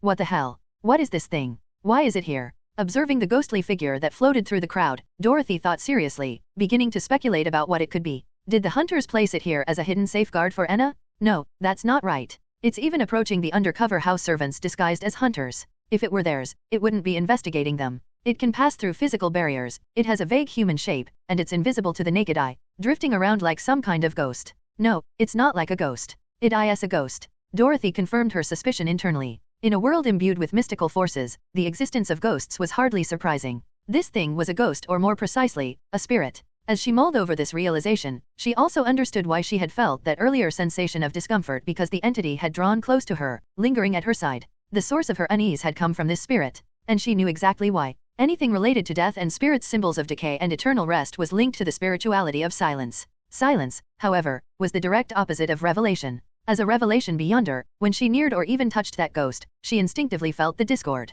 In her spiritual vision, the entity before her seemed to be composed almost entirely of silence-aligned spirituality, mixed with a few other elements. Moreover, its spirituality wasn't contained within a body like that of a mystical creature, it was fully exposed, making it easy to perceive. So, why is there a ghost inside number 26, this temporary residence arranged specifically for Anna? Sitting still, Dorothy's expression grew increasingly serious. Enhance. Why would a ghost appear in this property, which was specifically arranged for Anna and originally belonged to Viscount Field? Dorothy pondered this question, considering whether the ghost had always been in this house or if it had come from somewhere else. Analyzing the situation carefully, Dorothy felt that the likelihood of the ghost originally inhabiting the house was quite low. She had just discussed the house's details with the lawyers earlier. The properties on Knight Street were prime real estate, and several of them, including number 26, belonged to Viscount Field. When they were first built, the Viscount purchased several of the best located ones, renting most of them out and quickly recouping his investment. It was a highly successful venture. The area was well maintained, with no history of hauntings, murders, or anything of the sort.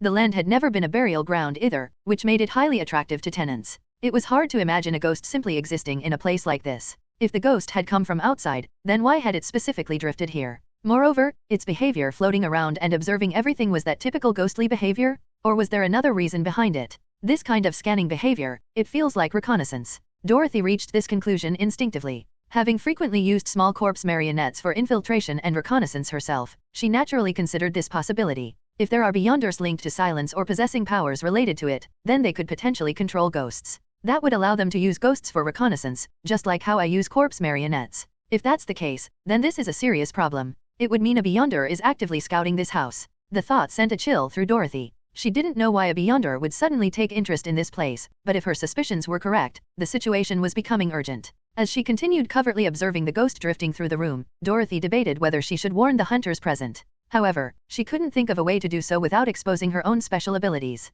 Finally, as if it had completed its survey of the house, the ghost phased through the wall and floated outside, confirming Dorothy's suspicion that it had come from elsewhere. Watching it leave, Dorothy considered using a small corpse marionette to track it, but then she realized something: her appraisal skill's spiritual vision only worked on herself. Since this skill was unique to her, she couldn't apply it to her marionettes. That meant the marionettes wouldn't be able to perceive the ghost, making it impossible to follow. Looks like, for once, I've lost the upper hand in reconnaissance and intelligence gathering. As the ghost disappeared through the walls, Dorothy thought to herself, making a mental note to pay closer attention to the area moving forward. Leaving number 26, the ghost continued floating around Knight Street, scouting the surrounding houses and observing the passing carriages. Once it had gathered enough information, it quickly glided back the way it came. Before long, it reached the end of Knight Street, returning to Grimoire, who stood there with his hands behind his back, waiting. The gaunt, skeletal-looking ghost leaned toward Grimoire's ear, whispering something in an almost imperceptible, fine-meshed voice. Grimoire listened, then nodded thoughtfully. Humph, so that little brat really is suspicious. There are black dogs guarding her. Interesting. Grimoire muttered to himself. The black dogs he referred to were, of course, the hunters' black uniformed watchdogs of the authorities. The ghost had spotted concealed standard-issue weapons on the plainclothes hunters, confirming their identity. If the black dogs are protecting her, that means the girl has some kind of secret and might have a powerful backer. But that doesn't necessarily mean her backer is our target. After all, I didn't detect any signs of stone-related spiritual traces. Those black dogs might simply be guarding her because they discovered something unusual about her. Grimoire continued pondering the situation. While he was certain that Anna was abnormal in some way, he couldn't determine the exact nature of that anomaly, whether or not she was truly the target they were searching for. Looks like I'll have to probe a little tonight and see if I can draw anything out. As he spoke, Grimoire glanced toward another house on Knight Street. While his ghost had been investigating number 26, it had also conducted a brief survey of the surrounding properties, and something particularly interesting had been discovered inside number 38. After all, when a chess piece presents itself, it would be a waste not to use it. Grimoire said this with a slight smile as he looked toward the windows of number 38. Inside house number 38 on Knight Street, several men sat around a wide table in the spacious second-floor living room. Through the windows, they pointed and gestured toward number 26, engaged in a heated discussion. All of these men were dressed in relatively well-tailored clothes and wore hats. Among them, one man had a short, stout frame, a bloated belly, and a face full of flabby flesh. This was Harold, a distant cousin of Gary Field. At that moment, the men around Harold were arguing fiercely, faces flushed with anger as they bickered non-stop, refusing to back down. So, once everything is settled, all the properties on Knight Street should belong to me. Bullshit? What right do you have to claim Knight Street? If we're talking blood relations, I'm closer to Field than you are. Ha, blood relations? If we're going by that, none of you can compare to me. The men at the table continued shouting at each other. Annoyed by the endless bickering, Harold coughed and knocked on the table to get their attention, then spoke loudly. All right, gentlemen, enough arguing. Let's put aside the matter of dividing up the inheritance for now. First, we need to complete our current task. As long as that little brat is still alive, all this talk is meaningless. After speaking, Harold glanced through the window at number 26, then turned back to the men sitting around him. The plan is set for tonight. Everyone, gather the mercenaries you've hired. We'll take care of that brat in one go. Once that's done, we can settle the inheritance however we want, whether over dinner or in court, it doesn't matter. Any objections? The men exchanged glances in silence before answering in unison. None. At dusk, the golden light of the setting sun bathed Night Street. The visit to number 26 had lasted all afternoon and was finally coming to an end. At the front door, Anna stood, waving goodbye to her visitors one by one. Goodbye, Miss Machos.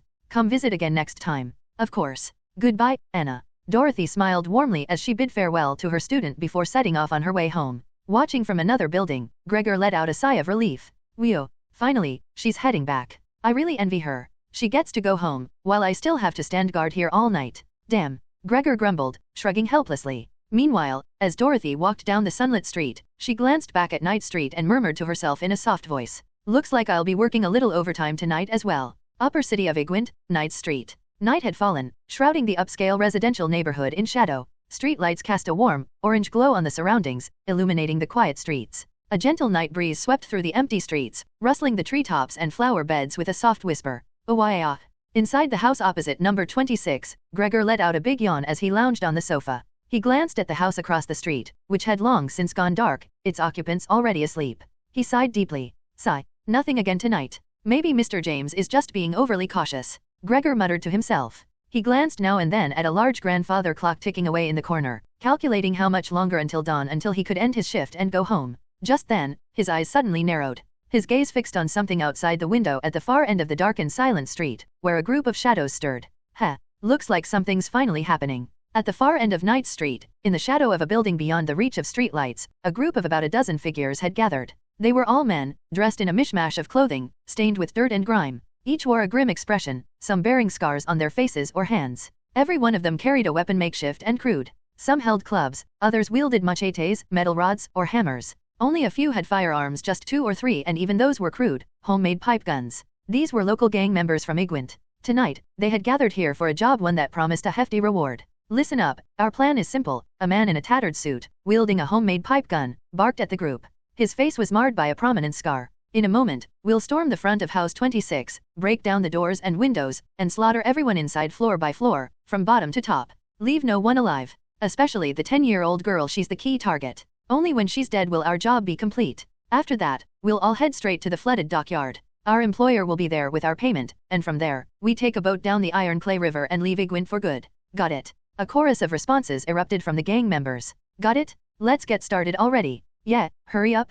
I can't stand being in this damn city any longer. The scar-faced man nodded in satisfaction as he saw the group's eagerness. He then gave one final instruction. All right, let's move. There might be a few bodyguards inside, maybe a bit skilled, but don't be afraid. We have the numbers and weapons, just overwhelm them. Remember, make it quick. Don't wait for the cops. Move out. With a wave of his hand, the leader signaled the group forward. They emerged from the shadows, stepping onto the street. They quickly made their way to the front door of number 26. Seeing the firmly shut entrance, the leader called out. Barry, do it. He was calling for the strongest member of their group, the one carrying the heavy hammer, to break down the door. But after a few seconds of silence, no one stepped forward. Irritated, the leader snapped, Barry, stop messing around and break it down. Be boss, be behind us. A weak, trembling voice answered instead. Annoyed, the leader turned his head. Behind us? Behind us, what could possibly? His words froze mid-sentence. A mere 4 or 5 meters behind them stood a line of 5 figures dressed in jet black uniforms. Each one held a rifle, aiming directly at the gang.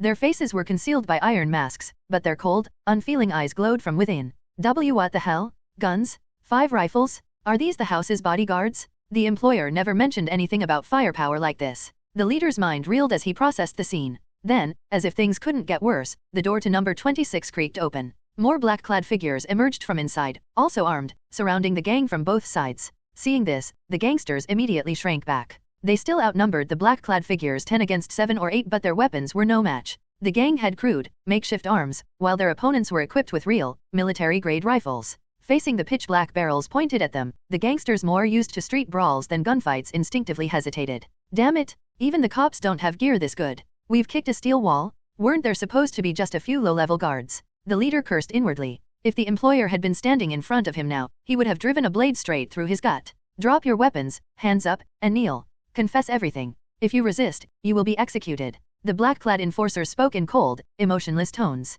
Faced with this command and the gun barrels inches away, the gangsters' fighting spirit drained from their eyes. Meanwhile, on the 4th floor of a building overlooking Night Street, a figure watched the standoff unfold below. Seeing the gangsters hesitate, the figure spoke softly. Now is not the time for you to falter. Pawns, allow me to grant you some courage. Murmuring to himself, Grimoire raised an intricately carved hollow bone instrument and began to tap it rhythmically. One by one, invisible spirits emerged from the instrument, drifting into view before him. There were 5 in total, men and women, young and old. Their eyes were vacant, their forms thin and ragged, their clothes tattered, their transparent bodies exuding a faint chill. Holding the instrument, Grimoire gestured downward toward the street below. The spirits obeyed, gliding silently toward the gangsters before vanishing into thin air. Back at the standoff, the gang leader finally cracked under the pressure. Look, brothers, there's been a misunderstanding. We don't want trouble. We'll put down our weapons, all right. Forcing a smile, he slowly knelt and moved to set his gun on the ground. His men followed suit. Seeing this, the enforcers slightly relaxed. Just then, an almost imperceptible chill swept through the air.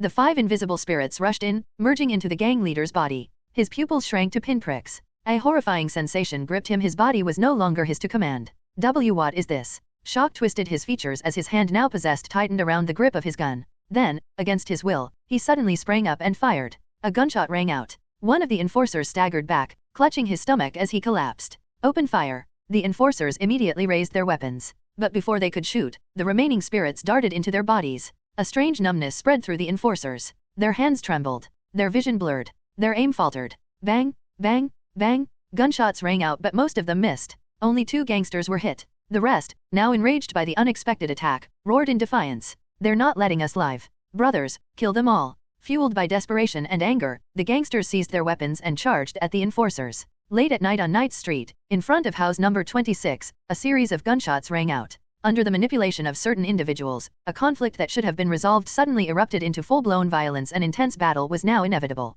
Provoked and believing that the hunters were out to annihilate them, the gangsters grabbed their weapons and, howling, charged at the hunters surrounding them. Night Street was already narrow, and the distance between the gangsters and the hunters was short. The hunters had just fired a round of bullets and hadn't even had time to reload before the gangsters, screaming, rushed in. Left with no choice, the hunters drew their swords, preparing for close combat. Even in close quarters, the hunters were not afraid. Typically selected from elite police officers, hunters underwent rigorous training and possessed superior combat skills, far exceeding those of the gangsters. Despite being outnumbered, they were confident they could cut down every last one of their opponents. Under normal circumstances, the gangsters would be ruthlessly slaughtered by the hunters. However, this situation was anything but normal. The eerie, invisible spirits within the hunters' bodies stirred once again. The hunters were shocked to find their movements slowing, making it impossible to launch sharp counterattacks against the oncoming gangsters. They could only defend passively, forced into retreat. Soon, they were driven back to back, forming a tight defensive formation to avoid being surrounded on all sides. Haha, these guys are all show and no substance? Brothers, kill them all. Seeing their supposedly formidable enemies retreating in panic, the gangsters grew even more aggressive. Wielding their crude weapons without any real technique, they hacked wildly at the hunters. Struggling under the effects of the spirits, the hunters found themselves unable to keep up. Several had already been wounded by the gangsters' inferior weapons. Fortunately, their uniforms were specially designed, providing some degree of protection while remaining lightweight. From a 4th-floor window of a nearby building, Grimoire manipulated his spirits, further disrupting the battle below. His goal was to help the gangsters defeat the hunters, putting Anna in danger and forcing the Beyonder backing her to intervene. That individual might be exactly who he was searching for. Die already, black dogs. Unless that brat is truly threatened, the one behind the scenes won't show up. Muttering to himself, Grimoire watched the battlefield below, waiting, hoping for the spirituality of stone to manifest. The chaotic battle raged on, and the hunters were in a dire situation. But just then, a shadow streaked into the battlefield. Wearing an iron mask, Grimoire swung his blade, felling 3 gangsters in mere moments. His blade, infused with shadow, sliced through their bodies with ease. Blood sprayed through the air, shocking the gangsters who had, just moments ago, been full of confidence. At first, Grimoire had dismissed the gangsters as mere small-time thugs and left them to his subordinates. But seeing how poorly his men were faring, he had no choice but to step in personally. Something's wrong. This fight is all wrong. There must be something going on here. But whatever, I'll just cut them all down first. With this thought, Grimoire raised his blade and continued his assault. Meanwhile, hidden in the building above, Grimoire observed him closely. A shader? Ha, it's normal for an apprentice to lead a squad, but an apprentice is still just an apprentice. Murmuring, Grimoire waved the bone artifact in his hand. Immediately, 3 spirits emerged from the wounded, fallen hunters and plunged into Grimoire's body. Just as Grimoire was about to cleave a gangster's head in 2, his body suddenly froze completely beyond his control. His movements stopped abruptly, as if someone had pressed pause. He wanted to move, but a sharp pain shot through his muscles. What is this? Grimoire's eyes widened in shock. The gangster he had nearly killed hesitated for a moment before his expression twisted with malice. Clutching a small knife, he lunged at Gregor. The paralyzed hunter could do nothing but watch as the blade, which he would normally have dodged with ease, stabbed toward him. Thud. At that moment, a massive iron hammer slammed into the gangster's face from the side, shattering his skull and sending his teeth flying. Blood sprayed as the man collapsed to the ground, lifeless. Gregor, momentarily stunned, turned to see his savior, a blood-soaked, burly gangster holding the bloodied hammer. The man's eyes were vacant. After a brief glance at Gregor, he wordlessly lifted the hammer and smashed it into another gangster's skull, splitting it open. What the hell? They're attacking each other now. Gregor was baffled. He glanced around the chaotic battlefield and saw several other gangsters suddenly turning on their own allies, launching brutal attacks. You bastard, Barry. What the hell are you doing?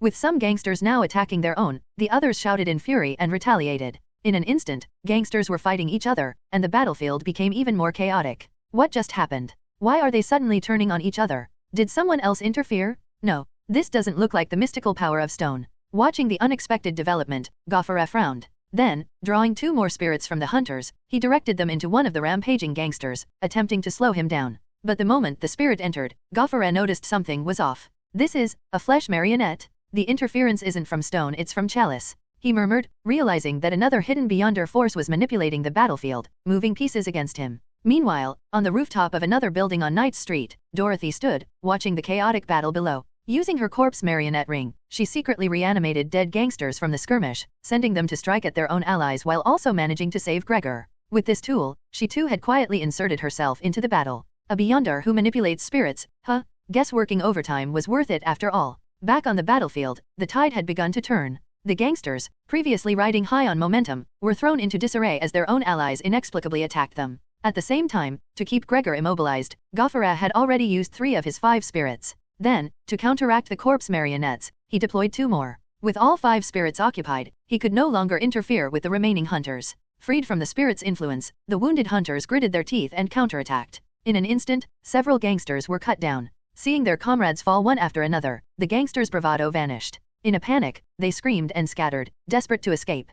Useless trash. Watching the retreat, Grimoire scoffed coldly. With a wave of his bone artifact, he withdrew all the spirits from their hosts, allowing Gregor to regain control of his body. Don't think this is over. My goal hasn't been achieved yet. With that thought, Grimoire moved his bone artifact again, commanding his 5 spirits to rush toward a specific location. The spirits flew toward a flower bead. Hidden within the bushes was a suitcase, something Grimoire had stashed there in advance. Under his control, the 5 spirits plunged into the suitcase. It snapped open, revealing its contents under the glow of the street lamp. Inside were 5 half-meter-long, serrated bone blades, each without a hilt, crafted entirely from white bone. Now, the 5 spirits each merged with a blade. As they did, the bone weapons began floating in midair, pointing toward the battlefield. Now witness the power of a bonesmith. Murmuring to himself, Grimoire directed the 5 hovering bone blades toward Gregor and the hunters. The night went on Night Street, illuminated by dim orange-yellow lights. On the upper floor of house number 26, in Anna's bedroom, Anna had been startled awake by the intense sound of gunfire. She was now huddled on her bed, frightened, while 2 hunters, disguised as household servants, stood by to protect her.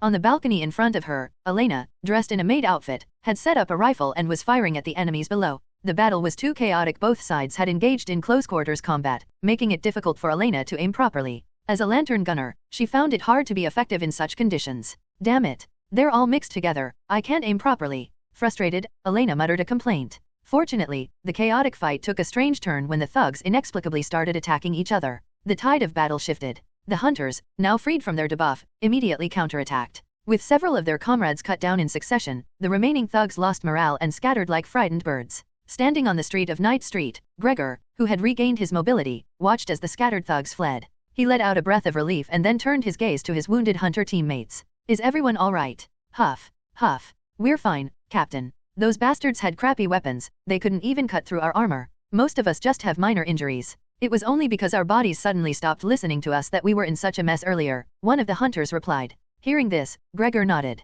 I understand. Just now, my body also froze completely, like I was possessed by an evil spirit. If it weren't for those few guys suddenly turning to help us, I might already be lying dead. As he spoke, Gregor turned his gaze across the street. There stood a well-built thug wielding a sledgehammer, the very man who had just saved him by turning against his own allies. Beside him were 2 more thugs who had acted similarly. At this moment, the 3 thugs were standing alert, scanning their surroundings as if wary of something. Seeing this, Gregor tried to greet them. Hey, brother over there, can you come over and... Whoosh! Before Gregor could finish his sentence, a sharp, piercing sound sliced through the air. A shadow streaked out from the darkness, targeting the remaining thugs. In an instant, the thug wielding the sledgehammer had his head severed. Blood spurted violently from his neck. What? Gregor's eyes widened in shock as he watched his savior die on the spot. Before he could react further, more sharp sounds echoed through the space. Something was rapidly flying towards the remaining thugs and hunters. One of these objects was heading straight for Gregor. Sensing the danger, he instinctively raised his weapon to block it. With a loud clang, he deflected the attack and sent the object spinning away.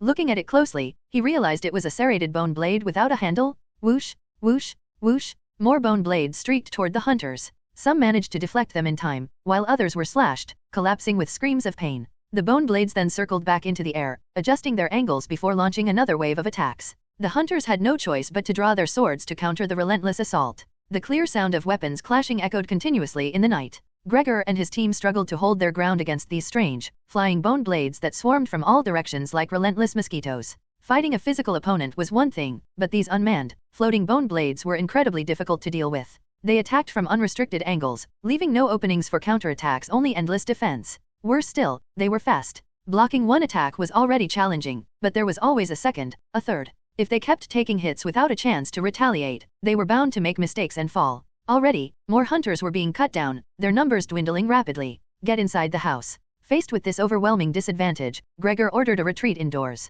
Staying out in the open was too dangerous against these bone blades. Humph, none of you are getting away. From the fourth-floor window of a nearby building, a figure named Gofferat observed the scene below. Seeing the hunters attempting to retreat indoors, he adjusted his strategy. Instead of focusing on eliminating them outright, he prioritized blocking their entry, ensuring they remained trapped on the street, perhaps intending to wipe them all out in the open. Meanwhile, on a distant rooftop, Dorothy watched the unfolding situation with growing concern. What the hell is this? Sword controlling technique? No, these things are being controlled by those spirits from earlier. They're using spirits to wield objects? That hidden bastard isn't ordinary. Dorothy mused. This level of Beyonder ability was beyond what an apprentice rank Beyonder could achieve. The hidden figure controlling these attacks was likely above apprentice rank, most likely a black rank.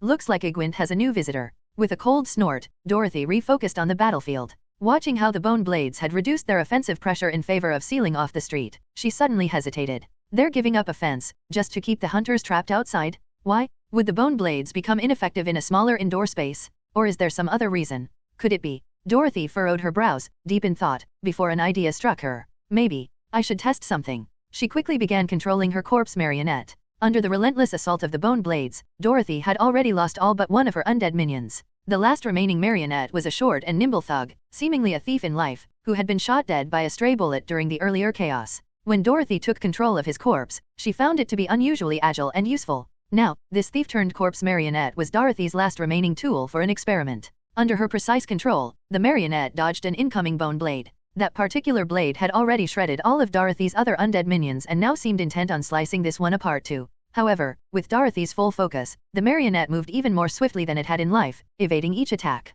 Seizing an opportunity, Dorothy directed the marionette to dash into the open doorway of house number 26. The pursuing bone blade abruptly halted at the entrance, refusing to follow inside. Dorothy's eyes lit up at the sight. She waited as the bone blade lingered before turning away, ready to rejoin the battle against the hunters. That was when she had the marionette rush back outside. The bone blade seemed to react, chasing after the marionette again, yet when the marionette ran beyond the reach of the streetlights into a dark flower bead, the bone blade stopped once more, refusing to follow into the darkness.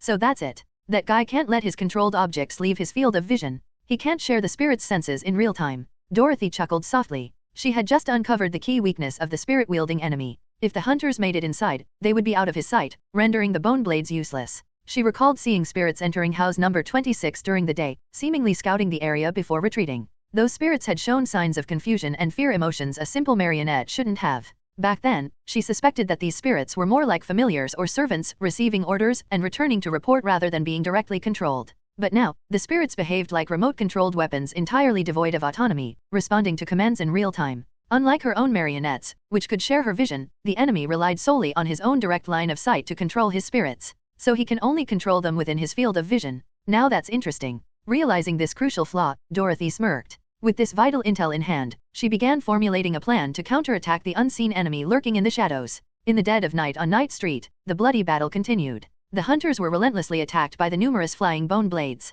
Already injured from their earlier skirmish with the thugs, the hunters had almost no power to resist these airborne blades, forced to defend passively, with several already cut down. However, there was a silver lining. Due to Gregor's command to retreat indoors, the bone blades, aiming to keep the hunters in the street, shifted from a full-on assault to mainly blocking their retreat. This lessened the pressure on the hunters, allowing them to hold their ground even if they couldn't enter the buildings. Gregor himself became the main force resisting the attacks, deflecting more than half of the incoming blades. Though managing to withstand the pressure for now, he was seething internally. Damn it! Where is the bastard controlling these things hiding? I want to cut him down. Gregor had realized that these bone blades were clearly being controlled by someone hidden in the shadows, slowly closing in on them. If Gregor's stamina ran out and he couldn't effectively block the blades anymore, they would all die in the street. Frustrated at the unseen enemy, Gregor was powerless to change the situation. Equally anxious was Elena, positioned on the balcony with her rifle. She wanted to relieve the pressure on her teammates but found no target for her sniper skills. The small, darting bone blades were far beyond her range of accuracy.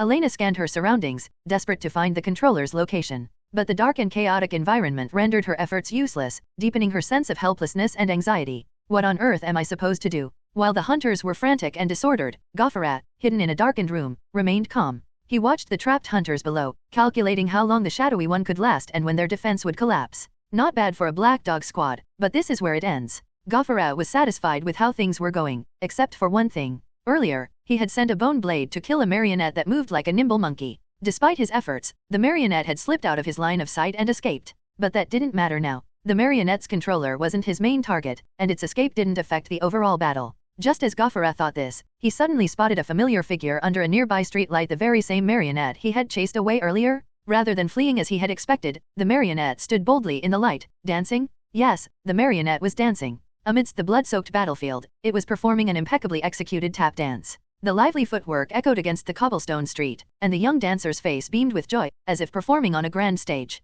Watching this, Gofferat clenched his fists. That bastard! How dare they provoke me? Seeing the dancing marionette, Gofferat muttered through gritted teeth. This was clearly a provocation, a challenge from the marionette's controller to him. The marionette's smiling face seemed to taunt him, as if saying, "Come on, cut me down if you can. Trying to make me spread my bone blades thin to rescue those black dogs, huh? Dream on. 4 blades are enough to handle the black dogs, and I only need one to take care of you." Determined, Gofferat directed the bone blade that had been chasing the marionette to once again strike at it. He would not let such provocation go unanswered. As the bone blade whizzed toward it, the thief marionette immediately halted its dance and sprinted away, dodging the attacks as it had done before. Thanks to Dorothy's overhead view of the battlefield, she could see the trajectory of the bone blade. The marionette didn't need to constantly watch and react, it simply had to keep running. With Dorothy's vantage point, evading the bone blade was much easier than for an ordinary person. Dorothy directed the thief marionette to weave through the streets, while the relentless bone blade chased closely behind. This time, however, the marionette didn't run out of Gofferat's line of sight. Instead, it moved around various obstacles, fences, trash cans, streetlights, and advertisement boards like a parkour artist. Gofferat's view was intermittently blocked, causing his bone blade's pursuit to falter. This only fueled Gofferat's growing frustration. Meanwhile, atop a darkened rooftop, Dorothy observed the scene with a faint smile. Just like that. Take it slow. Let me see where you can see and where you can't. As she controlled the marionette, Dorothy was not making it run randomly. She was using the obstacles to determine the spirit controller's blind spots, gradually identifying the direction from which he was observing. If the marionette hid behind a billboard's left side and the bone blade paused, it indicated the controller was viewing from the right. If the marionette ducked behind the south side of a parked vehicle and the blade attacked unhindered, the controller wasn't watching from the north. To monitor the entire scene, his viewpoint had to be elevated, likely from a building. By maneuvering the marionette around various obstacles, Dorothy could glean bits of information about the enemy's line of sight. Once enough data was collected, she could pinpoint his location. Soon enough, Dorothy deduced that the spirit controller was likely in one of the upper floors of a building on the southern side of Night Street, the left side of the battlefield. She sent 2 bird marionettes to the designated location for reconnaissance. Shortly thereafter, one of them spotted a figure on the 4th floor window, gazing intently at the battlefield below. Finally found you. Surveying the building, Dorothy noted its sealed doors and windows, making infiltration difficult. She then had the bird marionettes perch on a stone ledge above the window, leaving behind a box of matches. The birds opened the matchbox, grabbed a long matchstick, and with one holding down the box, the other struck the match along the box's side, igniting a small flame in the darkness. At that moment, Elena, still on the balcony of house number 26, noticed the faint light flickering in a previously dark window of the opposite building. What is that? Curious, Elena activated her lantern abilities and focused her gaze. In the dim moonlight, she saw a shadowy figure at the 4th floor window, someone looking down at the battlefield. Recognizing the threat, Elena didn't hesitate. She raised her rifle, took aim, and fired directly at the figure. Bang! The gunshot shattered the night, the bullet flying straight through the window. Gofferat, orchestrating the battle below, was struck in the chest by the incoming round. With the sound of shattering glass, a bullet shot straight into Gofferet's chest, knocking him backward onto the ground with immense force. At the same time, on the street below, the countless floating bone blades that had been attacking suddenly froze in midair before dropping lifelessly to the ground. The hunters, who had been under siege, stared in astonishment at the scene before them. These vicious, bloodthirsty bone blades had suddenly lost their power, leaving the hunters momentarily unsure of what had just happened. The controller? The one controlling those bone blades is behind the right side window of building number 14. I just hit him. From the balcony, Elena shouted loudly to her fellow hunters below. Gregor, leading the group, immediately reacted upon hearing her warning. Move. Let's capture him. Without hesitation, Gregor led the remaining hunters to the entrance of building number 14. Wasting no time, he pulled out his pistol and fired several shots at the lock before kicking the door open and storming inside. On the 4th floor, Gofferet, who had been shot and collapsed on the floor, twitched his fingers slightly before gritting his teeth and slowly sitting up, his face ashen. Ugh, ah. Groaning, Gofferet reached for his chest, tearing open his clothing to reveal skin cracked like stone. Blood seeped out from the fissures, and at the center of the web-like fractures, a bullet was lodged deep within. Clenching his teeth, he reached for the bullet and pulled it out of his chest. The blood-stained bullet had been severely deformed, as if it had struck something incredibly hard. Once removed, the stony texture of his chest quickly faded, and the network of cracks turned into a series of small wounds. Huff, huff. Why was I discovered? How did they see me? Sitting on the floor, confusion and fury twisted Gofferet's expression. But before he could dwell on it, he heard rapid gunfire from below, followed by the sound of multiple footsteps storming in. He immediately realized that the building had been breached. I can't stay here any longer. I need to get out now. Understanding that his location had been compromised, Gofferet quickly found cover and got to his feet. With a swift motion, he swung his bone weapon, summoning the scattered bone blades from the street back to him. The blades shot through the window and returned to his side. Keeping the floating bone blades close, Gofferet started descending the stairs. Just as he reached the 3rd floor, he locked eyes with the hunters coming up. There he is. Upon spotting him, Gregor tightened his grip on his sword and charged forward with the hunters at his back. In response, Gofferet flicked his hand, sending the bone blades whistling toward them. Gregor swiftly drew his sword and deflected several blades with a series of sharp clangs. Since the blades were all coming from the same direction, blocking them was easier. Meanwhile, the other hunters quickly took cover, avoiding the incoming projectiles as they embedded themselves in walls and furniture. Within the confined, complex space of the building, Gofferet's abilities were significantly restricted. The limited visibility made it difficult for him to maneuver, let alone counter Gregor and his team. His attack had been neutralized almost instantly, but that didn't matter. Gofferet had never intended to cause serious harm. His goal was to delay them. Using the bone blades to briefly stall the hunters, Gofferet suddenly bolted toward the open window, recalling all of his blades as he moved. Just as he leaped toward the back window on the 3rd floor, Gregor hurled his sword straight at him. The blade struck Gofferet's shoulder, but with a sharp clang, it bounced off. Leaping from the 3rd floor, Gofferet grabbed 2 of his bone blades by their dull edges, using their levitation to slow his descent. He landed safely on the grass behind building number 14 and immediately sprinted toward the distant forest. Gregor rushed to the window just in time to see Gofferet's figure vanishing into the darkness of the night. Damn it! Furious, Gregor slammed his fist onto the windowsill. He took several deep breaths, steadying his emotions before turning to his team. Contact HQ immediately. Call the emergency response team. We have multiple wounded in urgent need of treatment. In the darkness of the forest, Gofferet panted heavily as he fled. Before long, he emerged from the small grove that served as a green buffer for the residential district, reaching the roadside. He followed the road for a while before stopping under a tree, where an unattended carriage awaited. He loaded all his bone blades onto the carriage, then climbed into the driver's seat and set off into the night. As he rode away, a crow flapped its wings and descended from the sky, landing atop the carriage. Silently, it rode along with him into the distance. At upper city of Igwent, in a luxury riverside hotel. In a well-furnished suite, a gaunt-looking man stood by the window overlooking the dark river. His face was heavy with contemplation as he occasionally glanced at the clock on the wall, as though waiting for something. Moments later, the door suddenly opened, and a battered Gofferet staggered inside. Shutting the door behind him, he immediately collapsed into a chair, panting heavily. After catching his breath, he tore open his clothing to reveal a fresh wound on his shoulder. You're injured? What happened? How did the investigation on that miracle brat go? The man, named Ozwan, furrowed his brows and asked seriously. Gofferet let out a long sigh, his voice laced with frustration and resentment. I screwed up. That brat has local black dogs protecting her. I tried to capture her, to see if she had any traces of being treated by the stone, but I failed. Instead, I ended up getting bitten back by those damn black dogs. Ozwan's eyes flickered with surprise at Gofferet's words. He muttered with a hint of disbelief. Local black dogs? In Prit, aside from a few select cities, their influence isn't all that strong. At most, they'd have a single black-rank director. Don't tell me, you ran into the director here. Director. Inside a high-end guest room, upon hearing Ozwan's words, Gofferet sat in a chair, pondered for a moment, and then responded. Maybe. When I was toying with those black dogs, some other Beyonder did intervene. I was probably discovered by them. Once my position was exposed, I got bitten by the black dogs. Gofferet spoke through gritted teeth. Then, after taking a bottle of liquor from a nearby cabinet and taking a sip, he continued, "It might be a chalice, someone who can manipulate flesh marionettes. But as for their rank, I'm not sure. However, they should at least be at the black rank." Gofferet speculated. Though he had never actually seen this hidden Beyonder of the chalice pathway, he believed that since they were able to put him, a black rank, at such a disadvantage, they were likely at least of the same level.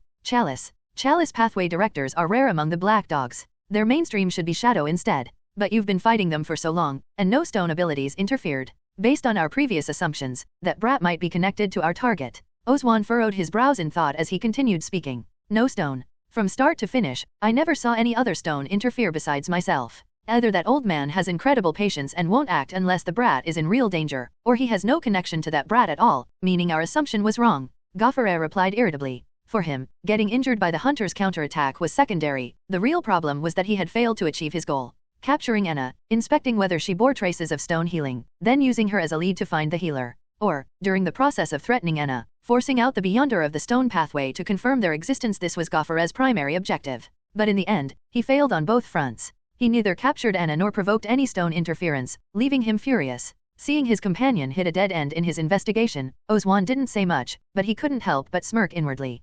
Investigations inevitably run into obstacles. It seems your side isn't going well, so why not hear about my findings? Sitting down on a chair himself, Oswan spoke to his companion. They had each been investigating different leads but were working toward the same goal. You made progress? Gofferet asked in surprise upon hearing Oswan's words. Oswan, in turn, smiled and nodded. More or less. I tried using some, less mystical methods for my investigation, and it actually led to a few clues. Less mystical methods. Gofferet's expression turned puzzled at Oswan's words. Meanwhile, Oswan picked up a stack of documents from a nearby table and handed them to Gofferet. Take a look at this. Gofferet accepted the documents and carefully examined them. He soon realized they were several purchase orders. After scrutinizing them for a while, he saw that they were all orders for stone materials. Stone material orders? Where did you get these from? And what are they for? Gofferet asked in confusion, looking at the documents in his hand. Oswan then explained. These orders were obtained from the city's stone processing plants. They handle raw stone harvested from the mountains, cutting and processing it into various specifications for use across the city.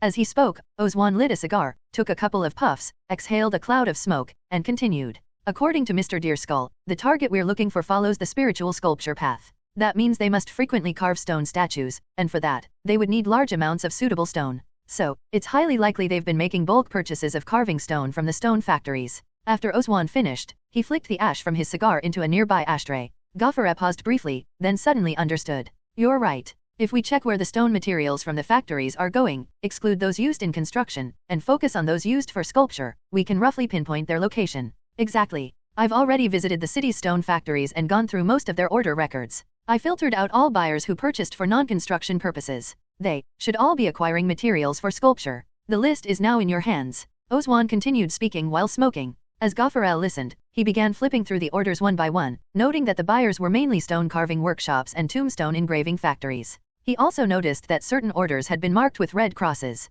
Seeing these marks on the documents, he asked, "You marked them? Have you verified these locations?" Yes. There was nothing unusual, so I crossed them out. Except for this one. As he spoke, Oswan took an order from his pocket and handed it to Gofferet. Gofferet, after reading the document, spoke in surprise. St. Amanda School. Heh. A middle school, needing such a large amount of stone? And all of it is high-grade material? That's quite unexpected. This place is completely different from the others, Oswan said with a smirk, watching Gofferet's astonished expression. Gofferet, in turn, looked at him seriously and asked, "You think Mr. Deerskull's great enemy is hiding within this school?" "The probability is very high. I think we should report our findings to Mr. Deerskull and have him prepare accordingly." Taking a deep drag from his cigar, Oswan exhaled smoke and spoke with a smile. Outside the high-end hotel, on a nearby street, a black carriage was parked in the darkness. Inside the carriage, Dorothy slowly opened her eyes, a hint of astonishment appearing in her expression. Through a small corpse marionette she had secretly sent into the guest room, she had overheard some surprising information.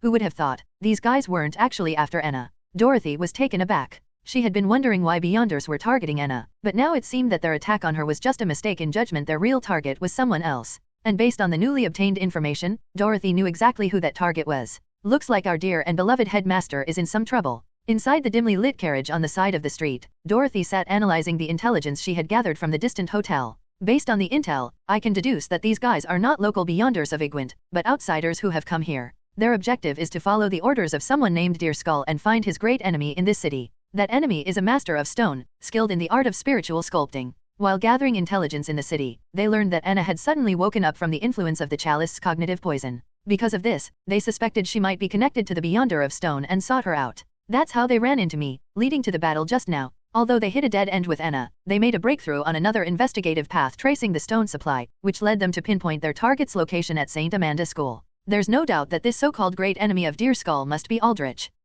Who would have thought that someone who claims to be absolutely neutral would have enemies as well? Dorothy pondered this as she pieced together the motives and objectives of these unexpected visitors in Igwent, as well as the reason why Anna had unwittingly become their target. Now, the only question remaining was how to deal with them. Report to the Serenity Bureau again? No, that won't work. The guy I fought earlier was already at the black rank, and from their conversation, the other one held an almost equal status. That means the other guy is likely black ranked as well. If I hadn't intervened secretly, just one of them would have nearly wiped out Gregor's squad. What happens when there are two? Gregor's squad has already suffered heavy losses, and their combat strength has dropped significantly. Even if we rally all of Igwent's Serenity Bureau's forces, it would still be a tough battle against those two. Even if we win, there's no guarantee we can capture or kill them, and we would likely suffer severe casualties ourselves. Dorothy knew that not every situation warranted calling the authorities. These two individuals alone were already beyond what the Igwent's Serenity Bureau could handle. Even if they managed to subdue them, capturing or eliminating them would be another issue entirely. So, it seems the only choice left is to visit the headmaster.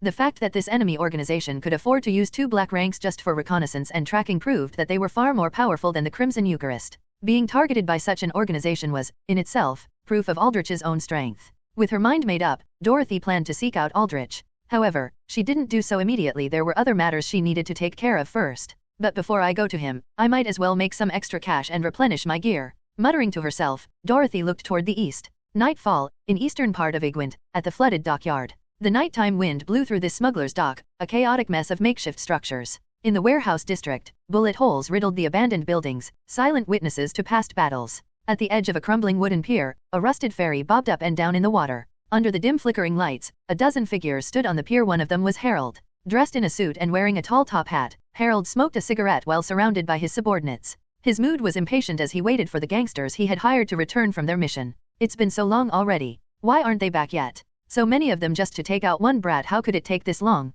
Standing between his two bodyguards under the yellowish light, Harold grumbled, already growing dissatisfied with the gang he had hired. Go ahead and stall for time. The longer you stall, the longer you live. But once you all get on the boat, not a single one of you is leaving alive. As he thought to himself, Harold glanced at the ferry floating on the water nearby. Hidden inside, he had already planted explosives, set to detonate along with everyone aboard. To eliminate Anna, Harold had collaborated with other contenders for Viscount Field's inheritance to hire local Igwent gangsters to kill her. Harold promised these thugs that after completing the job, they would receive their first payment here at the flooded dockyard. To evade the police, he also offered them a ferry, claiming it would help them escape Igwent overnight via the Ironclay River. The second payment, he said, would be made at their final destination. In reality, Harold never intended to let them live long enough to become liabilities. The ferry was already rigged with explosives, connected to a simple mechanical timer. The moment the gangsters boarded, he would activate the timer, ensuring that once the boat reached the middle of the river, it would explode, erasing all traces of his hired killers while saving him the trouble of paying them. Harold resided in Cragrock Town, part of Igwent County, where mining was the dominant industry. He owned 2 mines there, and since explosives were commonly used for mining, he had easy access to them.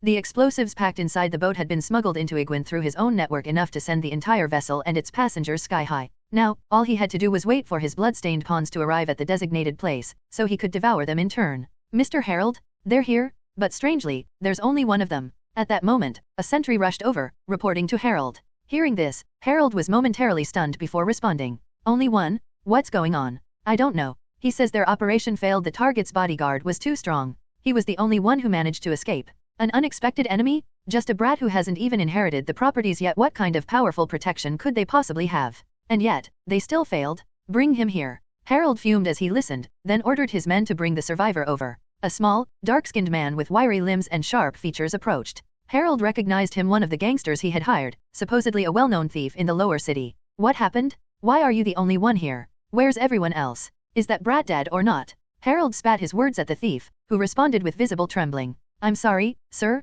We ran into some terrifying people. We weren't their match at all. They all had guns, real guns. Even better than the cops? Oh, holy sun, I've never seen so many guns in my life. We were completely. The thief's words painted a vivid picture of the scene as Harold listened closely. Then, in an instant, the thief's expression changed. From his waist, he swiftly drew a small knife and, before anyone could react, stabbed it into Harold's throat. Harold's eyes widened. Clutching his bleeding neck, he made guttural sounds before collapsing to the ground. What are you doing? Harold's bodyguards were stunned. One of them immediately drew a blade and slashed toward the thief. Bang! A gunshot echoed through the air. The guard who had drawn his blade had his head blown apart. In his final moments, he turned toward the source of the gunfire only to see Harold, standing upright and expressionless, pointing his pistol at him. Smoke still curled from the barrel. The remaining bodyguard, shocked, turned to Harold in disbelief. Lord Harold, why did you? Ugh. Before he could finish, a cold sensation spread through his chest. Looking down, he saw a blade embedded in him wielded by the very guard who had just been shot. As he fell, he too became a marionette, just like his fellow guards, joining in a nightmarish chain reaction of mutual slaughter among Harold's own men. Like a row of falling dominoes, Harold's entire force was wiped out in a gruesome cycle of betrayal and bloodshed. And at a distance, in her carriage, Dorothy sat in silence, watching the carnage unfold through the eyes of her corpse marionettes. The dark, desolate dock was eerily silent. The bloody slaughter had already concluded, leaving behind only corpses strewn across the ground and 2 standing cadavers, lifeless yet indifferent to their surroundings. Dorothy, dressed in a white gown, slowly emerged from the darkness. Under the dim light, her expression remained unfazed as she surveyed the blood-stained battlefield. Then, with a mere thought, she commanded the 2 corpse marionettes to begin cleaning up the scene and collecting the spoils of war. Such greed. Gazing at the lifeless body of Harold on the ground, Dorothy murmured to herself. Long before the fierce battle on Knight's Road had erupted, she had already been monitoring the entire battlefield through her corpse marionettes. Naturally, she had also noticed the gang members lurking in the shadows, scheming for quite some time. Through them, Dorothy had learned the details of their shady transaction. Their financier was waiting for them at this very dock. She also discovered that after completing this job, they intended to flee Igwent and escape justice forever.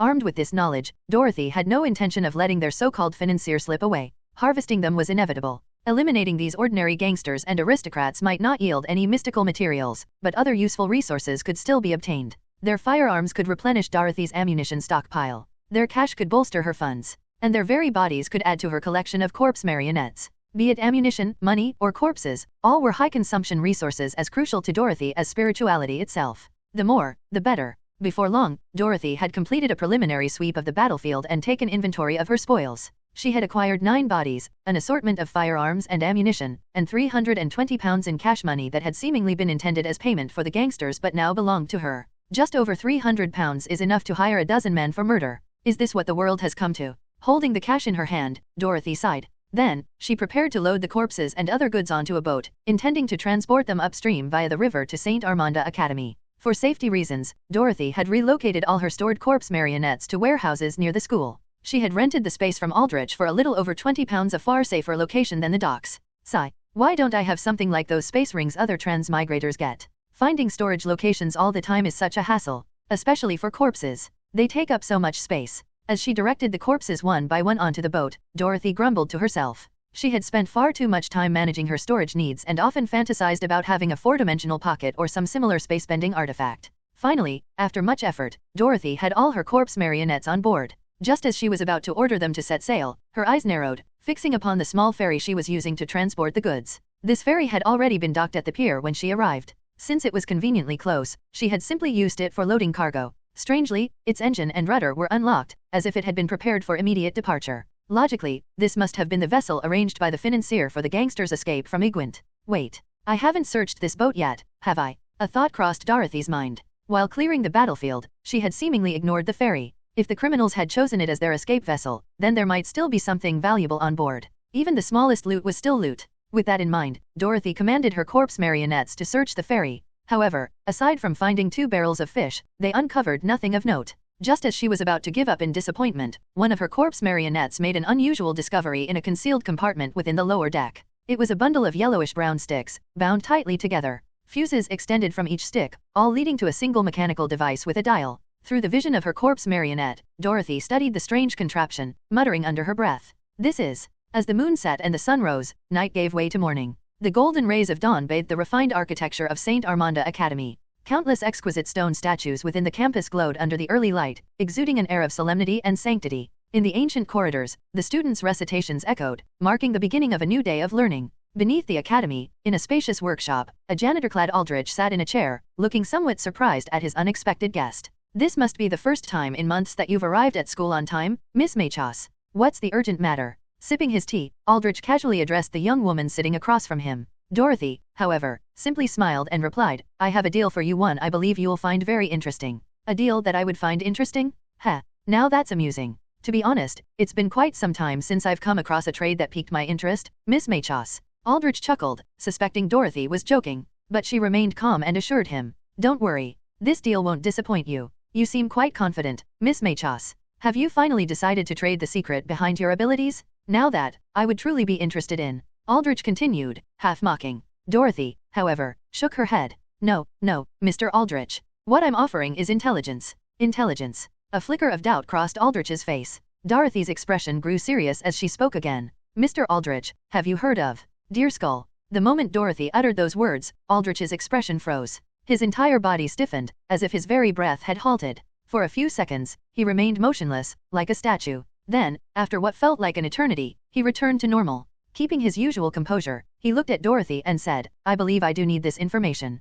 Name your price, Miss Machos. Hearing Aldrich's response, Dorothy hesitated momentarily before extending 5 fingers. 5 mystical books. Or, if you happen to have a mystical item that can conveniently store large quantities of goods, then 2 books plus that item. After making her bold demand, Dorothy leaned back, confident Aldrich would haggle over the price. But instead, Aldrich stroked his chin, pondered briefly, and then answered, deal. 2 books and the mystical item you requested. Dorothy's confident smile instantly froze on her face. In the underground workshop of St. Amanda's Academy, Dorothy sat dumbfounded in her seat, her expression frozen in shock, her gaze locked in place, unmoving as if she had turned to stone. At this moment, she felt as if her fragile heart had been dealt a ruthless blow by reality. After remaining in a daze for a long while, her mind finally started functioning again, and the first thought that popped into her head was a complaint. Damn, this old guy didn't even try to haggle. That was what Dorothy thought. The price she had offered was something she had carefully considered for a long time. From her perspective, it was absolutely an exaggerated asking price, one meant to be bargained down. This was 5 mystical books, after all. Each one was worth anywhere from £400 to £500. 5 of them combined had a value of over £2,000. That was enough to buy a house in Igwent and live comfortably for the rest of her life just from collecting rent. And then there was that mystical spatial storage item. Could it be that such extraordinary artifacts were actually not rare in the mysticism world? Dorothy pondered this in her heart. Her initial offer had far exceeded the price she had originally anticipated. She had done this deliberately to leave room for negotiations. Her actual bottom price was only about 2 mystical books. She had reserved space for bargaining, set her psychological baseline, and was fully prepared for a long back and forth with Aldrich. But who would have thought that he would accept her so-called exorbitant price without hesitation? In an instant, Dorothy felt as if she had suffered a massive loss. She had thought she was making an outrageous demand, but in Aldrich's eyes, it was as if a kitten had merely opened its mouth. Ugh, this feels like such a loss. Is this guy really that rich? If I had known, I would have asked for even more. Dorothy screamed internally. Even though she had gained far more than she expected, she still felt cheated. Human nature is a strange thing. What's wrong, Miss Machos? For both parties to reach an agreement so quickly and conclude this deal, shouldn't that be something worth celebrating? Seeing the stunned look on Dorothy's face, Aldrich spoke in a calm tone. Hearing his words, Dorothy's expression shifted through a series of complicated emotions before she finally let out a long sigh. Fine. Deal. Now, can you show me the things I asked for? Dorothy said, after thinking it over for a moment. In the end, she abandoned the idea of going back on the deal at the last second to demand a higher price. Such an act would be a blatant violation of contract principles. Seeing her response, Aldrich gave a faint smile of approval. As you wish, Miss Machos. Saying that, Aldrich got up and walked into a room adjacent to his workshop. After a short while, he returned with several items in his hands and placed them on the table before Dorothy. They were 2 old books and a small, palm-sized copper box. The box was round, adorned with various gemstones and intricate engravings, giving it an air of value. This is a cursed box. Only high-ranking of stone craftsmen can craft them. Inside, it contains a special compressed space capable of storing numerous items. Several advanced branches of the stone path have the ability to create such boxes, and the most refined ones can even house an entire city within them. As he gestured toward the copper box on the table, Aldrich continued his explanation. This particular one is a basic model, with a total space of 7x7x7 343 cubic meters. I believe that should be sufficient for your needs. The method of use is simple: open the lid and place objects inside. The yellow gemstone on top adjusts the size of the entrance. As he spoke, Aldrich demonstrated. He opened the lid of the box, revealing not a solid bottom, but a pitch-black void. Then, he twisted the yellow gemstone on the lid, and the opening began to expand. As it grew beyond the physical boundaries of the box, an orange-yellow light ring formed around its edges, constraining the space. Be careful. Most cursed boxes are designed solely for storage, this one included. Do not put sentient beings inside, as the environment within severely degrades intelligence. Also, avoid causing significant damage to the internal space. If the box is damaged or collapses, it will violently expel everything inside all at once. After finishing his introduction, Aldrich returned the box's entrance to its original size and closed the lid. Then, he looked at Dorothy, waiting for any questions she might have. A cursed box, huh? You said many high-ranking stone beyonders can craft them. Does that mean these aren't considered rare in the mysticism world? Dorothy asked. The way Aldrich had so readily brought out the item for trade made her wonder if it was actually quite common, perhaps not worth much at all? Heh, not rare. Aldrich chuckled. Miss Maychos, I said that only high-ranking stone beyonders can create cursed boxes. But the scarcity of high-ranking beyonders might exceed your imagination. And those specializing in stone are even rarer. I can tell you plainly there are very few individuals in this world capable of making these. Additionally, the success rate of crafting a cursed box is not particularly high. This one you have here is valuable enough to start a war between two white ashes. Huh. Hearing Aldrich's words, Dorothy was momentarily stunned. She couldn't tell if he was being serious or just bragging. If it was true, then hadn't she just made an astronomical profit? This was something valuable enough to make two white ash rank figures go to war over, and she had obtained it just by offering a piece of information? From Aldrich's perspective, was this item simply not that valuable? Or was her intelligence far more valuable than she had assumed? Or, was he simply bluffing? Now then, Miss Maychos, the items are here. It's time for you to share your information with me. Aldrich sat back down in his chair and addressed Dorothy. After gathering her thoughts, Dorothy began explaining what she knew about the two black ranks. In her account, she briefly described how, while protecting the victims of the Crimson Eucharist, she had tracked two mysterious black rank outsiders. They served a master called Deerskull and were acting under orders to find a stone beyonder in Igwent. Moreover, they had already pinpointed Saint Amanda's academy and would likely make a move soon. Upon hearing Dorothy's words, Aldrich fell silent. He sipped his tea while deep in thought, his furrowed brows revealing a trace of solemnity. Dorothy could tell that he took the information about Deerskull very seriously. So, it's finally happening. Letting out a slow sigh, Aldrich muttered to himself. Then, he looked at Dorothy and spoke again. Thank you, Miss Maychos. The intelligence you've provided is highly useful to me. It will allow me to prepare in advance. You've got an enemy coming for you? A powerful one at that? Are you planning to retreat? Dorothy asked. She had already pieced together the situation. It was clear that Aldrich was about to be targeted by an old foe. Retreat? Ha! For a stone beyonder, abandoning one's ground is the most foolish choice. It's no different from courting death. Aldrich snorted coldly. Then, you're planning to stand your ground and fight? What are your odds? My odds? Aldrich mused. In my current state, even with ample preparation, maybe 4 out of 10. As he spoke, he locked eyes with Dorothy and continued. But if you, Miss Maychos, were to stand on my side, I believe we could push that to 6 out of 10. So, Miss Maychos, are you interested in making another deal? The reward one personal favor from me. Hello, everyone. As we wrap up this video, I want to share a quick note. I have a Patreon account. If you'd like to support me and enjoy on-demand audiobooks, you can become a Patreon member. Alternatively, you can check out my Google Drive link, which has 500+ novel audiobooks available through my Ko-fi or Patreon shop. I appreciate your support.